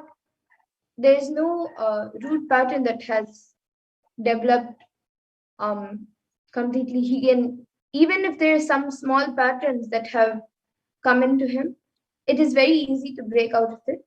And even those few small patterns that have been created or starting to get created, every day to even get out of the small patterns that are being created and to prevent any root patterns even in the future, I was able to see every day you should make him listen to satsangs and keep him in a good spiritual ambience. You can keep a Swamiji picture in his room, or like as he grows up, bring him up in a positive ambience, in a spiritual ambience with more deities and with more of Swamiji satsangs and teachings. That will help him to not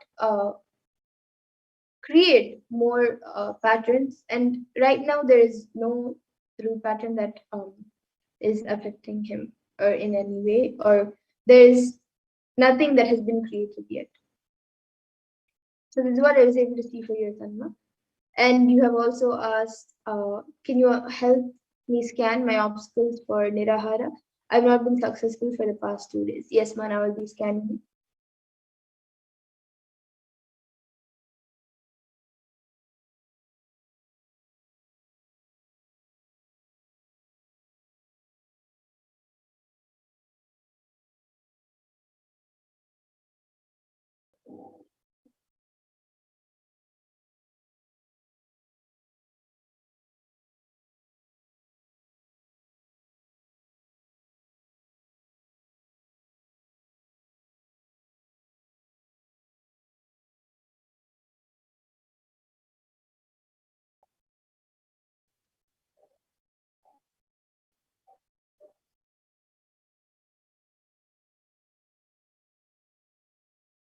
Yes, Masama Mahadvita Chaitra. For you, I was able to see right now your body is not yet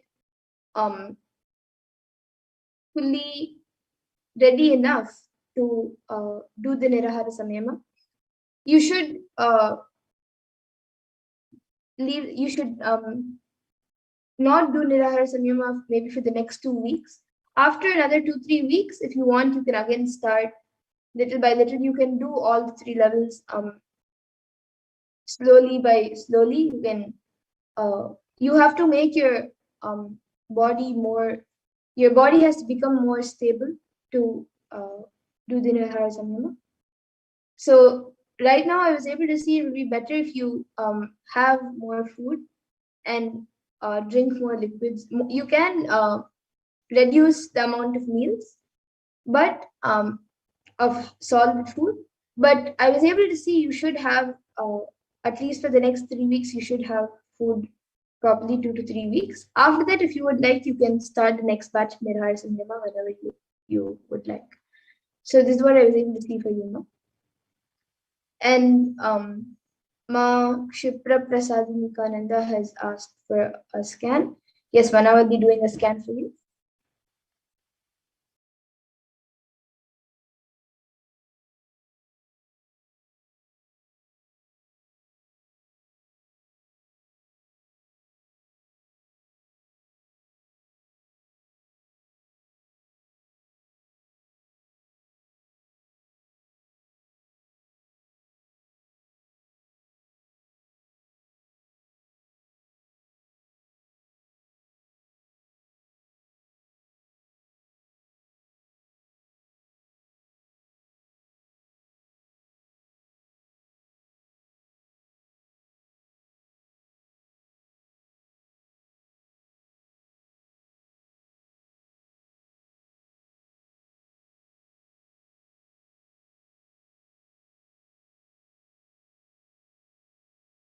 Yes, Ma. So for you, I was able to see that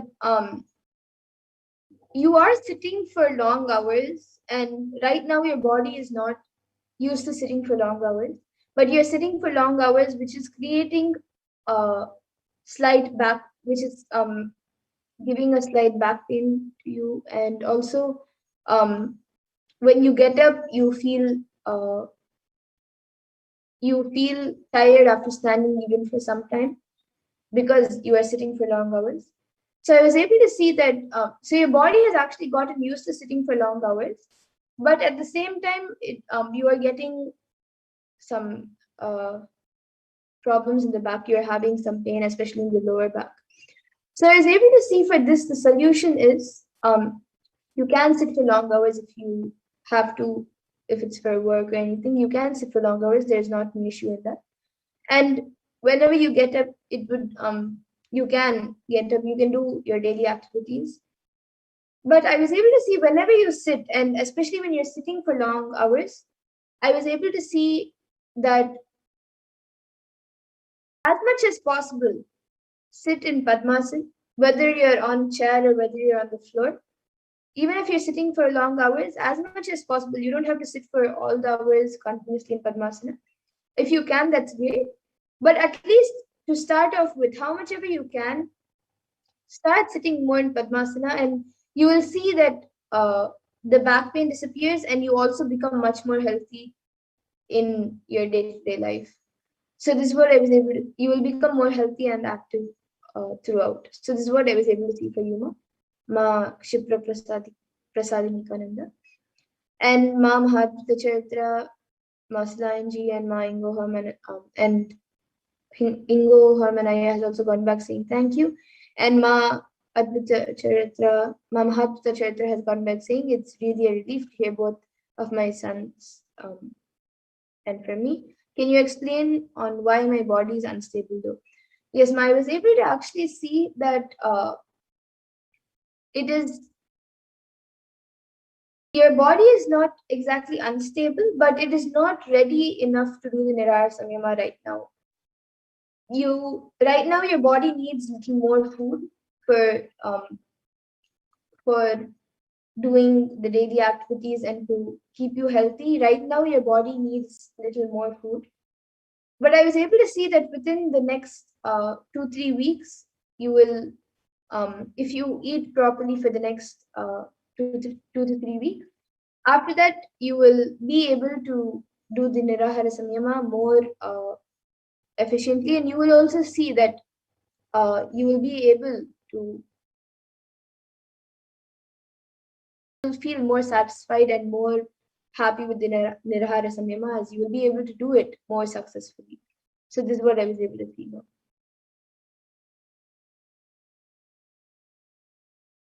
Okay. And now with that,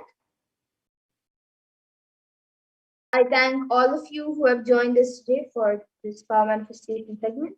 Yes, Makshi Prasad Nipananda has gone back saying thank you so much, Ma. Yes, that's right. Yes, thank you, Ma. And I thank all of you who have joined us today for the Power Manifestation segment. And with that, we will now be moving on to the further segments of this program where we will be learning more about who is Devi Parashakti, how we can receive Devi Parashakti, and much more. So we'll now be moving to the next segment of this program. I request the interview volunteer to project the next set of slides.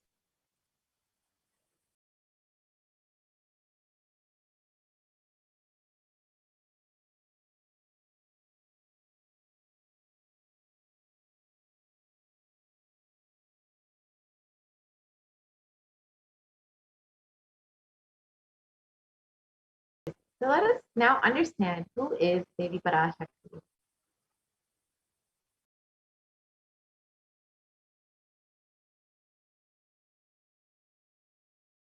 Yes, we can project the divine feminine consciousness list.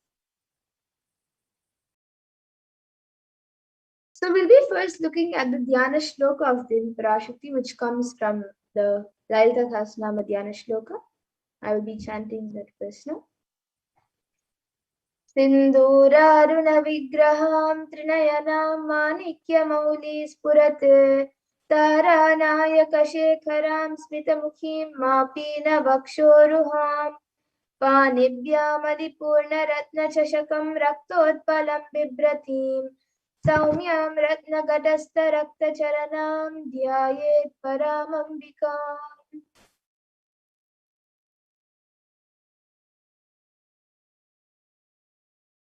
And the translation for this verse is, I meditate on the Divine Mother.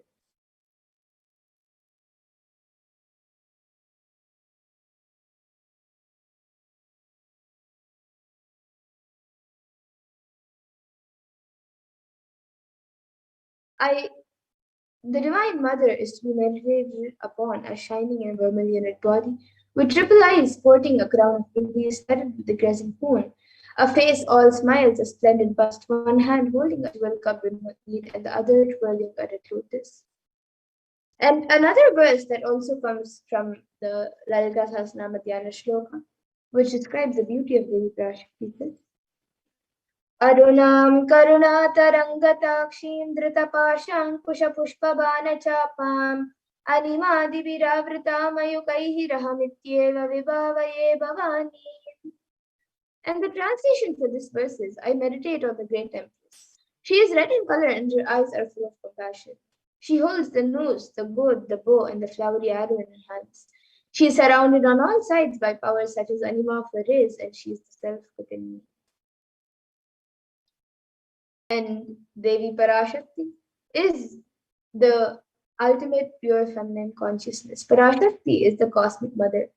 It is her cosmic womb from which billions and billions of universes manifest, and the source where the Big Bang and black holes go on and on. And Parashakti is the source Shakti, the source energy, the source power from which all of us came, in which all of us are in even now, and in which all of us are going to merge. And out of her extreme love and compassion, Devi Parashakti herself is manifesting through the embodied form as the Nijavatara of the Supreme Form of Hinduism, Jagat Guru Mahasannidhanam, His Divine Holiness, Bhagavan Nithyananda Parameshwaran, gracing us, answering all of our questions, attending to our prayers, giving boons, healing us, revealing our past, present, and future, delivering profound spiritual truths, and ultimately giving us the experience of Paramashivoham itself. And in the words of Devi Parashakti herself, Devi Parashakti beautifully says how she manifests as the Nijavatar of the Supreme Point of Hinduism. She says, raising as Omkara, expressing as Vedas and Agamas, blossomed as Shrinkara, filled as Parashodasi, living in 40 triangles, the Kailasha Swamini who is in Kailasha, Sri Purachintamani, Parashodasi, sitting as part of Paramashiva, Parameshwari who rules the world, Paramashakti, Manonmani, Meenakshi, as Nithyananda, I took Nijavatara here, to give good boons to everyone, to bestow all goodness. Hiranyagarbha Swarupini, Brahmanda Yoni, Shami, Chandramauli, Rapala, Aparna, Uma, Parvati, Savitri, Navayavana, Samrajya Lakshmi, Parameshwari, Parashodasi, Meenakshi. In the form of Nithyananda, I came down as Vijavatara. With great compassion and blessing, listen, people, to do good to all of you, I took the form of Nithyananda and came down as Vijavatara.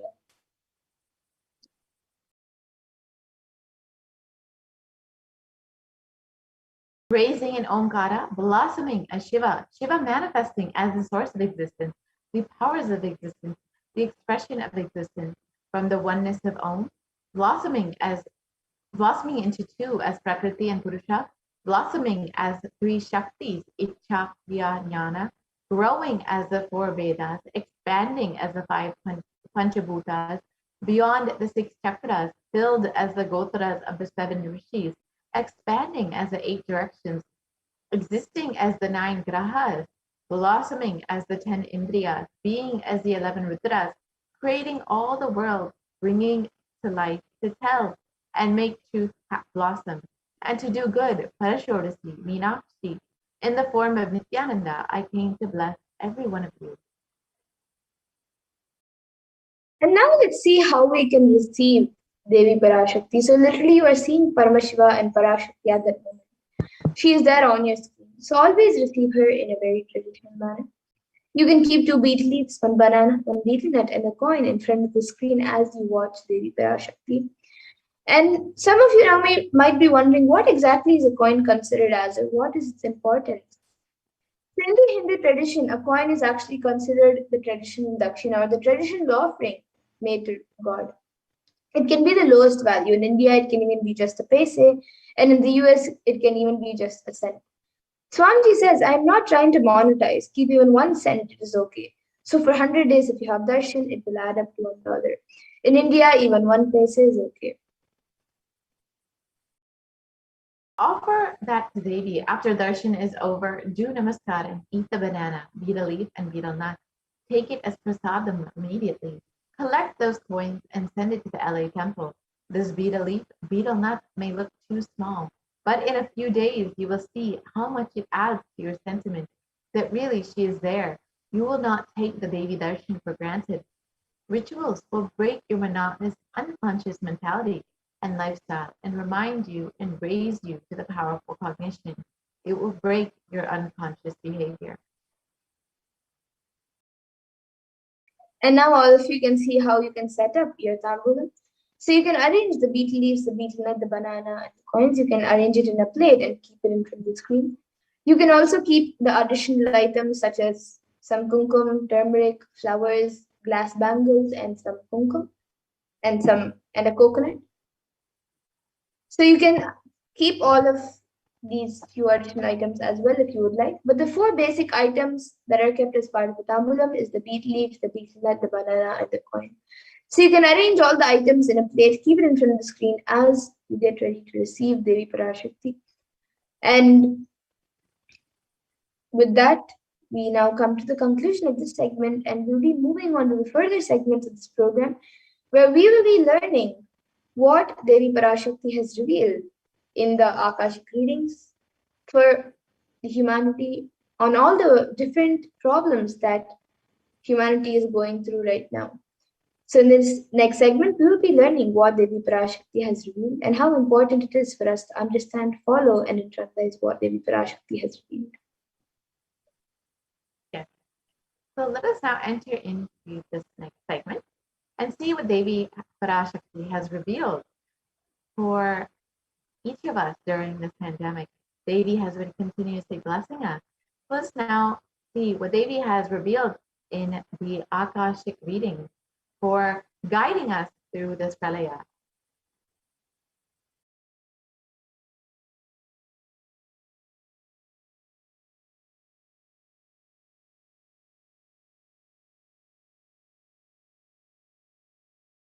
So let us understand first the compassion of the avatar.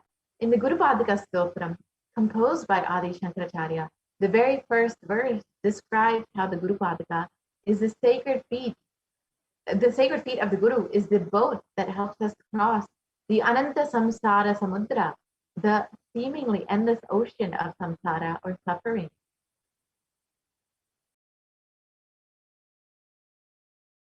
And the verse translates salutations to the sandals of my Guru, which is a boat which helps me cross the endless ocean of life, which endows me with a sense of devotion to my Guru, and by worship of which I attain the dominion of renunciation. And many of us feel stuck in the same storming and raging ocean, being unable to navigate ourselves and lost in the overwhelming vastness of the suffering that surrounds us during this pralaya, the great deluge. Our loved ones are dying due to the pandemic. Our homes are being destroyed due to the natural disasters. Social institutions are crumbling, and the whole of humanity is in desperate, dire need of hope. It's at this time that the Supreme Pontiff of Hinduism, the incarnation of the cosmic superconsciousness, out of his love and compassion, having taken the spiritual responsibility for the superconscious breakthrough of the whole of humanity, is manifesting Devi Parashakti, the cosmic mother, and guiding and healing the whole world as literally the boat that sails us through the pralaya, the cosmic deluge. And Devi Parashakti is herself manifesting through the Nijavatara and answering each and every one of our prayers, granting boons, healing us, manifesting miracles, removing all of our pain and suffering. And Devi has not just attended to us individually, but as a humanity at large.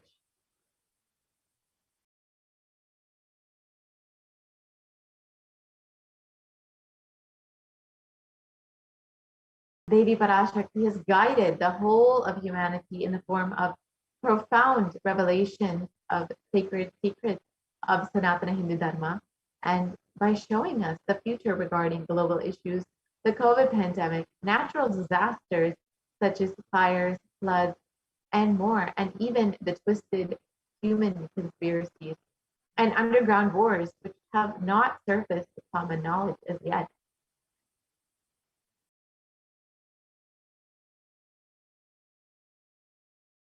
In this segment, we will be elaborating on the statistical and scientific and scriptural references of each sacred revelation, which is manifested precisely as the same guidance emerged from Devi Parashakti for us to imbibe deeply and start following as Devi Parashakti continues to protect us until the storm ends and we are safely harbored at the shores of our consciousness.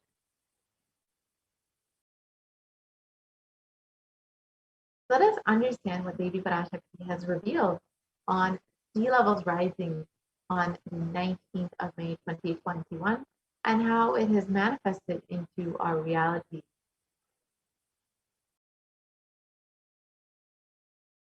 Let's first watch the video of Devi Parashakti's revelation. Om. Andreas Skull.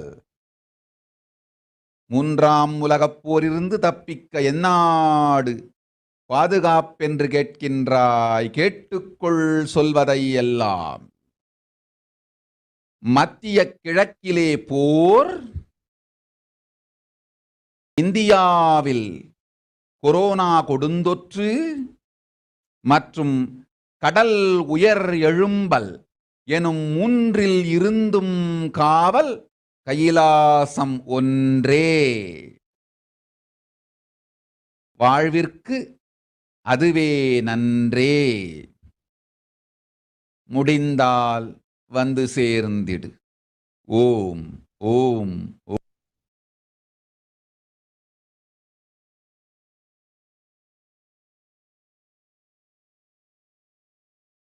Let us understand Devi Parashakti's revelations mapped into the English language.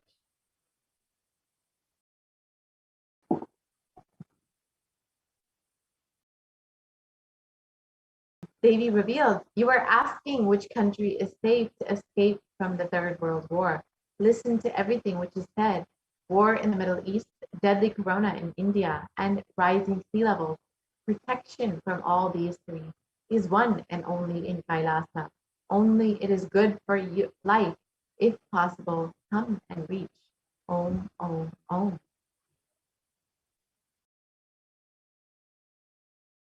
On the 19th of May, 2021, while answering the prayer of one of the devotees, Devi Parashakti, manifesting through the supreme concept of Hinduism, warned about the sea levels rising and the cascading effects of climate change crisis on humanity.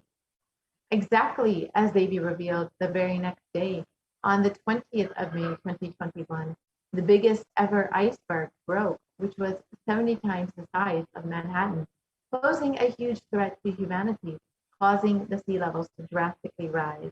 Let us now see these scientific articles about sea levels rising as per Devi's revelation.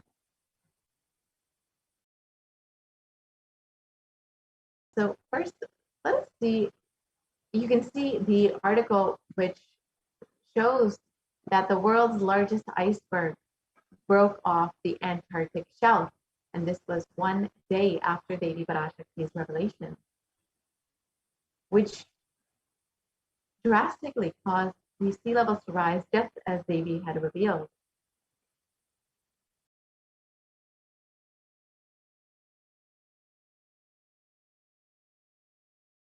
Many of us have heard that the sea levels will be rising and the effects of global warming we will be seeing soon on our everyday life.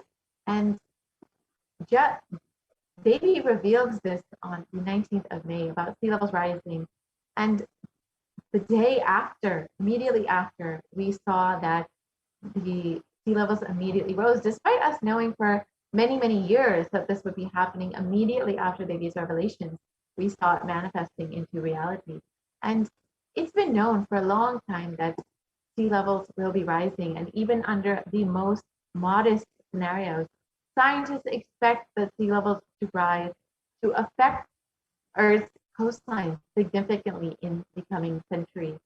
And even if emissions, CO2 emissions, are curbed and reach completely zero, we will still be seeing sea levels rise up to 1 meter. And if the levels of CO2 emissions continue at the rate that they're going, and we will see that sea levels will rise up to 5 meters or more in the coming years, in the next couple hundred years.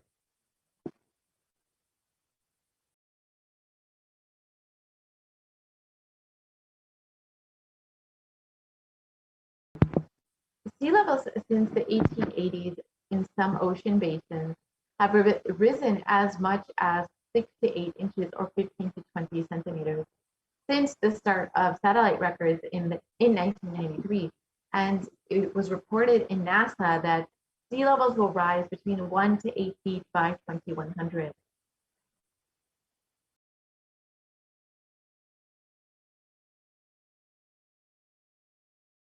And as we know, sea levels will be rising, and many may feel that this may not affect you directly, but in the United States alone, almost 40% of the population lives in relatively high population density coastal areas, and globally, 8 of the world's 10 largest cities are near a coast, according to the UN Atlas of the Ocean.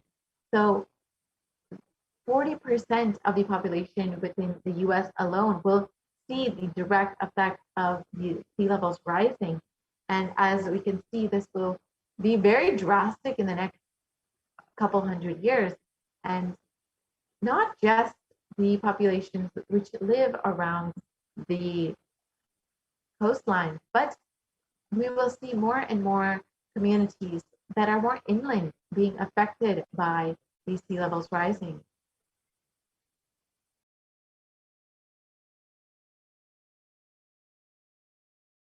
And because the higher background water levels means that deadly and destructive storm surges, such as those associated with Hurricane Katrina, Superstorm Sandy, and Hurricane Michael, push farther inland than they once did.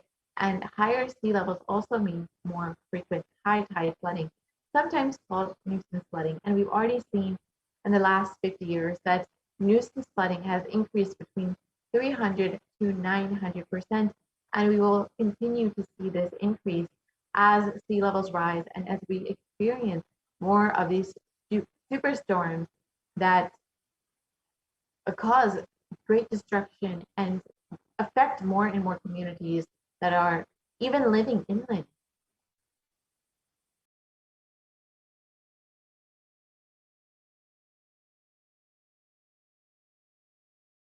What is the cause of sea levels rising? As many of us have heard, it is global warming which has caused sea levels to rise, and this has happened in two ways.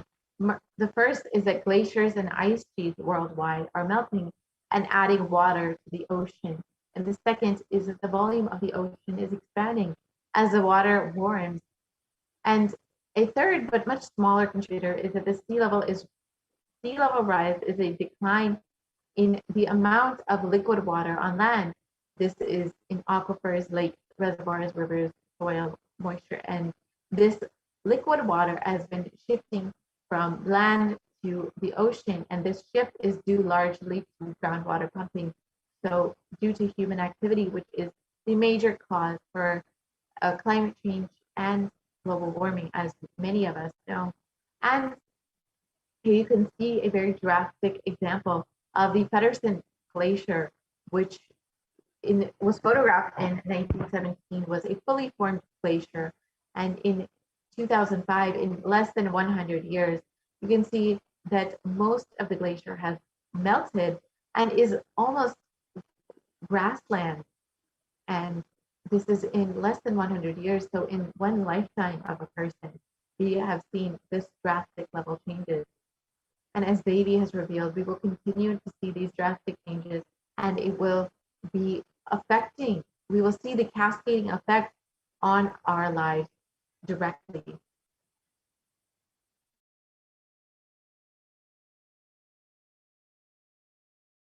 And the pace of global sea level rise has more than doubled from 1.44 millimeters per year throughout most of the 20th century to 3.6 millimeters per year from 2006 to 2015. And the Greenland ice loss has increased from 34 billion tons per year between 1992 and 2001 to 247 billion tons per year between 2012 and 2016. That's 8 times as much. It has increased by 8 times. And so this is within 1 decade, just a little over a decade, we've seen how drastically the ice has been melting. And unfortunately, the direct effect will be that